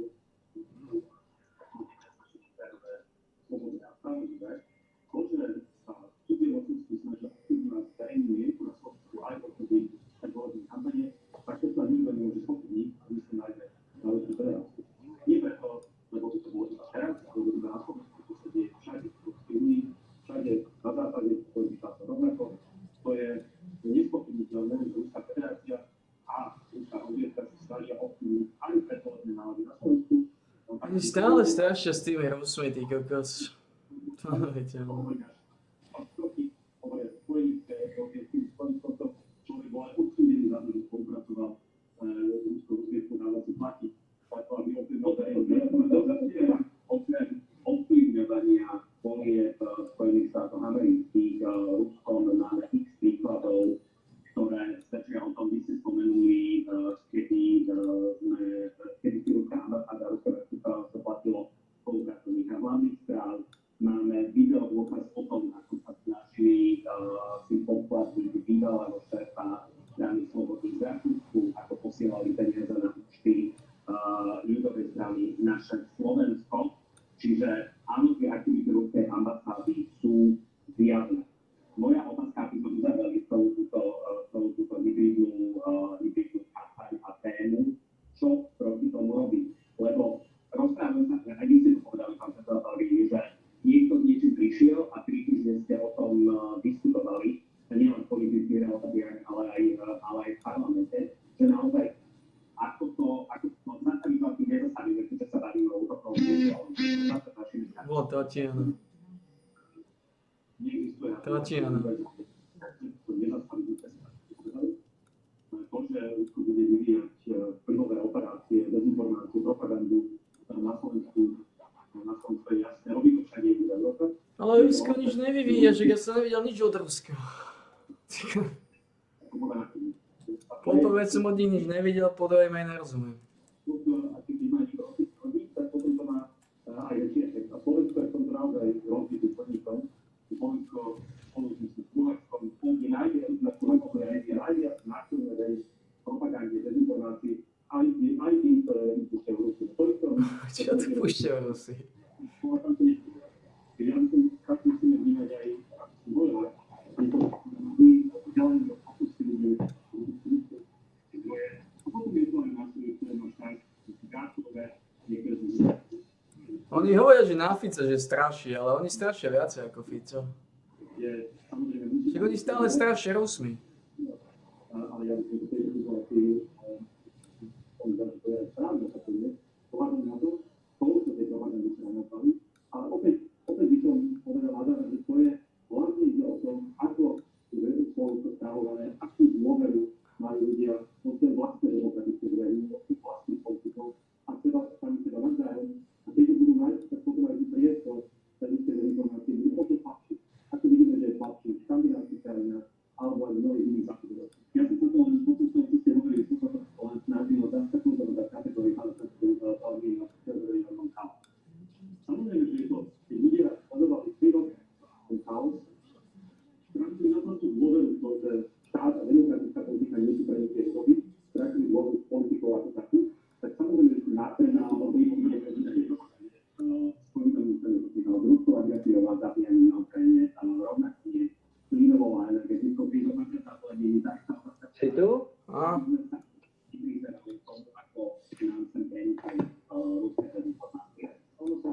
Čo sú tie ruské dezinformácie? Ja neviem, ja som nevidel. Ja neviem, o čom hovorí. Keby sa som vyjadrili, čo sú ruské dezinformácie. Bo ja neviem, nevidím žiadne. A tak ako povedal pán predseda, to je veľa celkom fajn, že ak máme nejaké viery, tak nám to natečí. To je prvá vec, nemáme ešte takúto odolnosť, ako tie staršie demokracie.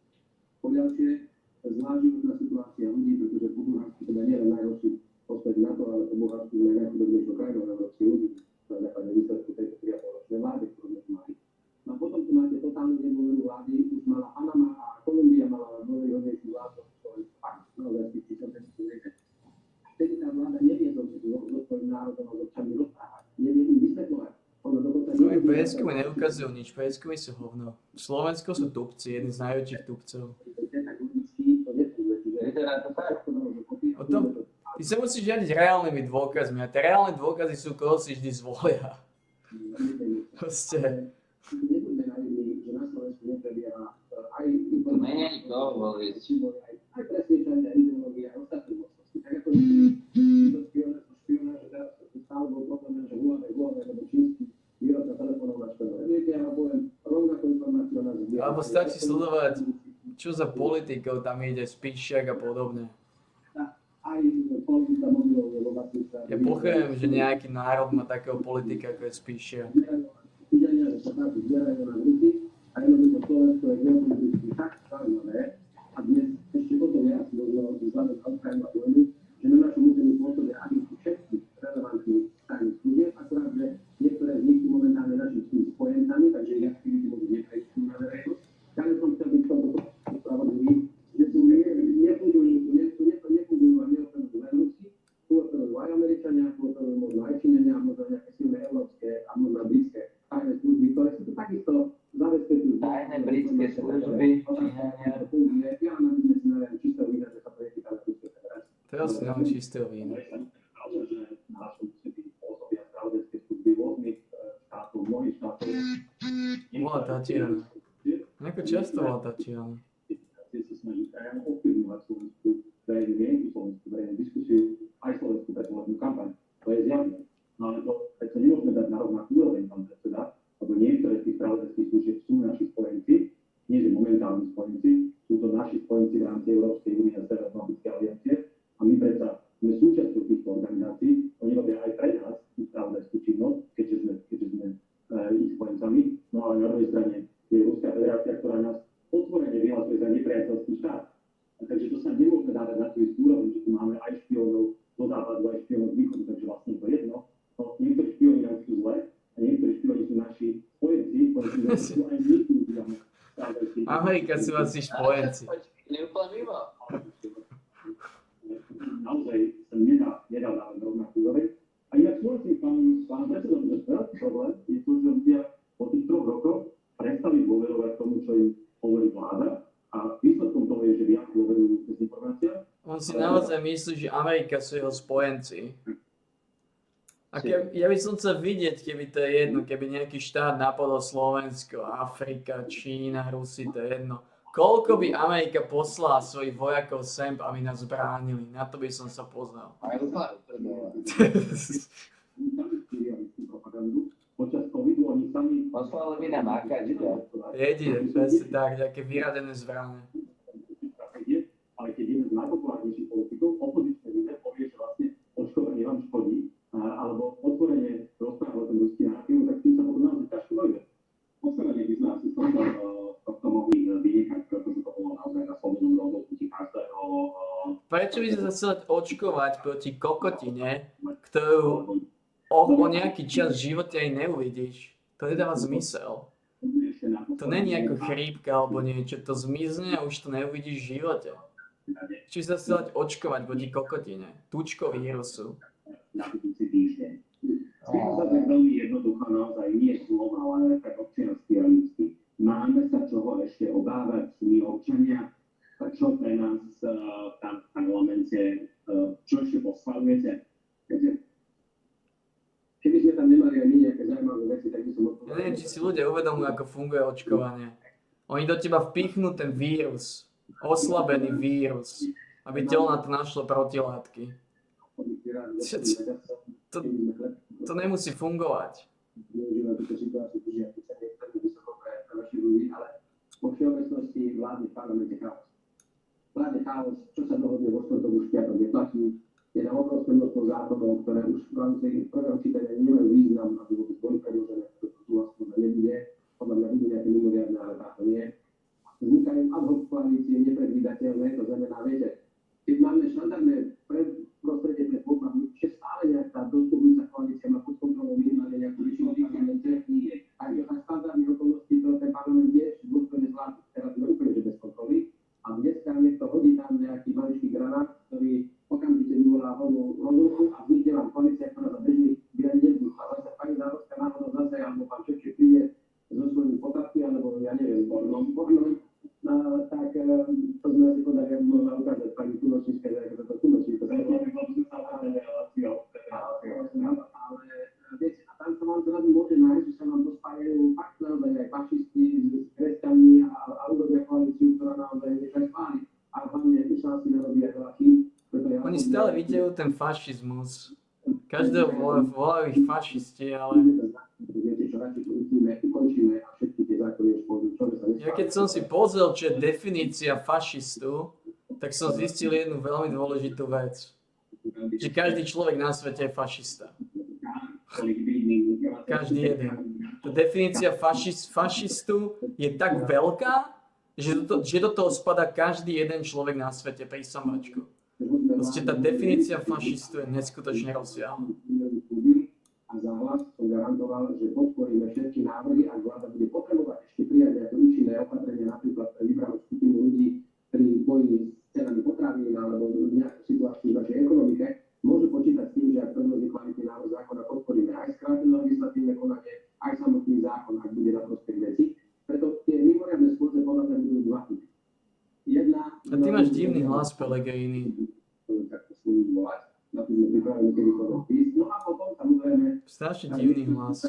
súdy alebo politické strany, ktoré dokážu vyzbierať 30 podpisov na hociakú tému, môžu každý týždeň zvolávať mimoriadne schôdze. V roku, keď máme veľa sú 3 mesiace prepovedaní, takže parlamentné strany asi budú mať menšie starosti ako schválenú schôdzu. Len niektoré strany nedokážu inak zaujnúť, takže môže sa stať, že budú robiť teatr v parlamente, lebo to priláka mediálnu pozornosť, možno na ich mítingy niekde chodí za ľudí, alebo ich tlačové konferencie možno niekde prehľadať. No tak môžeme čakať, že niekto bude robiť takéto teatrálne gestá, ak sa dostane do toho. Pán profesor Šimečka, vy síce v Národnom parlamente nie ste, ale máte tam jedného poslanca, Tomáša Baláška. Teraz sa nebudem pýtať, ako keby nebudem tú otázku personifikovať na vás, ale skôr na ňo. Či ste sa rozprávali o tom, ako ešte dôstojne, a teraz použijem opäť ľudové slovo, dobačovať ten Dobačovať. Ale tu ja by som asi súhlasil s vami, ale vlastne s pánom predsedom, že v tejto situácii už je najlepšie, aby sa ten parlament dôstojne rozišiel, aby sme sa všetci mohli venovať predvolebnej kampani, diskusii o budúcnosti, o tom, čo bude po voľbách. Lebo viete, že dnes ten parlament, mnohé z tých zákonov sú pri najlepšom zbytočné a pri najlepšom škodné. Tu už ani nie sú v skutočnosti národných zákonov, sú volebné. Šimečka je developer. A je to mimoriadne nebezpečné, rizikové pre naše verejné financie, prípadne aj... Čo si mi sneho volať, čo zlé? Ako má taký výraz. Taký nedôveryhodný výraz. Taký, že nevie, o čom hovorí skôr. Taký murár proste, klasik. My tam síce tiež máme ešte nejaké návrhy zákonov, ktoré sme podávali ako progresívne Slovensko, ale pravdu povediac v záujme krajiny a či horšie ako spíšie. by som povedal, že už je lepšie, nech to skončí.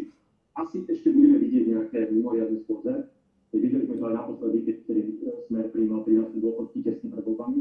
Je možné, že ešte nejaká strana sa štáty pokusí.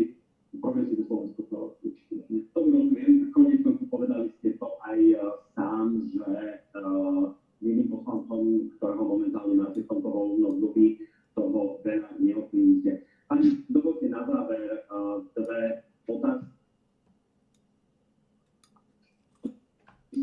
Tak zamysleli vizionársky dopredu, ako bude vyzerať slovenská vládna koalícia po 30. septembri a ako bude vyzerať Slovensko, či sa upokojí, upokojí, nemyslím len vnútorne teraz po covide, po vojne na Ukrajine, ale aj po tých krízach, ktoré sme mali na bezpečnosti. Samozrejme neviem, aké budú první. Tuto by som tiež chcel byť poprvý a mať úplnú a rozhodnú voči. Ja pevne viem, že po 30. septembri vznikne na Slovensku vláda, ktorá bude proeurópska. Ty to isté stalo, ja proeurópska, fašisti, zlí Rusi.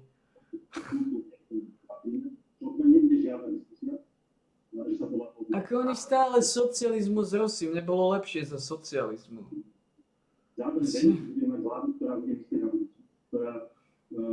Ale im nie. Im nie, no očividne. A ako to bohužiaľ bolo tých posledných 20 rokov, ktorá bude naozaj aj využije tie peniaze, tie príležitosti plánu obnovy, aby naozaj sa oprelo tých vecí, ktoré nás trápia, predovšetkým reforma vzdelávania a samozrejme investície do zdravotníctva. To sú kľúčové veci. Okrem toho, a veľmi dôležitá vec pre budúcu konkurencieschopnosť Slovenska je tá Aká konkurencieschopnosť? Slovensko nemá žiadnu konkurencieschopnosť. ktoré sme už mali dávno riešiť. Všetci nás predbehli a ja verím, že vznikne taká vláda, ktorá bude môcť konečne sa začať venovať týmto témam budúcnosti. A ja verím, že... Aká budúcnosť, Kriste Páne? Slovensko potrvá... Neviem koľko rokov, kým sa dá dokopy, ak sa vôbec dá dokopy. Najlepšie, čo sa môže stať, je, že by vládli extrémisti, prípadne vládli sily, ktoré nás tu posunú niekam k ruskému vplyvu, alebo niekam do minulosti, ktorú sme zažili do únosu štátu, zastavenie vyšetrovaní do doby, keď oligarchovia vládli tento štát. To bolo to najhoršie. A mám pravdu, pán predseda, že ja nechcem strašiť, že ľudia sa rozumú ako chcú, ale moja osobná obava nie je, moja osobná obava tu je, aj preto, že chcem tu ďalej žiť, A hovno tu chceš žiť. Odklon od demokracie si nemôžem robiť. Vydiame sa Pellegriniho. Ja si veľmi želám, aby sme po 39. mali tú jednu stabilnú, zdatnú, odborne dobre pripravenú, ale aj odvážnu vládu. Kto by tu chcel žiť? Ako sa robí minister, alebo ako sa vykonáva pozícia vicepremiéra, ale ktorá od prvého dňa začne riešiť suma krátkodobých opatrení, ktoré treba okamžite prijať ešte na pomoc ľuďom, ktorí jednoducho sa nám prepadajú do pásma chudoby alebo prepadajú nám cez sociálny sieť a zložito sa im dneska žije, ktorá bude popri krátkodobých opatreniach prijímať, ale aj samozrejme strategické rozhodnutia v oblasti budúcnosti Slovenska, ktorá okamžite bude všetko preto, aby plán obnovy aspoň ako tak nakoniec dopadol, pretože je to jedno fiasko, disaster, z ktorého sa nedostane nič a budeme musieť tam tie peniaze vrácať. Možno sme stavili, ale naozaj to je s veľkou hanbou, takže toto sa nemôže opakovať. Bude to musieť byť vláda, ktorá nebude jej hroziť žiadna medzinárodná izolácia, ktorá okamžite nadviaže na naše nejaké medzinárodné renomé a Slovensku zase bude patriť medzi krajiny, ktoré spolutvoria politiku EÚ a spolutvoria politiku NATO a nie sú len pasívnymi príjmateľmi z Bruselu, čo sa vymyslí a príde sem, ktorá samozrejme bude vždy hájiť národoštátne záujmy a bude sa venovať problémom ľudí tejto krajiny. On hovorí to isté, čo Fico je, ale presne to isté. To má to neviem, vízia, reformách a dôchodcovia, matky s deťmi a ľudia, ktorí pracujú za priemernú alebo minimálnu mzdu, si nemôžu dovoliť ani dôstojný život. Špeciálne jedna otázka. Však to dá logiku, a môj Fico to vidí. Preto sa tá jasne povedala, že útorok... Dneska má Fico šokoval jednou vecou, to ho úplne šokovalo. Nebude kandidovať. V každom prípade, preto sa budem dať, že sa to pýtať predsedu Pellegriniho, by si aj v tejto relácii povedali, že Hlas nepodporí Zuzanu Čaputovú a bude mať vlastného kandidáta. Ja rozumiem, že máme 3 mesiace pred predčasnými parlamentnými voľbami, že do prezidentských volieb máme už menej ako rok. Platí táto veta, že Hlas bude mať vlastného kandidáta, alebo si viete predstaviť prípadnú podporu a teraz si trúfne povedať jedno meno Ivana Korčoka. Tak, návodne dovolte, že uvidíme, čo to nakoniec útorok bude. Uvidíme, čo bude útorok. Preto to nechcem o tom hovoriť, ale to je vážne. To je zase taký útek boja. OK, keď to zase bývala predsednička PS, tak troška viac odvahy by som čakal, že aj v ťažkých časoch treba vlajku držať na hlavu a bojovať a nie pohodlne odísť. Keď sa začína situácia zhoršovať, to nie je líderské ani štátnické, ale to je rozhodnutie pani prezidentky, že by som teraz motivovala, aby šla, ja nie som jej fanúšik. Ale bol by som rád, keby opozícia na čele s Hlasom mala svojho nejakého sociálno-demokratického kandidáta, keby sa podarilo. A my budeme hľadať v rámci Hlasu nejaké meno, ktoré by sme chceli predstaviť. Samozrejme, že bude lepšie, ak ten človek bude vystupovať ako nezávislý kandidát, ktorému vyslovíme podporu, pretože nie som si istý, či stranický kandidát má svoje možnosti a to bude nejaký spôsob na úspech.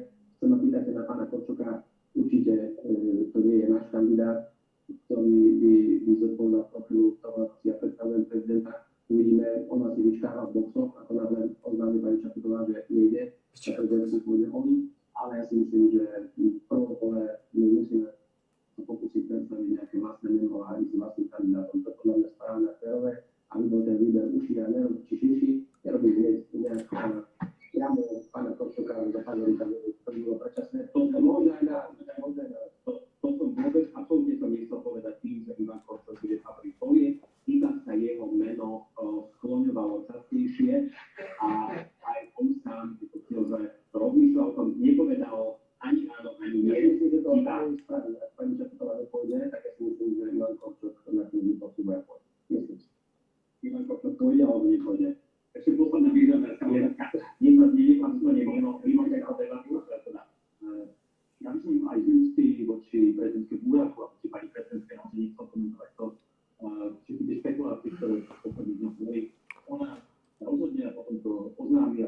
podrobne komentovať. To isté sa týka aj akýchkoľvek iných kandidátov, či Korčoka, ktorýkoľvek ďalší. Kým neobásia kandidátov, tak ani z našej strany nemá veľmi zmysel hovoriť, že či áno, alebo či nie, či podporíme, alebo nie. Naozaj počkajme, ako sa to vyvinie. Pre nás, pre mňa, teraz ten kľúčový súboj sú 30. septembra a prezidentské voľby sú až neskôr. My teraz všetku energiu sústredíme na to, aby sme mali čo najväčší výsledok 30. septembra. Keď všetky voľby pre parlamentu sú 40. septembra, budeme sa vidieť častejšie. Peter Pellegrini, prosím, ďakujem za ste našim a teším sa na budúcu debatu spolu s vami alebo s vašimi kolegami. No a vám ďakujem za pozornosť. O týždeň tu bude s nami kolega Rastiovi, my sa uvidíme o 2. Ilie Pičus. A chcete si uísť zatiaľ je sprípravný kolega Filip Vojtek, ktorý má pre vás aktuálne informácie v novom poludňajšom žurnále. Prežite ešte pekný zvyšok nedele. Dovidenia. Ilie Pičus. Tuto je takto to opäť raz. Vládne kabinet s poverením prezidentky a to je mi povie. Čili posluch, za to znamená pekný výročia vám všetkým. Pán Heger, potom. Tuto je Heger proti Ficovi 3 mesiace dozadu. Tak to som zvedavý, títo dva, jak sa stretli.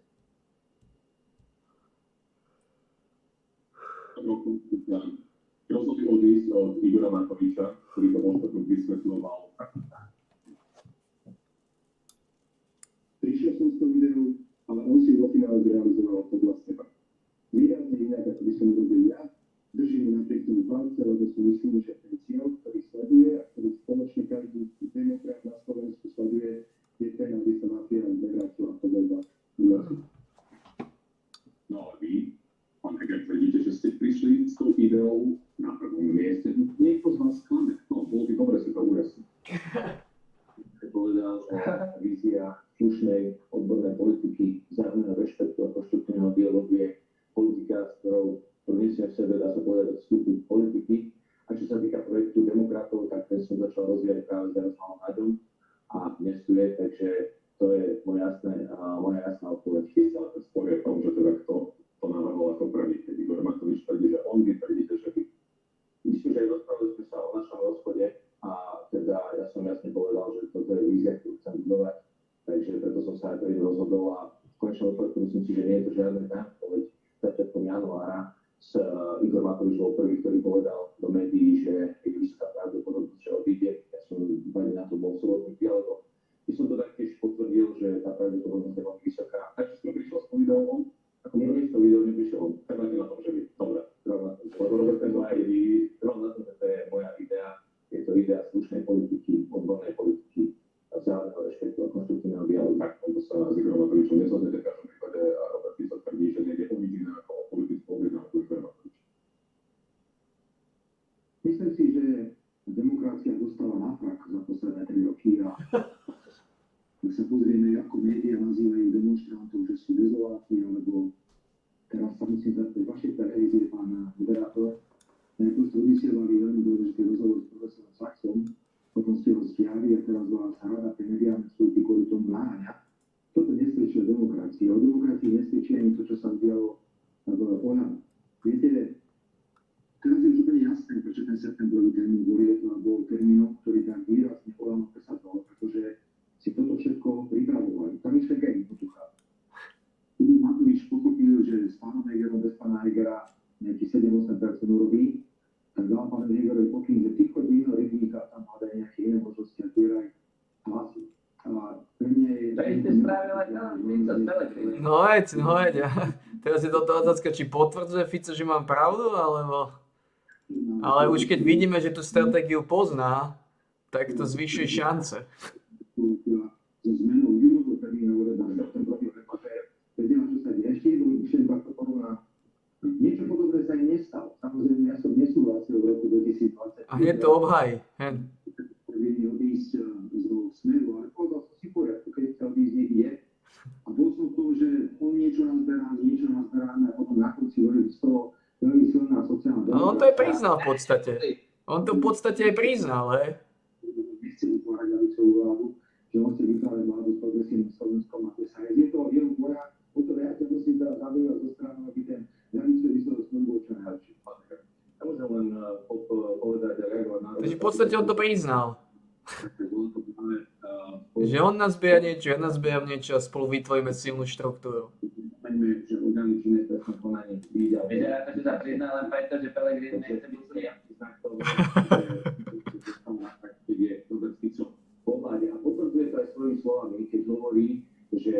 Tak toto mohlo byť znova ťah, lebo teraz povedal voličom, že Pellegrini s ním nechce byť. Tak ho budú voliť aj tí, ktorí by ho inak nevolili. Oj, to je zamotané. A práve ten termín, na ktorý sa vedeli poslanci dohodnúť v Národnej rade, bol septembrový termín. Áno, Robert Fico je zvyknutý, že keď vládne, tak ho poslanci poslúchajú na slovo. Pretože nie je to človek, ktorý demokracii rozumie, je to človek, ktorý sa snaží na Slovensku budovať autokraciu, čiže diktatúru, a takýmto spôsobom vlastne postupoval aj počas volebných období. Ja neviem, čo by hovoril na mňa, keby som bol ja Fico. Ešte niekoho hlas vylučujete, ale nie Igora Matoviča. Znamená to, pán Heger, že by ste sa s ním boli schopní spojiť po voľbách? O týchto rozhodnutiach budeme ako štandardná demokratická strana rozhodovať po voľbách a budeme rozhodovať pred predsedníctvom. V tomto prípade nie je podstatné, aké sú preferencie jednotlivých členov, dôležité je, ako sa rozhodne predsedníctvo, pretože sme štandardná strana. Pretože ste sa doteraz aj podľa vašich voličov nedokázali poriadne vyhraniť voči Igorovi Matovičovi. Videli sme to vlád, by sme dnes nečelili predčasným voľbám, aby ste ho boli z postu premiéra schopní odvolať z rezortu ministra financií. Preto sa pýtam, či nie je najvyšší čas, pán Heger, sa od neho vyšľancovať. Nie je pravda, že by sme nečeli predčasným voľbám, myslím si, že by sme predčasným voľbám čelili, a dokonca by sme čelili. Aj ste ho volali spolupracovníci, presne tak, pretože to som už komunikoval tento týždeň a rád to opakujeme v tejto relácii.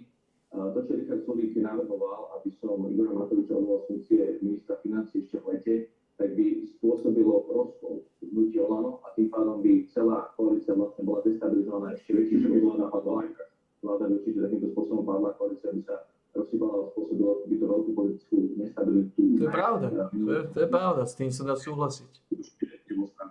A týmto by predstaviteľ vláda, aby ste mali rovnaký. Budeš si povedali ohľadom toho vymenenia. Myslím si, že práve to, že som sa vydal vlastnou cestou, jasne ukazuje, že naše cesty sa rozlišili a tam niečo je zle. Keby ste to robili skôr, možno by ste dnes mali vyššie percentá v prieskumu. Ohrozil by som Slovensko, ohrozil by som naplnenie plánov mnohých, ktorých kľúčových dokumentov na to, aby sa sme mohli reformovať napríklad naše vzdelávanie alebo zdravotníctvo, mnohé iné témy, aby ľudia mohli mať vyššiu kvalitnú zdravotnú starostlivosť, ale napríklad vzdelávanie vlastných detí, aby sa ich deti mohli vrácať na Slovensko a žiť tu na Slovensku, aby museli hľadať uplatnenie niekde v zahraničí, tak ako sa tomu dlhé roky dialo, pretože práve počas vlády Roberta Fica odišlo vyše 100 000 mladých ľudí do zahraničia. Postupne budeme označovať aj pretože vláda už právnu stretla legitimitu a požiadali ste tento týždeň prezidentka, aby vymenovala právnu vládu, ktorá ju ale odmietla vymenovať, lebo hovorí, že si počká až na prvé zlyhanie kabinetu Eduarda Hegera. Ten sa opýta, pán Fico, môžete potom reagovať na Eduarda Hegera. Čo by sa vlastne zmenilo do úradníckeho plánu? Viete, ja samozrejme sledujem politickú situáciu veľmi pozorne a keď počúvam pána Hegera, nielen teraz v tých prvých úvodných minútach, ale počúvam ho v iných reláciách, toto je v podstate rajská krajina. Na svete, ktoré si to myslí, že všetko funguje, je pán Heger. Ale pán Heger, táto krajina horí jak ríšsky sneh v Nemecku v roku 1933. A preto sme čuli, že parlamentné voľby majú byť nástrojom na vyriešenie hlbokej krízy, ktoré sa krajina nachádza. A nie na predĺžovanie. Urobí si test smerom. Predstavte si, že moja vláda by bola odvolaná 15. decembra a my by sme si za pomoci prezidentky vymohli až do konca septembra byť vo vláde, ktorá je nefunkčná, ktorá je rozbitá, sú tam rozhádaní, jednoducho nič v tejto krajine poriadne nefunguje. Ale jediný človek v svete, ktorý si myslí všetko v poriadku, je pán Heger. A v tej úradníckej vláde. Ja nie som nadšencom moderátor pán Heger úradníckej vlády, samozrejme, že nie som. Ale pani prezidentka to povedala veľmi jasne 16. decembra. Povedala, že do konca januára zmenu ústavy a termín volieb do 30. júna. Potom z dôvodov, ktoré sa presne týkali vzniku tejto novej politickej strany, súhlasila so septembrom, plus teda samozrejme je tu motív nás ešte pozatvárať všetkých do 30. septembra. A nás to tomu budia. Počuli sú, že uvedať, že nie je 30. september, ale že bolo by lepšie, keby to boli. My sme pani prezidentke ponúkli. Pani prezidentka je teraz polovička napríklad marca, keby do konca marca bola vytvorená úradnícka vláda. Lebo vyšlo nové súčasné Nie, to asi by nebolo celkom možné. Nie je to celkom predstaviť. Úradnícka vláda nie je postavená na princípe nominantov z politických strán, ktorí sú tam, ale keby bola bývalá úradnícka vláda vymenovaná, my by sme s ňou súhlasili, tak by to bola na 2 mesiace a pripravila by krajinu na voľbu. Tak do 30. júna tá podmienka podporí, že má stabilizovaná situáciu minimálne, pozrite sa, elektrika tam určite nebude hnevať. Viete, to je cirkus Umberto. Tu niekto rozpráva, že v akom stave máme zdravotníctvo. Jednoducho, v akom stave máme zdravotníctvo. Vy ste povedali, pán Heger, že vy sa nebudete o zdravotníctvo starať, ako vy ste minister financí, minister vlády, ale že teda budete mať plnohodnotného štátneho tajomníka, že ktorý by inak býval ministrom, keď nebol štátny tajomník. No ale všichni sú už v Mexiku. Keď sa konečne vráti, pane Bože, vedie, už máme polovičku marca a pánko je na výlete niekde do Mexiku. A preto takto nemôže fungovať. Vy ste ako ten chirurg, ktorý operuje a potom zistí, že pikla. Keď je v duchu roky treba niečo, roky si ľudí srandu, ešte aj pokiaľ je to. Toto je krásna ukážka politiky fanatika, ktorý chodí do relácie a hovorí sa, keď nemôže. Nadáva ľuďom, že sú v Mexiku, pánko, takéto všelijaké vyhľadovať na ľuďom. To dokončíme, ja som nechal priestor, to dokončíme. Ak dôležite, ja som zareagoval na to. Hovoríte, že ja sa tu práva Slovensko ako narážku krajinu. To v žiadnom prípade. Práve, že do Slovenska chceme vybudovať modern a úspešnú krajinu a musíme zdevastovanú krajinu, ktorú sme po vás prevzali, zmeniť. Ja by som to chcel ukázať aj na niektorých takých konkrétnych grafoch, aby aj občania videli, aby občania jasne videli, akým spôsobom sa vyvíjala vlastne krajina za Roberta Fica, akým spôsobom sa investovali do Slovenska. Tuto je jasná ukážka toho napríklad pri pomoci rodinám, akým spôsobom sú pristúpili pomoci rodinám my. Toto sú naše vlády, toto sú vlády Roberta Fica a Petra Pellegriniho. Ďalší taký krásny príklad je starostlivosť napríklad aj o rodiny s prostredstvom daňového bonusu. Je opäť ukážka toho, keď tu pán Fica rozprával o nejakej rajskej krajine. Nie, my vieme, že Slovensko nie je a nebola nikdy taká krajina, ktorý proti ústavného súdu proti ústavu. Nie, myslím, že najmä podniky dostávajú aj 200 eur na každé dieťa dostávajú daňový bonus, ale taktiež pomoc na keď sa nedá si to parlamente dnes, občania Čo sa nedá? dieťa na to, aby mohli zvládnuť nápor inflácie, čiže napriek tomu to bolo správne rozhodnutie. Bolo to určite správne rozhodnutie, pretože práve vďaka tomuto daňovému bonusu dnes občania vedia vládať inflácie, vedia vládať vyššie náklady. Budeme hovoriť aj ďalej. S tým som rád zareagoval na ďalšie veci. Viete, Robert Fico hovorí, že my sme si vymohli, aby sme mohli byť vo vláde. No, tak ja by som rád pripomenul pánovi Ficovi, že po práci Jána a Martina na Slovensku v roku 2018 vláda Roberta Fica alebo koalícia Roberta Fica dovládla do roku 2020, čiže do žiadnych predčasných volieb. Takže Robert Fico opäť to sa snaží navodiť, jak to je, ale oni po takejto veľkej kríze, kedy zavraždili novinára prvýkrát na Slovensku, myslím, dúfam o posledný krát, tak po takejto veľkej vládnej kríze, kedy boli na námestiach 60 000 ľudí. Ale toto je zase tá vec, čo s tým má vláda. Vláda nedokáže zabrániť týmto veciam. Povedal, že máme nejaký motív pozatvárať. No to je čisté klam. My žiadny motív pozatvárať nemáme, ale opäť premostím to na to, keď povedal, že keď vlastne poukazoval na to, ako sme demokratická krajina. No. Orgány činné v trestnom konaní pod jeho vedením vyhodnocovali všetko, ako skutok sa nestal a korupcia na najvyšších miestach ale dnes majú orgány činné v trestnom konaní slobodu vo svojom konaní aj rozhodovať. Sme hovorili, že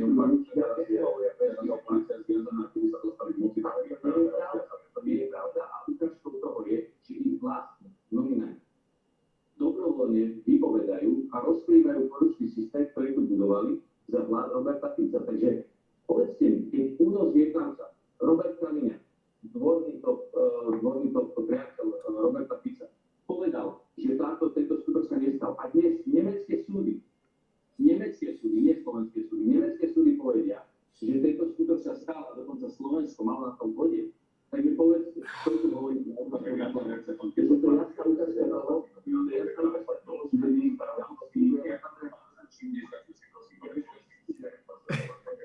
Zase tam chaos. Nemajú zmysel nikoho pozatvárať z politiky, iba tí, to nekoná spravodlivosť. Oni majú voľné, aby to fakt vie, že Ja dovolite nejakú reakciu, potom môžu sa... otázka, a môžete samozrejme reagovať, 17 asi kombinátov je o tom, že hrá oplatne viac ako 20, to nechce nebudem čeliť obsahu. Som musel čakať, že príde táto téma. Je to fakt. Ale najskôr by som reagoval na to, čo povedal pán Heger, to znamená, že budeme rovnaký časový priestor.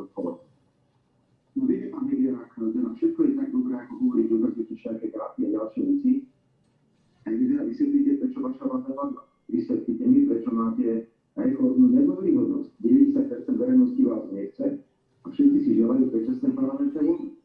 Môžete ukazovať grafiku, koľko chcete, pán Heger.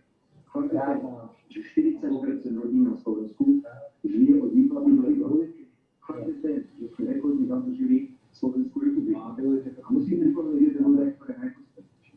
My sme v eurozóne, lebo sa porovnáva s krajinami eurozóny. Eurozóne. Dobre, zražovanie na voľne okolo 8%. Čo sa tam deje? Čo hovorí Marian? Dobre. Vy tu hovoríte o nejakých grafoch, ale v podstate ste rozšírili chudobu do všetkých segmentov slovenského života. A preto končíte. Preto vláda aj padla. Čo hovorí Marian? 2018, pretože keď som ja sám odišiel z vlády, tá vláda mala väčšinu a tá vláda normálne dokončila svoj mandát. A teraz ako by to chcel, že ja som ešte raz, vláda nepadla tak, že by bola odvolaná, ako to bolo 15. decembra, a potom táto vláda pokračovala ďalej. No a teraz dokončím to, čo sa pýtate, kde dovolíte. Určite.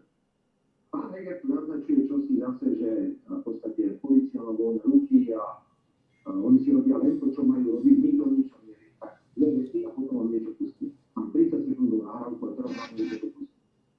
Pre všetkým chcem povedať, že dnes je úplne evidentná preukázané, že tu boli manipulácie s trestnými konaniami, na to sú dôkazy, tu sú legálne náhrávky, ktoré to potvrdzujú. A vieme, že mnohí ľudia vypovedajú len pod tlakom toho, že im niekto sa vyhráža. Takže vy tvrdíte, pán Heger, že vy o ničom neviete, čo sa deje v polícii, nič neviete o manipuláciách trestných konaní, vy nič neviete o zadaní pre políciu ísť po smere a rovnako ste nikdy ani sa s nikým nestretávali o ničom. Je to teraz všetko deň, ale vy o ničom neviete. Je tak. Tak teraz počúvajte, ja vám teraz niečo pustím.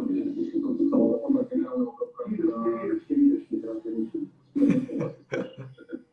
Ale to je verejná vec, ktorú teraz budem pustiť. Počúvajte, čo hovorí šéf operatívcov Národnej kriminálnej agentúry na Patrice.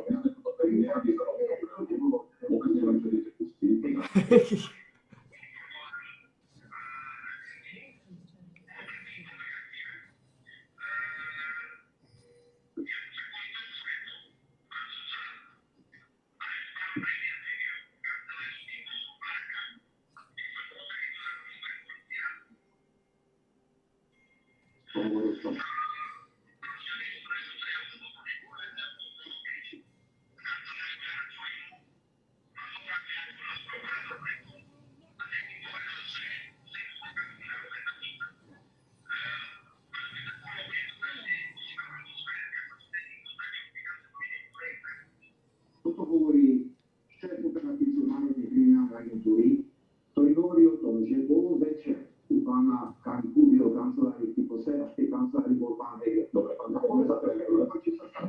povedal pánovi Hegerovi, čo sa deje v polícii, to sa manipulujú trestné konania, čo sa všetko deje. Viete, čo robil pán Heger? Heger zavolal Mikulcovi Matovičovi a ráno vykopli dve preto policajtovi, zadržali ho a chceli ho zobrať. Mimochodom, pán Mikulcovi máte tak. Toto je verejné vypočutie pána Kalavského na súde, pretože aj generálny prokurátor Maroštín je na údajnej výšte na ústavnoprávnom výbore a rozprávať, že sa mi nepáči, že púšťate povedy ako náznamky, ktoré podliehajú. Pán redaktor, aby ste si údajne nepovedali tú pravdu. Toto je verejné vypočutie pána Kalavského šéfa operatívneho NAKA, ktorý potvrdzuje, že premiér Heger o všetko vedel o manipuláciách. Dobre, budeme počuli druhú nahrávku, kde hovorí, samotný prokurátor špeciálnej prokuratúry má politickú výčistku a toto je ja som veľmi rád, že toto utvrdili. A poďme si to tu rozobrať. Pán rektor, prosím, nechajme počuť patričku, ale to je veľmi dôležité. Neartikulali sme to trošku potrebe. Ja by som bol rád, aby sa naozaj držali tak krátko. Ja to nie nebudem sa rozhovať. Ja som ukážem to ako pán Tekla a ukážem vám prečo. Hovorí, že som sa stretol s pánom Kalavským večer, no vôbec to nebolo večer. Áno, povedal ste večer, čiže disponujete nejakým informáciám a potom dáme si panstva naľavo napravo. Áno, stretol som sa s pánom Kalavským a povedal mi, prečo tam za tie nahrávky, to môžem potvrdiť, krátko si to tam povedal. Avšak prirodzene známe, že vy tie nahrávky manipulujete a zostriehate ich tak, aby to znelo vo váš prospech. To isté bol príklad pri vyšetrovateľovi, nemyslím, že to bol pán vyšetrovateľ Repa, ktorý povedal, že dostal svojho nariadenia a od svojho nadriadeného informáciu, že nemajú písať, že to nie je list Ježiškovi, ale majú napísať do spisu to, čo potrebujú tam napísať. A vy ste to dali, že majú si tam napísať to, čo nie je pravda. Opäť manipulujete informáciami na to, aby ste zavázali verejnosť. To je ukážka toho, akým spôsobom pracuje. Áno, dnes polícia má pomer a koná spravodlivo, bez toho, aby pozerala na to, kto má aké politické tričko. Toto pán Fico nebol zvyknutý, pretože za ich čias, ako som povedal, polícia mala zakázané. Veď si spomente na to povedzme skôr pána Kovačika, ktorý je dnes odsúdený, 41 0, všetko zametali pod koberec, veď koľko tu bolo chaos. Či už to boli predražené CTčka, či už to bol Macerkovská, či už to bola teta Anka, ktorá fakturovala sumy, ktorá pani, ktorá nepodnikala. Iba poviem, koľko prokuratúra prezentuje tieto náhrady ako kľúčový dôkaz, myslím, v prípade Žurilovcov. No nesedia tam prepisy podpisov náhrady okolí vyšetrovateľov so zvukom, ja to budem citovať. A v prepise, s ktorým argumentuje aj generálna prokuratúra, sa píše, že vyšetrovateľ pán Kulka povedal, citujem, uznesenie o začatí není, potom je tam nezrozumiteľne počuť slova, tam píšeme, čo chceme. Ale z tej nahrávky, pán Fico, je zrozumiteľne počuť, že vyšetrovateľ hovorí, citujem, uznesenie o začatí, to není list Ježiškovi, to tam píšeme to, čo chceme. Nie, tam tak, že tam napíšeme to, čo chceme. To nie je list Ježiškovi, to je značný rozdiel, tá veta potom dostala aj význam, kritizoval to aj generálny prokurátor opäťkrát, reakcia pán Fico, prečo púšťate, respektíve obťaľnáte náhrady, ktoré povieme v tajku. Predovšetkým to, čo hovoríte teraz, pán moderátor, je argumentácia pána Kubinu, ktorý je advokát Čurilovcov. A to prekvapuje, že ste na strane ľudí, ktorí sú uvedení z hlavných trestných činov v poriadku.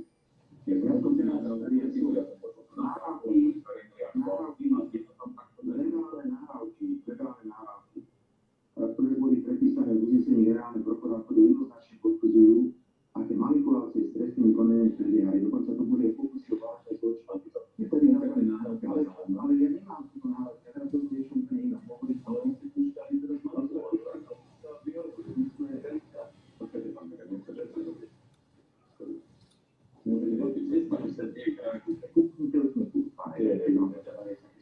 ešte raz.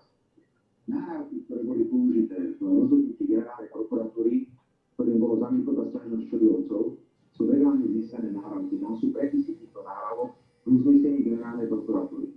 Prosím vás, komu máme teraz veriť? Mám veriť generálnej prokuratúre, ktorá prepísala tie nahrávky, ale mám veriť pánovi Kubinovi. Fakt je ten. Ešte raz. Nahrávky jasne potvrdzujú legálne, že došlo k manipuláciám s trestnými konaniami a že chceli páchať zločiny vo vzťahu takým ľuďom, ako bola pani Santusová. Toto, paragraf, ktorý som teraz pustil, to je verejné vypočutie pána Kalovského, šéfa operatívcov NAKA, ktorý povedal dve zásadné veci. Repa potvrdil, že majú politickú dodávku na likvidáciu Smeru a že pán Heger všetko vie. Viete, pán Heger, ja to poviem ešte aj inak. Vy všetci rozprávate o všelijakých veciach, ale to, že napríklad minister vnútra, váš minister vnútra, pán Igorec, ktorý je v demisii, sú proti nemu dvaja dôležití svedkovia nahrávky, je to verejná nahrávka, ktorý hovoria o 100 000 úplatkov pre pána Mikulca. V takomto prípade samozrejme polícia nemá ruky voľné. Prvýkrát to počujete, určite. Môžeme dať druhý príklad, ako námestku vrtuľníkov za 15 miliónov, ktorý minister ide vrtuľník za 13 miliónov, napriek rozhodnutí úradu, ktoré je obstarávané, že to tak nemá robiť. A urobil to tiež, kedy vláda Slovenskej republiky padla. Takže najskôr musíte byť uverení v tom, že stíhate veci, ktoré sa týkajú vašich ministrov a vašich ľudí, až potom môžete hovoriť o to, že niečo ide. Poriadku, teraz na vedomie, ja môžem túto diskusiu ukončiť, že si mám napíšte toľko, koľko som potreboval. Tvrdíte, pán Heger, že o ničom neviete, že ste v žiadnom prípade nemali informácií o manipulácii trestných konaní, kladete už teraz, 10. mája ste mali stretnutie, 2021, budete tam ako predseda vlády, bola tam prezidentka, to bolo to slávne tajné stretnutie na ICS, je to manipulácia, okolo druhej, nech sa páči, ak máte čas, pán Heger, okolo druhej si budete tlačovú konferenciu. Dáme na to všetky nahrávky, všetky dôkazy, ako ste o všetkom vedeli. A napriek tomu, že to podľa nášho všetko nie je správne, keď to robíte.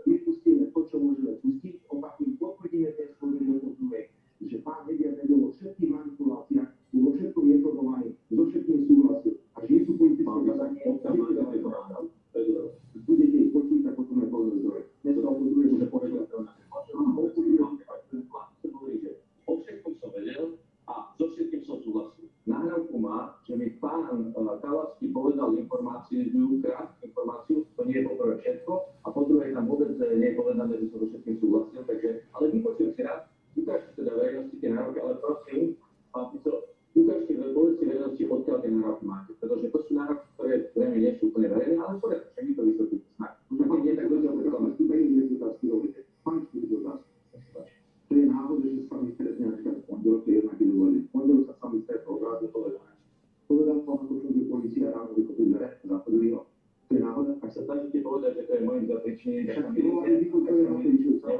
Povedal som, že Matovičov vypustil pozor, máme tu kalanského šéfa trafícov, ktorý bude manipulácia.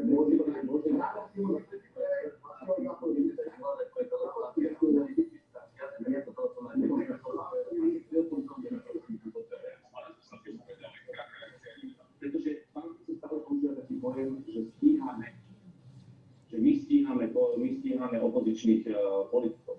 Poprvé, my nikoho nestíhame. Toto boli vaše maniere, keď ste vyťahovali daňové spisy, či už Andreja Kisku alebo Igora Matoviča. Zavolali ste si prezidenta finančnej správy na úrad vlády na to, aby vám doniesol tieto spisy. Takže my nikoho nestíhame, my po nikom nejdeme. Polícia má voľné ruky a to, že je pravda, že vyšetruje spravodlivo na základe nejakých dôkazov a že nejde podľa politického trička, no nebol by obvinený aj koaličný poslanec, keby to bolo tak, ako hovorí Babiš. Nebol by obvinený aj koaličný poslanec.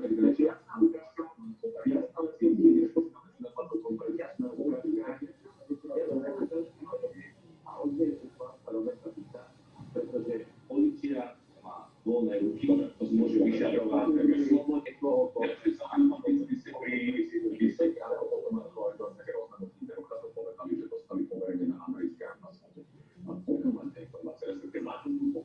Pán redaktor, je úplne zrejmé, že poslanci vládnej koalície chodia na americkú ambasádu ako na úsle. Mnohí sa tým aj chvália. Dobre viete, že bývalá americká veľvyslankyňa v čase krízy bola prezidentskou paláci. Tá komunikácia ambasády Spojených štátov s vládnymi špičkami, pokiaľ ide dodávky zbraní, pokiaľ ide vnútropolitickú situáciu, je enormná. Takéto niečo samozrejme, ak si uvedomíme, to všetko dnes tvorí demokratov. Máte tam Eštebáka Budaja, no to je neuveriteľné. Vy ste demokrati a zoberiete si Budaja, ktorý udával svojich priateľov ako Eštebák. Ale ty sa na strane poslanca Dušana Minka, ktorý bol čo to má spoločné s tým, že tu máte ministra, ktorý udával ľudí ako Eštebák. Čo sa spoločné? Ale on nie je ministrom, on nevstupuje a nerozhoduje a nikoho neuráža. Slušné dáne platí. Slušné dáne platí Peto Lízač. Slušné dáne. 4 prehry ráde. 4 kúsky, to už je slušné. To už je väčšia borovička. Strašné borovice.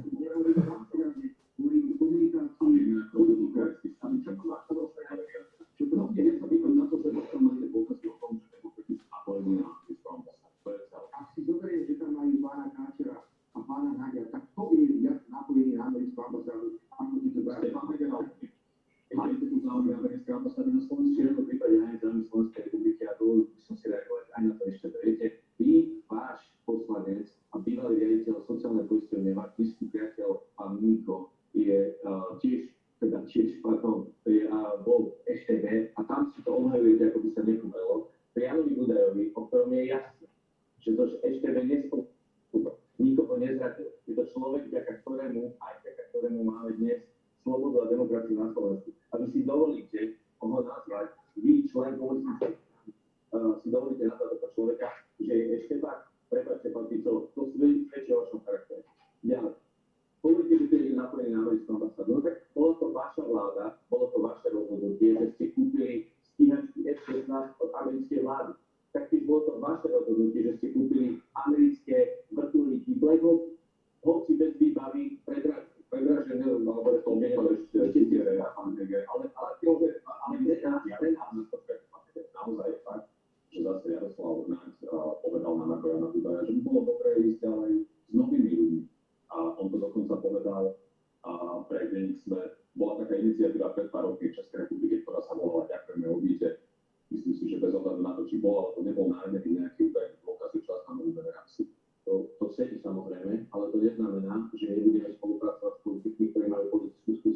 majú nám ešte čo dodať. Takže toto prosím, určite berme do úvahy, si vážiť na ľudí, ktorí tu pre Slovensko niečo urobili, ktorí v tej politike sa zasadili o to, že dnes tu máme demokraciu, s takýmito ľuďmi určite chceme spolupracovať. Ale na druhej strane, tak ako presne hovoríte, treba dať priestor aj mladým generáciám. Ešte sa vrátim tie americké ambasády a Spojených štátov amerických. Spojené štáty americké sú spoľahlivý spojenec a bola to práve Spojené štáty americké spolu s Nemeckom a Holandskom, ktorí sa veľmi rýchle po výbuchnosti budeme hovoriť o Ukrajine. Dneska ja viem vlastne povedať o Spojených štátoch amerických, ktorých ja sa neviem správať ako Parizovi. Ja si vážim spojenectvom, priznávam sa k tomu, že títo spojenci spolu s Nemeckom a Holandskom ako prvý poskytli protivzdušný systém na Slovensku, aby bránili hranice proti Takže to, čo vám chcú prevázať, že ide zbierať politické body na akékoľvek témy, len preto, aby sa vyholo svoje či si zabezpečil svoju bezpečnosť, tak to určite robiť nebudem, pretože som zodpovedný. Ešte kto z toho, čo sa týka volieb pred a po, aby sa preto volíte, váš podpredseda Juraj Blanák, koncom predkladá v televízii Marky za nedeľu, že by po voľbách sme nominoval na ministra vnútra opäť Roberta Kaliňáka. Je reálne, že sa potom vráti aj Tibor Gašpar a vymení Štefana Hana? Nevidím sa aj jednu poznámku zahraničnej politiky, inú zahraničnej politiky. Rozdiel, pán Heger, medzi vami, čo dnes sedíte vo vládnej koalícii a nami, napríklad Sme, je v tom, že náš pohľad na akúkoľvek spoluprácu má aj kritický rozmer. Samozrejme, že úplne rešpektujeme členstvo Slovenska v Európskej únii a v NATO, ale to neznamená, že budeme sledo poslúchať. Dnes vám napríklad ako dôkaz svieti, že keď došlo k vojne v Iraku, ja som nezaváhal a som stiahol vojakov z Iraku, napriek tomu, že sa to Američanom nepáčilo. Naozaj sa im to nepáčilo. Takisto, ako som mal odvahu, keď išlo o povinné kvóty pre migrantov a rozhodol som, že zavetujem toto rozhodnutie. To, že sme v Európskej únii a v NATO, znamená, že si musíme plniť záväzky, ale neznamená to, že budeme otroci a súrovia a bohužiaľ vy sa tak správate v poslednom čase, pretože to vaše následovanie amerických záujmov je už až politovania. A teraz príjme dvom otázkam, ktoré ste postavili. Môžem veľmi jasne a potvrdiť, a nebudem tu nič tajiť, že v prípade Tibora Gašpara sa bavíme o mimoriadne skúsenom človeku, ktorý sa vyzná do prostredí polície. Podobne ako aj v prípade mojom Kaliňákov, na jeho prípade došlo k ľudí manipuláciám trestného konania. A pokiaľ Tibor Gašpar prejaví záujem o spoluprácu so Smerom a myslím si, že sa blížime k dohode, tak ja by som rád videl Tibora Gašpara na zvoliteľnom mieste na kandidátke strany Smer Slovenská sociálna demokracia. Skôr by sa vrátil do parlamentu, ale po Viete, je to ťažko povedať, pán redaktor, či nie v vláde. Ja som realista, pretože my chceme vierať, samozrejme, naša ambícia parlamentné voľby. Polky má Gašpar stále stíhaný, preto sa ma opýtam, či môžeme sa respektíve vyjadriť na to, že by sa vrátili. Stíhaný je dnes pán Čurila a celá partia na NAKA a majú väčšie platy, sú povýšení, majú strany a čiže znovu, prosím, či je stíhaný, nestíhaný, respektujte prezumciu neviny a to je ja mu ponúkam miesto na zvoliteľnom mieste na to takto, keď sme teraz končili, máme nejakú štruktúru samotnej kandidátky, ale ak bude chcieť kandidovať, myslím si, že bude minimálne poslancov národnej rady. Roberta Kaliňák je mimoriadne dôležitá súčasť strany Slovenská sociálna demokracia. Pozrite sa, ak by mal chuť kandidovať do parlamentu, určite o tom podporím. A hovorím o parlamente, lebo šanca, že sme vo vláde, je 50 na 50. Nemusíme rátať s tým, že skončí do funkcie. A preto sa snažíme ten výsledok dotiahnuť, dokonca sme mali možnosť, keď máme sa niečím ale sme prešli tým prioritám vlády a k tomu, čo vlastne chce vláda robiť do predčasných volieb. Pán Heger, to je napríklad, ktorý ste tento týždeň potvrdili vo viacerých médiách, s tým konkrétne rokuje, by si to tak všetci.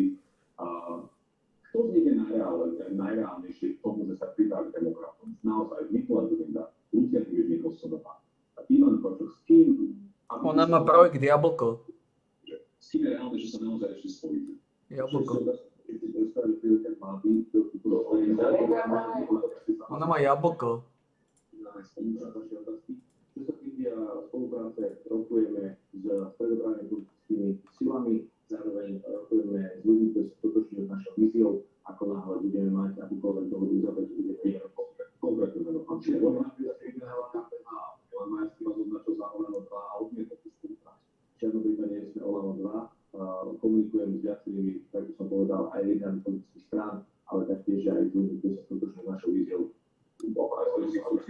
A aj s Ivanom Kočokom, s kým som hovoril, vyjadril sa veľmi jasne, že do politiky nechce sa vrátiť. Robert myslí, Robertom myslíkom som hovoril na posledných vyšších páni. Projekt Rasovky z 26 miliónov. Ešte raz reagoval na tú zahraničnú politiku. To sa tam sa aj pri vojne, ale našej vlády.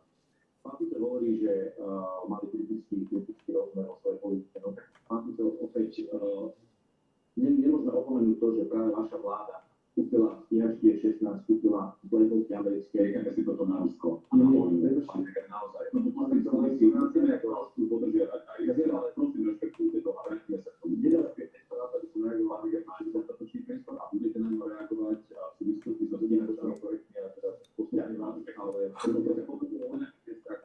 nie je problém. Pán Heger, ale zostane pri vás. Projekt Rasovky sú 300 miliónov meška. Stále nie je jasné, do ktorých nemocníc postupuje ďalších 200 miliónov z plánu obnovy. 15% inflácia, zdražovanie potravín, mimoriadna kontrola na Slovenskom pozemkovom fonde. Učiteľe nie sú schopní s tým navýšením platov, pretože je tu inflácia a všetko sa zvýšilo.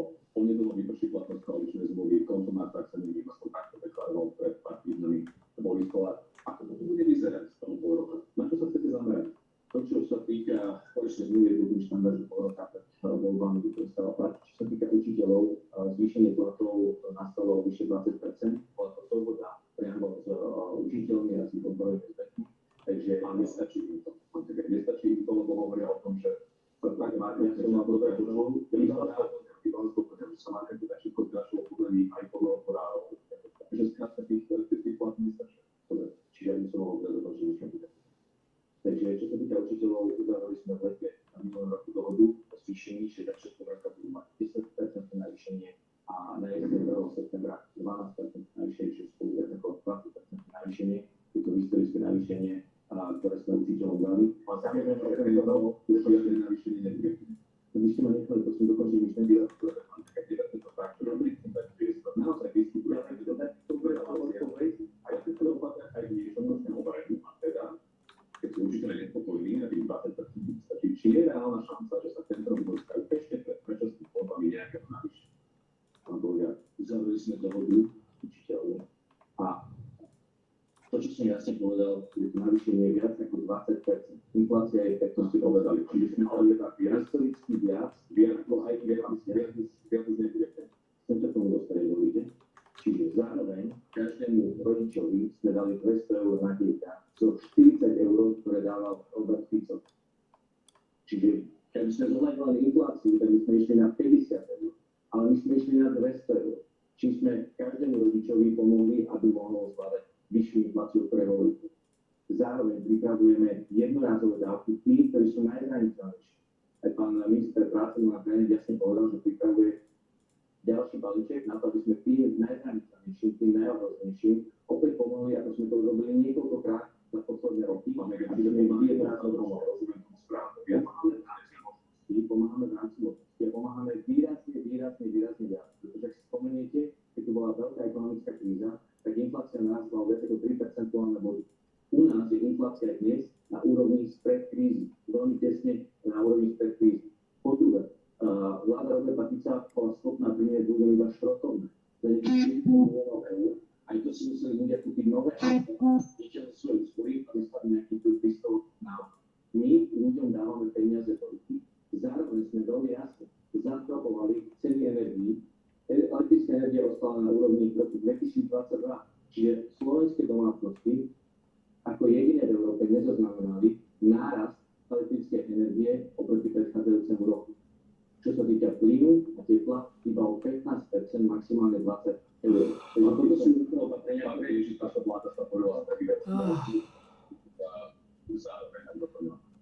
Beriete to ako fakt kontico, alebo nie? My sa to dobre počúva. Ja mám pocit, že je dobre na slovo. Ja si dobre 3 mesiace dovolenky a nebudem sa venovať politike. Ak vie, že počas nie je to ani COVID, ani nepovedená. Ale som vypovedal tej druhú vec, že politika šlapala z problému, takže nech sa nič nevyhovára. Ja vidím, spomínal som dve vety a už mám byť prerušenie, alebo môžem pokračovať aj ja. Vidím niekoľko zásadných problémov, na ktoré sa musí sústrediť nová vláda. Viete, nie je ľúto, že tie voľby nie sú plní, nie preto, že by to bolo spôr pre opozíciu, ale preto, lebo ak takto tie budú ďalej vláda pokračovať v demisii, tak tá krajina bude v katastrofálnom stave septembri. To je myslím, že evidentné. Je mimoriadne zlý vývoj verejných financií.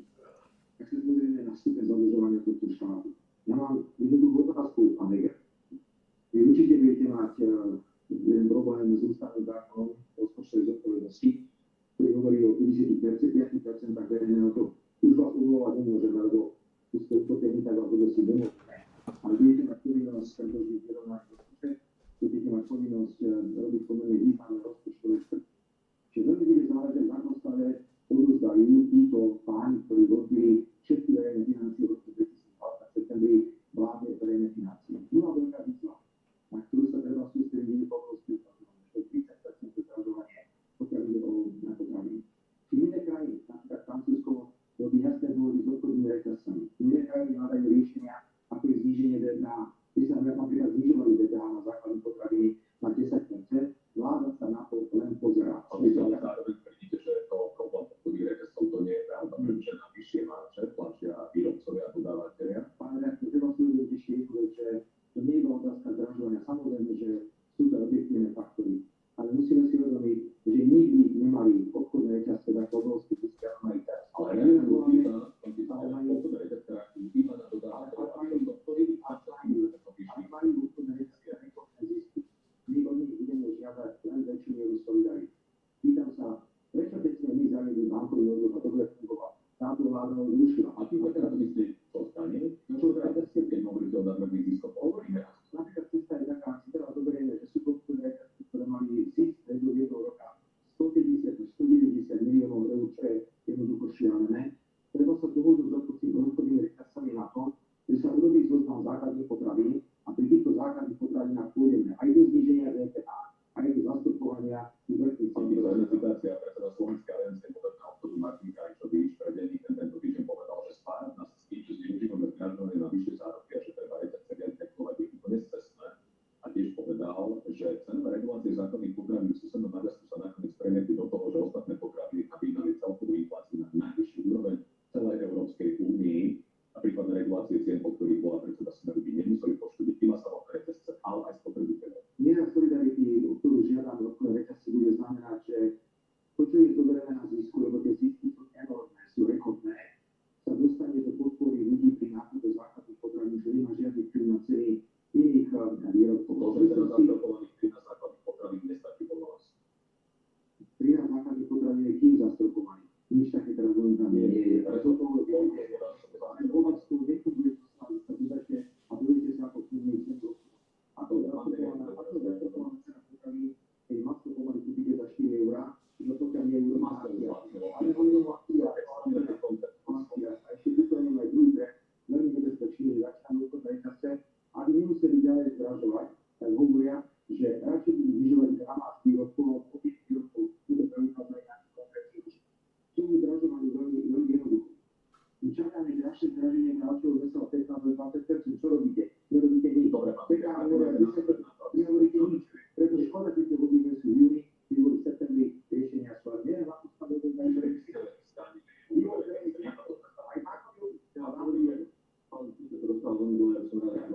najprv zareagujem na verejný dosť klesa. Verejný dosť klesa. Či sa vám to páči alebo nie, verejný dosť klesa. Tuto vidíte, tuto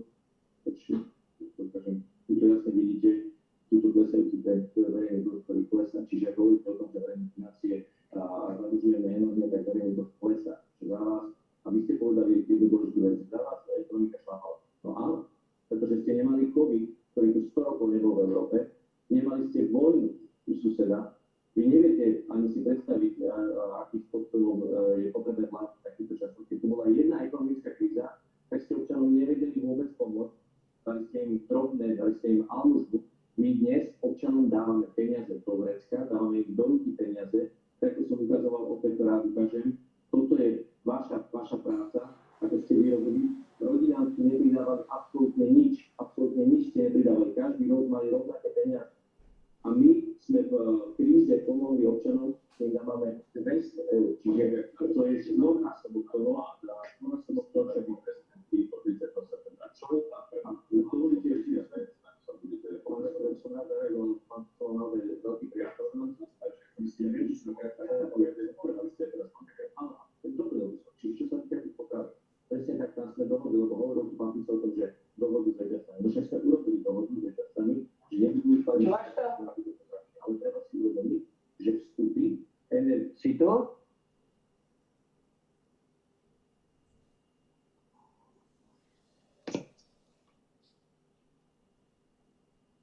Si tu, či si tu není?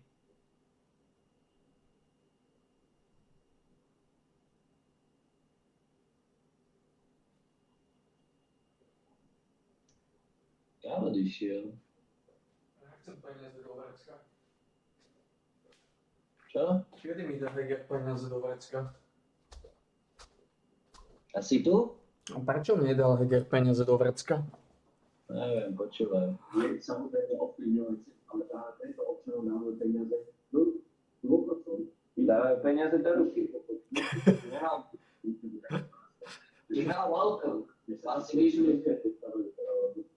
Do peňaženky. To je 13 ľudí, dostali rodičovský bonus, keby nedávali vám. Tak vám môžem ukázať, že ste vy pomáhali dôchodcom počas vášho obdobia, tak jasne uvidíte, že kde je ten rozdiel. Toto boli opäť. Tie biele veľký súbor, ako pomáhala vláda Roberta Fica za jeho čas, a tie zelené jasne ukazujú, koľko dávame dôchodcom. My, čiže výrazne... Ja chcem peniaze do roky. Zvládnuť tieto teraz prekrásne rámce a Fico a zdravú sa a veselé si budeme nechať. Ktoré tie grafy ukazujú, peniazy, ktoré tí ľudia dostávajú, majú na to, aby pokryli tieto výdavky. A ešte raz opakujem, Milan Krajniak pravidelne pripravuje jednorazové balíčky, ktoré pomáhajú tým najmenším. Ja nepovedal, že to aj pre nich sa to tam málo, aj keď sa to tam málo. Pán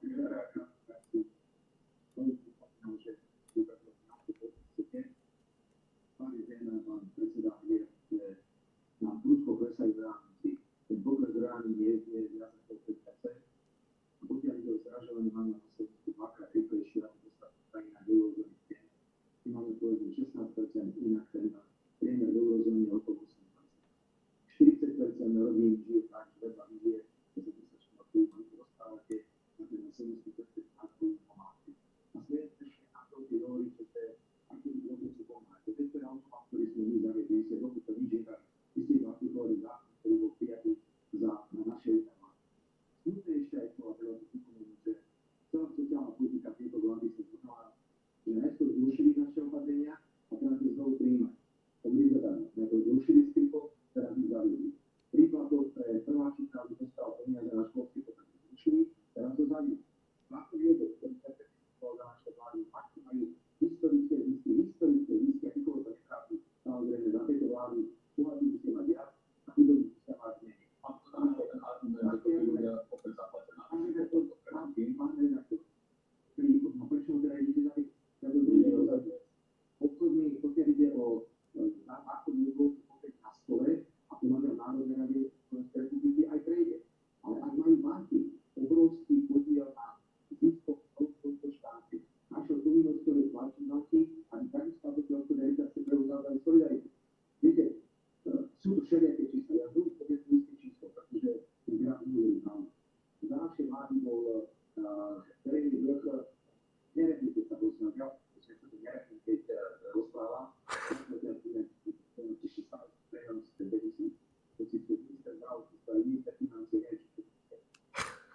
ide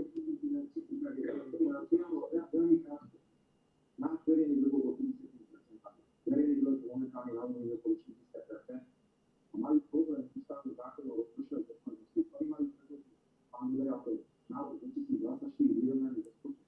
Oni musia urobiť významné návrhy na škrty v rozpočtu. Vaše vlády nemali ani povedať poviem. Ale pán redaktor, mali ste finančnú krízu v roku 2009 a 2010. A bude naozaj, kedy to bolo situáciu, ale pozitívne nám sa ako je možné, že klesajú reálne tak, skúste mi prosím odpovedať. Čomu sa chcete, môžete reagovať, ale stále sa budeme cítiť, čomu sa chce táto vláda poverení a venovať.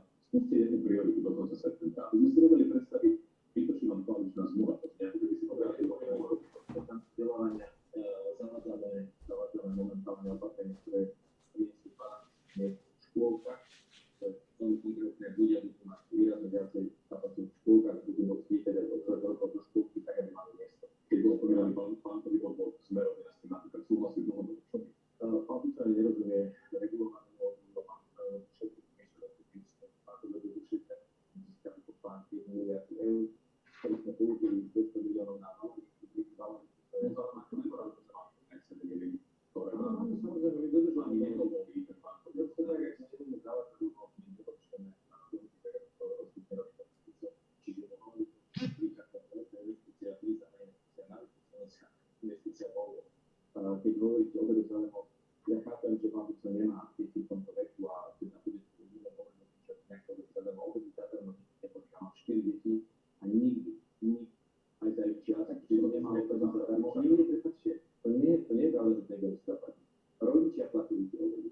Ja som platil obedy, aj keď boli v úvodzovkách obedy zadarmo. Musel som postaviť to jedno, že nie som podpísaný, ale rodičia, ale ľudí to nie je to, že sa niekto neplatil aj ani, to sa platilo aj rodičia na to prispievali. Takže obedy zadarmo tu neboli. Takisto Robert Fico hovorí, že reálne vyklesá nie, reálne začínajú rásť, práve preto, že sme znížili infláciu, vďaka tomu, že sme zastopovali cenu energií, áno, pán Fico. A taktiež, vy hovoríte dôchodcom, vy hovoríte, že všetci klameme, ale vy hovoríte pravdu. To určite nesedí, pretože keď si platili čísla z štatistického úradu, ale som poslednú vec.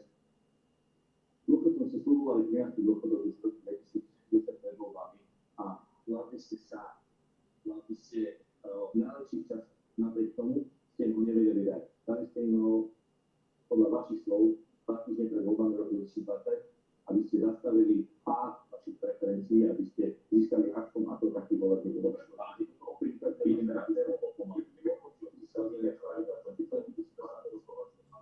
Tento týždeň opäť bombardovali Ukrajinu, Rusi vypálili viac ako 80 kapier a dronov, teraz aj na západ Ukrajiny. Stále nie je jasné, či vývy územie na Ukrajinu, tam nejaké právne štáty legitímne, teda že nemá legitimitu. Potom sme mali iba vláda, parlament, prezidentka najvyššie tvrdí, že by to mal byť parlament, tak ako to. Vláda má stále takú legitimitu a dohoda je, že sa príjme uznesenie v parlamente, môže to aj toto uznesenie, potom vláda rozhodne a pošle odmietnú na Ukrajinu. Minister nám hovorí, že vyslal, ale keď sa pomôžete po otázku, minister nám hovorí, že to nepomáha Ukrajine, pomáha Rusku a vy teda sú vlastne našich územných mínov. Úplne jednoduchá otázka, na čo sú na tom územných mínov, ktoré nevieme sa registrovať, respektíve nevieme využiť. To isté hovorí, že je 400, že načíname s 400 ktorý zadarmo úplne najmä na Ukrajinu a bez 400 bude nepochodná. Ja veľmi dobre viem, aký stav, ktorý to má.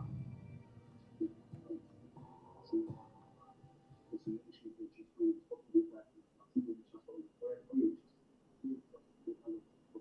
normálne poskytovať všetky služby, ktoré mám poskytovať.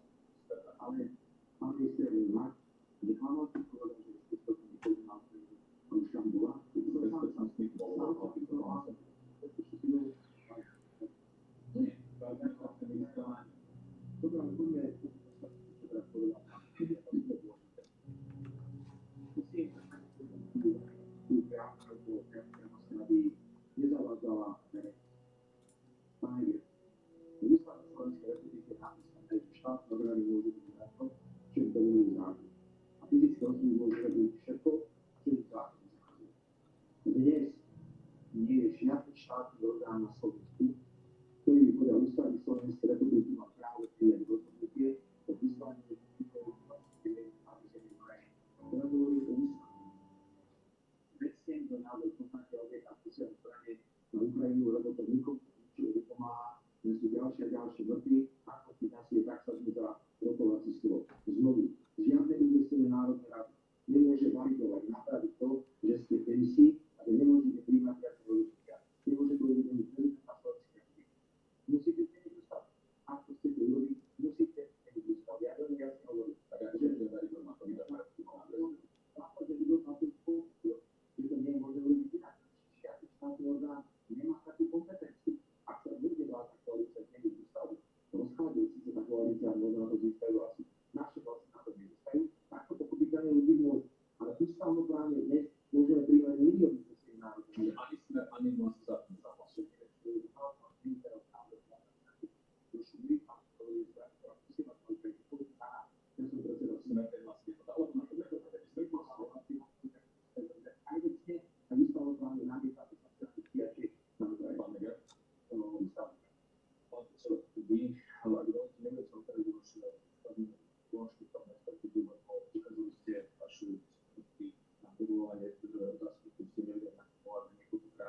Takže toľko z vašej kredibility ohľadom výkladu ústavy.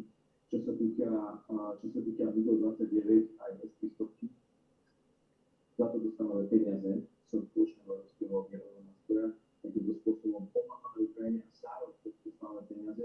Dostali sme významnú techniku od NATO z Nemecka, ktorý vzdušnú obranu teraz nepatrí, ale iné zároveň peniaze sme dostali. Myslím, že vyšiel 30 miliónov alebo v tomto respektíve, ale budeme dostávať ďalšie. Teraz ešte k tým Migom 29, teda dôvodí, že máte túto informáciu, tak vám to poviem. Dnes už nemáme pilotov, pretože bolo to práve rozhodnutie vlády Roberta Fica, že kúpime F-16 a tým pádom sa zastavil tréning pilotov na MiG-29. Dnes by nemal na tých MiG-29. Kto vie, po druhé, tieto stroje v čase, keď boli uzemňované, vlastne každých 43 minút poruchové hlásenie, ktoré už boli tak poruchové. Každý pilot vedel, že keď nastúpil do toho lietadla, tak počas jeho letu dodávky poruchové hlásenie, ale sa modlil, aby to dopadlo dobre. Prečo chceš porchovať? Zadarmo ochranu nás vzdušného priestoru. Za to, čo ste platili 50 miliónov eur, to čas je to vlády Roberta Fica. Dnes to dostávame zadarmo.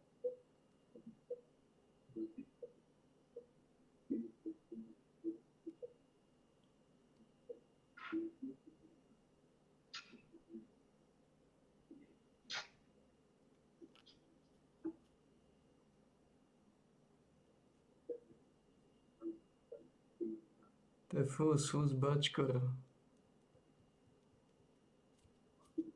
Švestkár najväčšieho kalibru, no. To.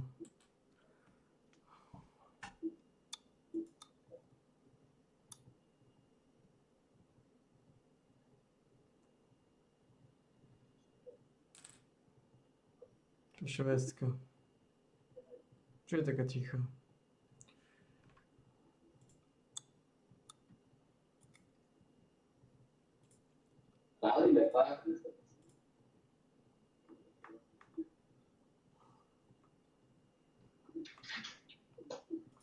Je to beda, lepšie to nebude.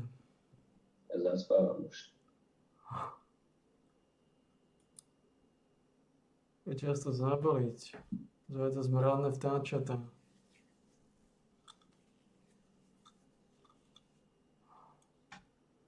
Mradné vtáčata.